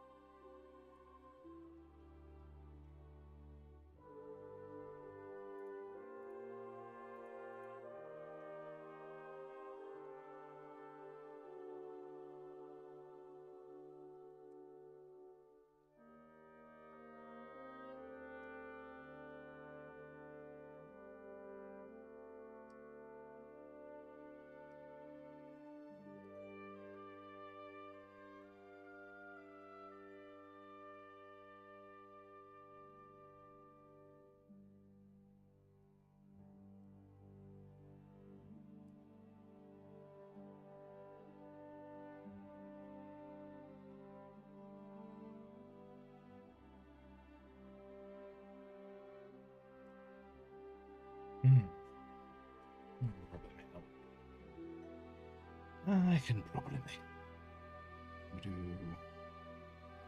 that.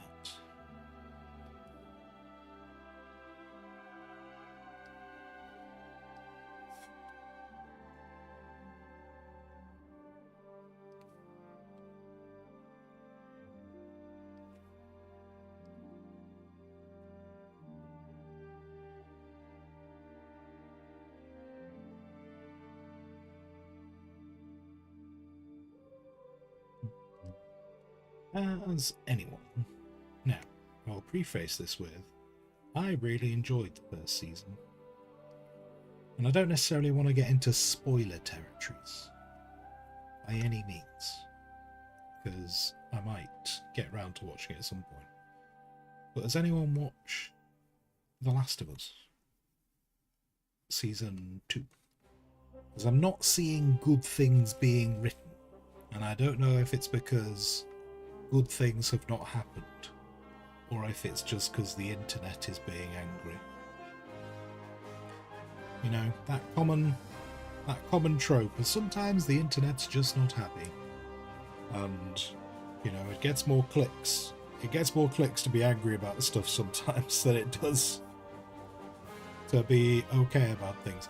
I'd also preface it with, I've never played the Last of Us games, so if it's like it's rubbish because it's veering too much away from the games, that's not necessarily, like, for me, that's not necessarily the worst thing in the world, because I wouldn't know. You know? I wouldn't know that it's veering away. But yeah, I'm just seeing some people say that it's all a bit... There are people saying it's lost its way, I think is the polite way of me putting it.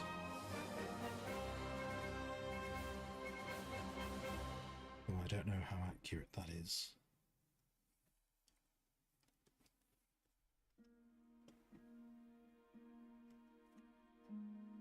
And actually saying that, that's just reminded me there's something else I want to get round to watching. Don't know where I can watch it though. I want to watch the 3rd season of From. I watched the first 2 seasons of From and I quite enjoyed those. I want to watch season 3.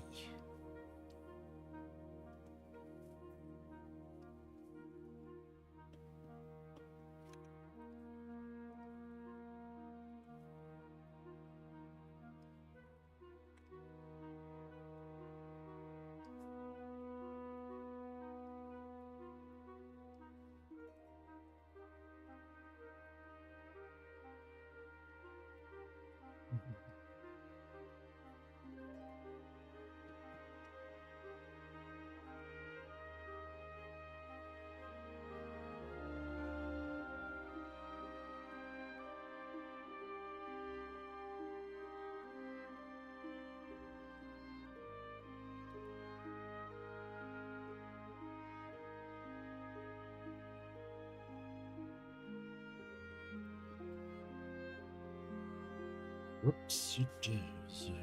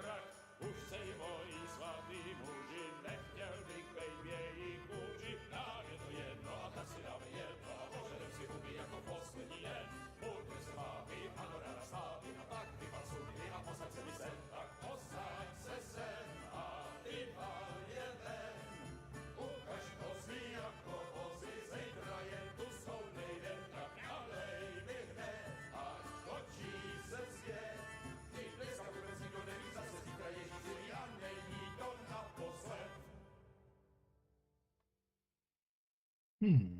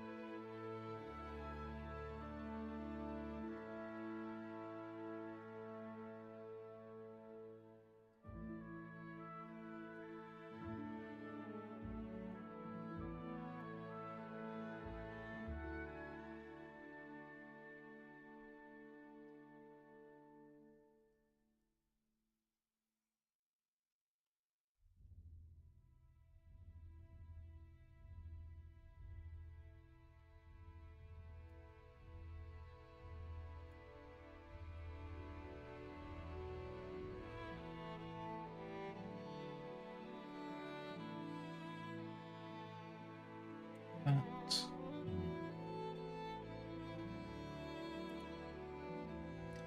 That's really helped me.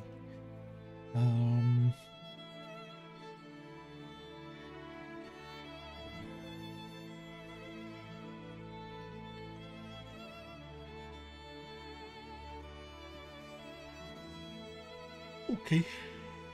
Oh dear. Yawny, yawny. No problem.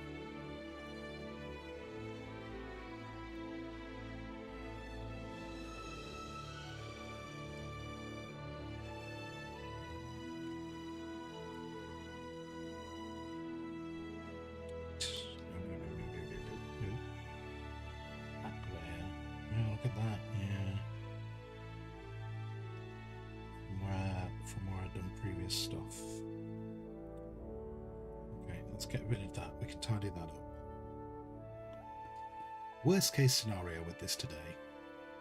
The worm's looking relatively good, and the planets are kind of passable. This base is not ticking the boxes for me, but at least it's going in the right direction.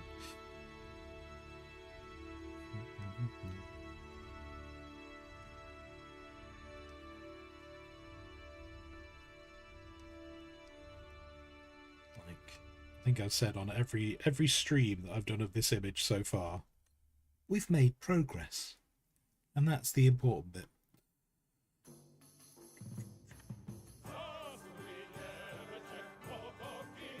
I thought you were that. Oh, you're not that. Are you part of this? Oh, you're this. Oh, okay. I can fix that.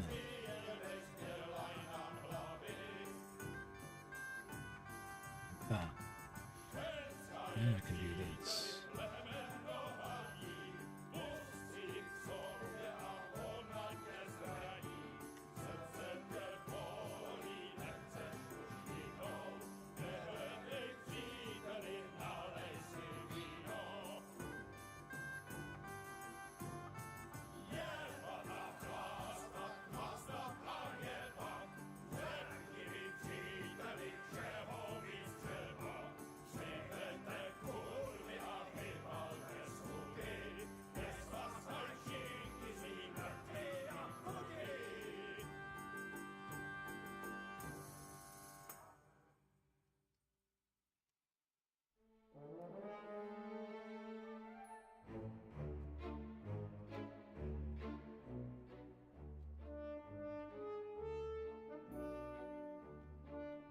So we take off and nuke the site from orbit. I think it might be bold of me to say, I think that might be a little extreme with this image, but I'm, you know, at the same time, I'm also happy that you're looking at all avenues, all potential avenues on how we can deal with this. You know, it shows that you're putting some thought into it, but we might resist setting off a nuclear weapon to deal with this image. I think there are alternatives, but I appreciate your input and I've taken it on board.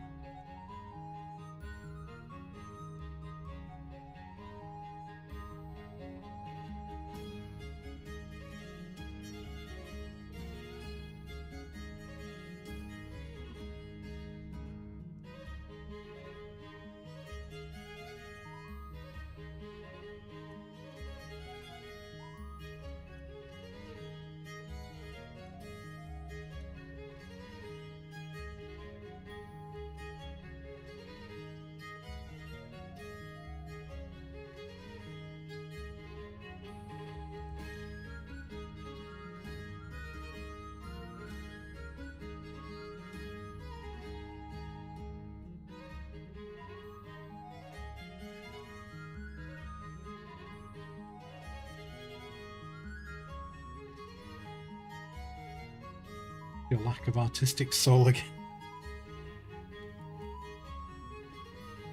I feel like you need to be continually reminded, Mr. Elston, that you are the person who has continually claimed that you have no artistic soul. Have you considered that maybe you have artistic soul,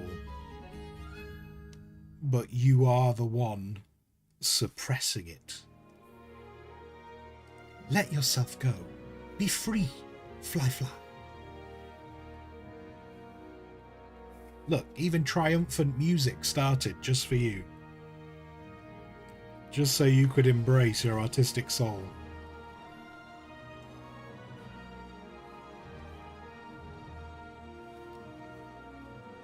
Just listen to this music. You could be, imagine you just running through a field with your arms like, oh, I am artistic. I shall do things. I mean, to be fair, if you want to be artistic, probably just running through a field with your arms outspread is not superly going to help you, unless you filmed you doing it and then you claimed that was art. But maybe it's a good start. Maybe it's a good start. You could just be running through the field screaming, I have a soul.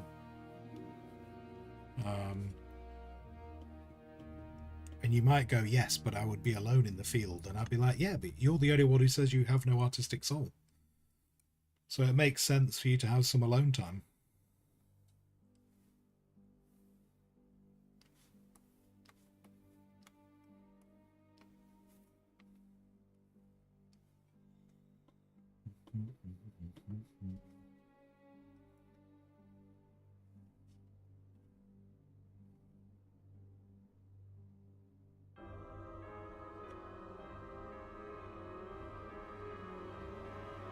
I'll tell you what, now that you've thrown in that line about nuking the site from orbit, it's making me think about Alien Dark Descent. I do keep meaning to do a run of Alien Dark Descent on stream. I just don't know when we're going to get time. And I feel that with Dune starting so soon, we're never going to get time. For Dune is life. Dune is life. Dune is good.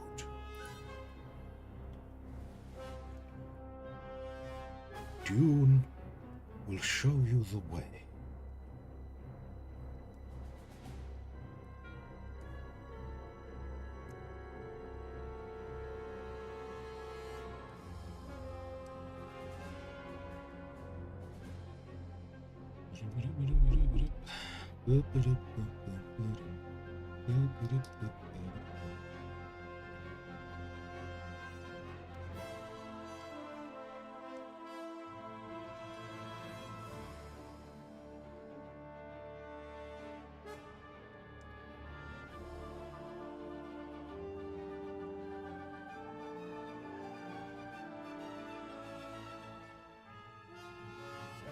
saw a thing yesterday which sounds like it should be right up my alley.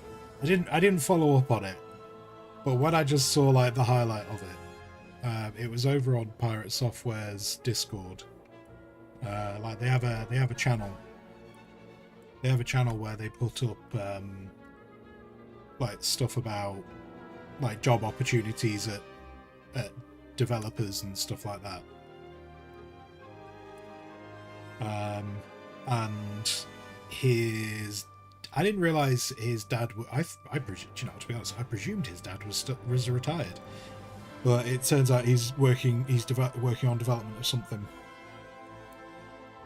And they were looking for a concept artist for a Viking steampunk themed game. And I just heard that and I was like, that sounds amazing.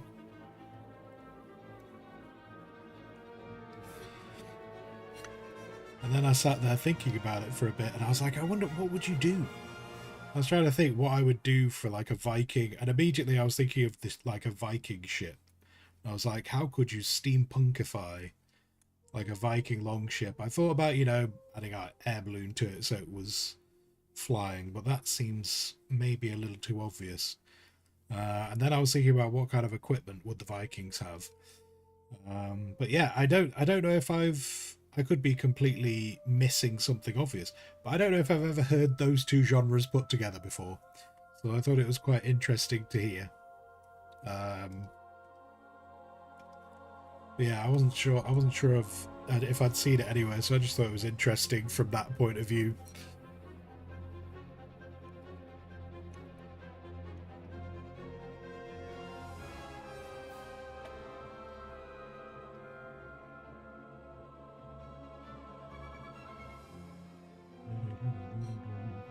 You could understand Greek steampunk. They did have a steam engine, yeah. Yeah, I just thought it was interesting. Just like what could I do from a concept point of view? I might try and keep the idea in my back pocket if I'm ever just doing like a sketching day.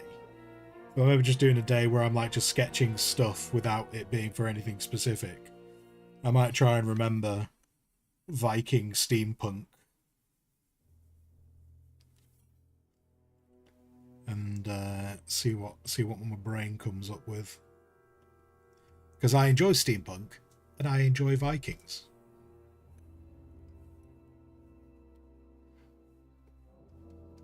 From an aesthetic point of view.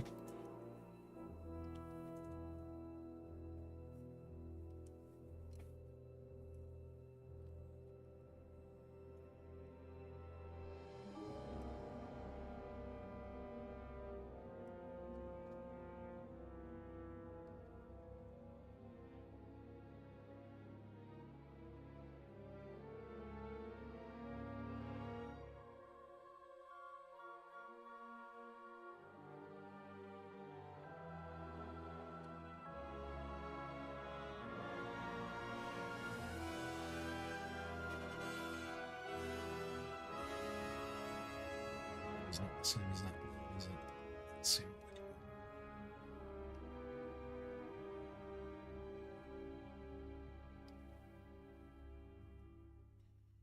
Which means that one should be down to there.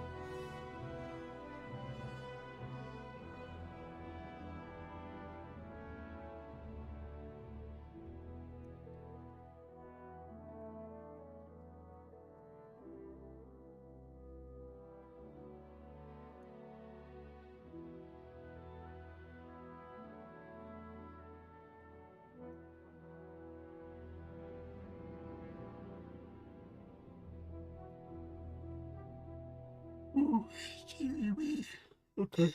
Oh, what time are we on? I might. I'm not gonna lie. I think the weekend's catching up with me. I might wrap up about 3 o'clock because I'll feel a little bit tired. I'll feel a little bit of the tiredness. The old man in me. Kinda wants a nap. Kinda feeling like a nap would be great around now. I need to get back on track. The day has barely started. It's 2:30. It's 2:30 in the afternoon. We're like halfway through the day. Halfway. Lord Elston, it's like the job description was written for you. Go, be the Viking steampunk artist you've always dreamed of being. Indeed. If I had a portfolio, I could be tempted. But I don't have a portfolio.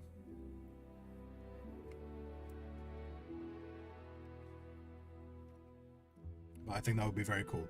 It would also be taking another thing onto my plate of things to do. And I probably need to stop doing that.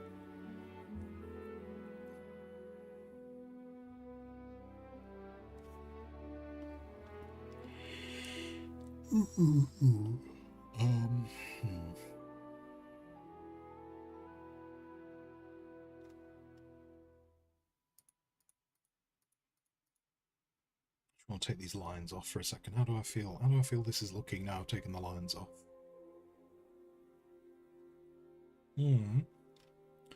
Something I do want to do, actually, while I remember.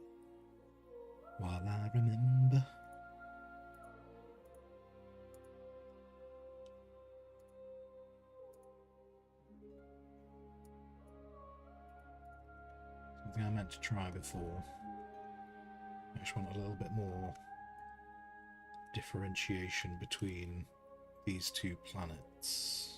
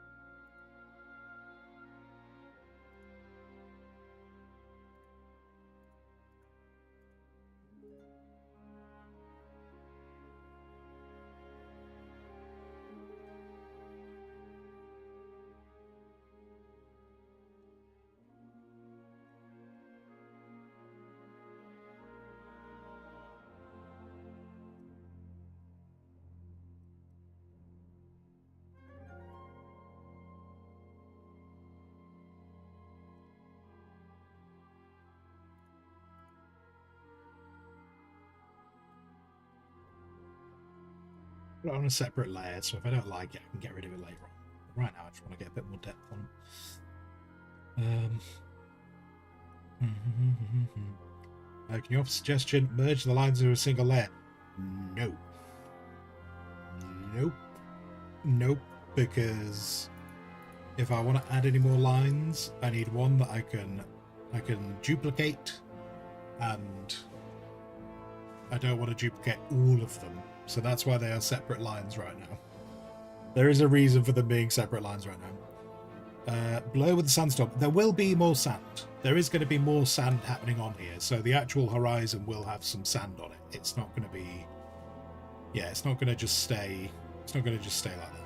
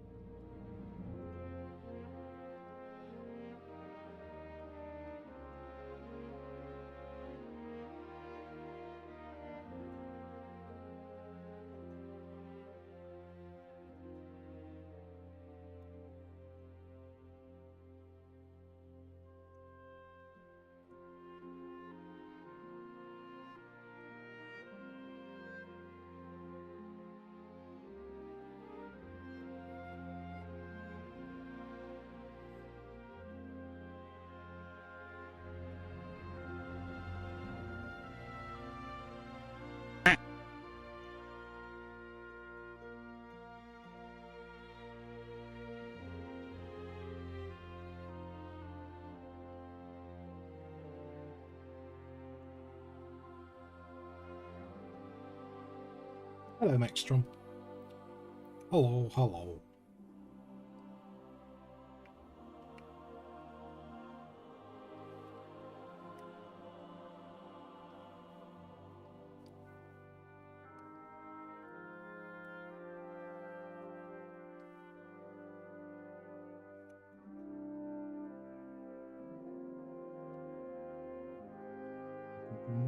I hope your Mextron, I hope your sleeps were snakeless.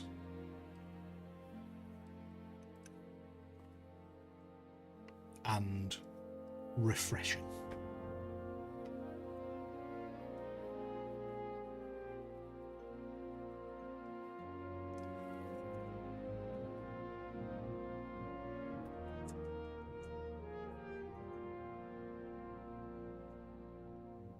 You haven't slept at all? Ah. Well, I hope when you do sleep, your sleeps are snakeless and refreshing. There we go. There we go. I've covered myself. We're all good. I don't like this. I don't like this base.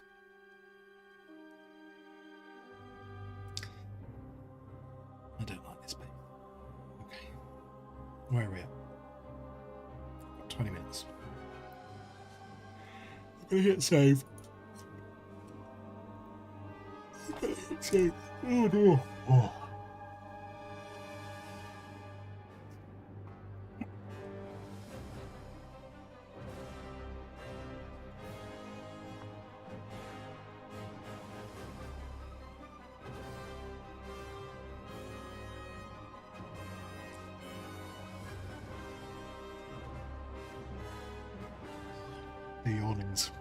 The yawnings have taken me.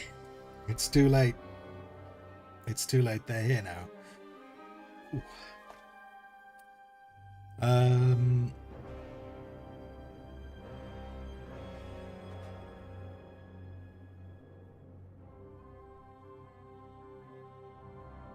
Well, progress has been made. We've done. I think there's still some work to be done on the worm. I think the worm needs a little bit of extra bits doing, but it's come along pretty nicely. The sand's come out mostly how I wanted it to, and that's turned out pretty good. The planets, I think, are passable, and except for that bit right there.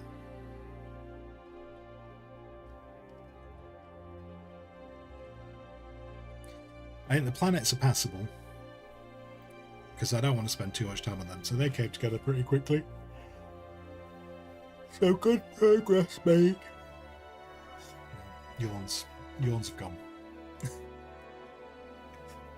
I think that's all we're going to get done today. Right, tomorrow is pretty much going to be the same format as yesterday. Tomorrow is going to be the same format as today, which when we're doing tomorrow, I'll be referring to yesterday, which will be today. It's alright. I can words and put them together in sentences sometimes, but not anymore. So yeah, tomorrow's the same format as yesterday. And tomorrow night, I need to have a catch up with Rook, but as far as I'm aware, tomorrow night, we will be we'll be carrying on with V Rising. We'll be doing more V Rising tomorrow night. But tomorrow day, we'll try and plug away at this a bit more. See where we can get to. And that should be awesome. Do you know what would really help that worm? I need to get a shadow somewhere. I think that's a big bit of that worm right now.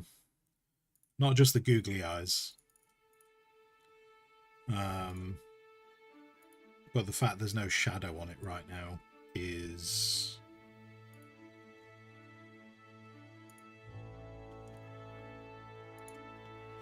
I don't think I'll get too complicated, but I'll probably just end up with a shadow just as simple as... Although we can't actually see that, can we? We know the light's coming from down here.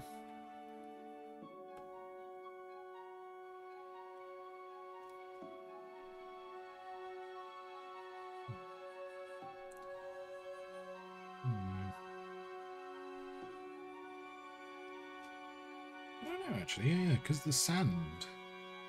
Okay. Yeah, the sand's covering up quite a lot, really, isn't it? Worry about that another day. Don't worry about that now.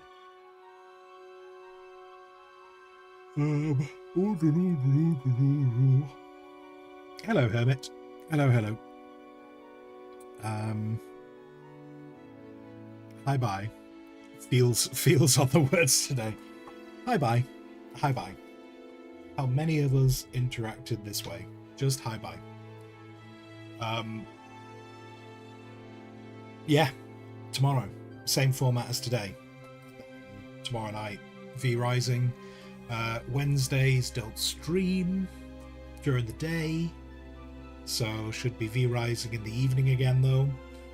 Thursday, same format as Tuesday, so art during the day, V Rising in the evening, and then Friday.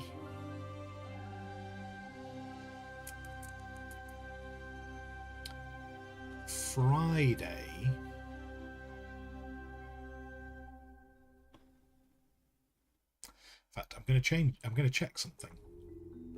I'm going to check something because I feel like I might have forgotten to check something this morning that I saw like last thing last night. Oh my god, these people.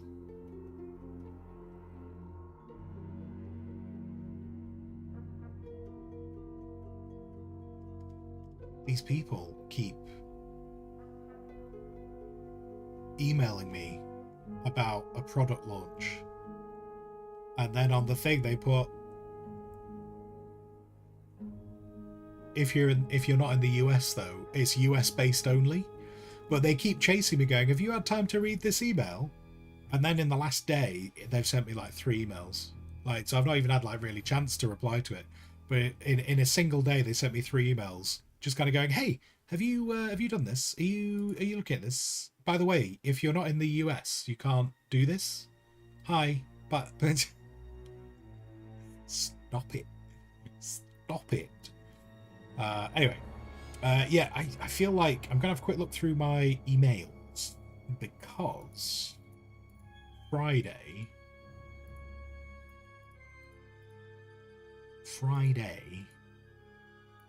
I think there might have been an email about a game, which I do want to get back to Star Trucker. Don't get me wrong, I 1,000,000% want to get back to Star Trucker, but if there's a game, maybe we have a look.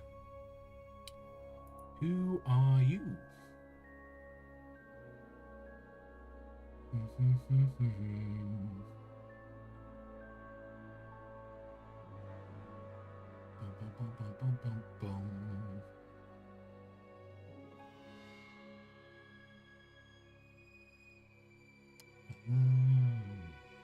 Someone has emailed me that apparently they were watching my streams.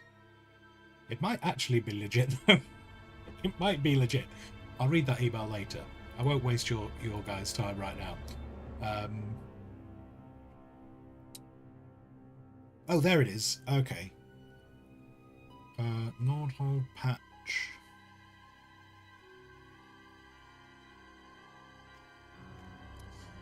Don't know how many people are interested in Nordhole.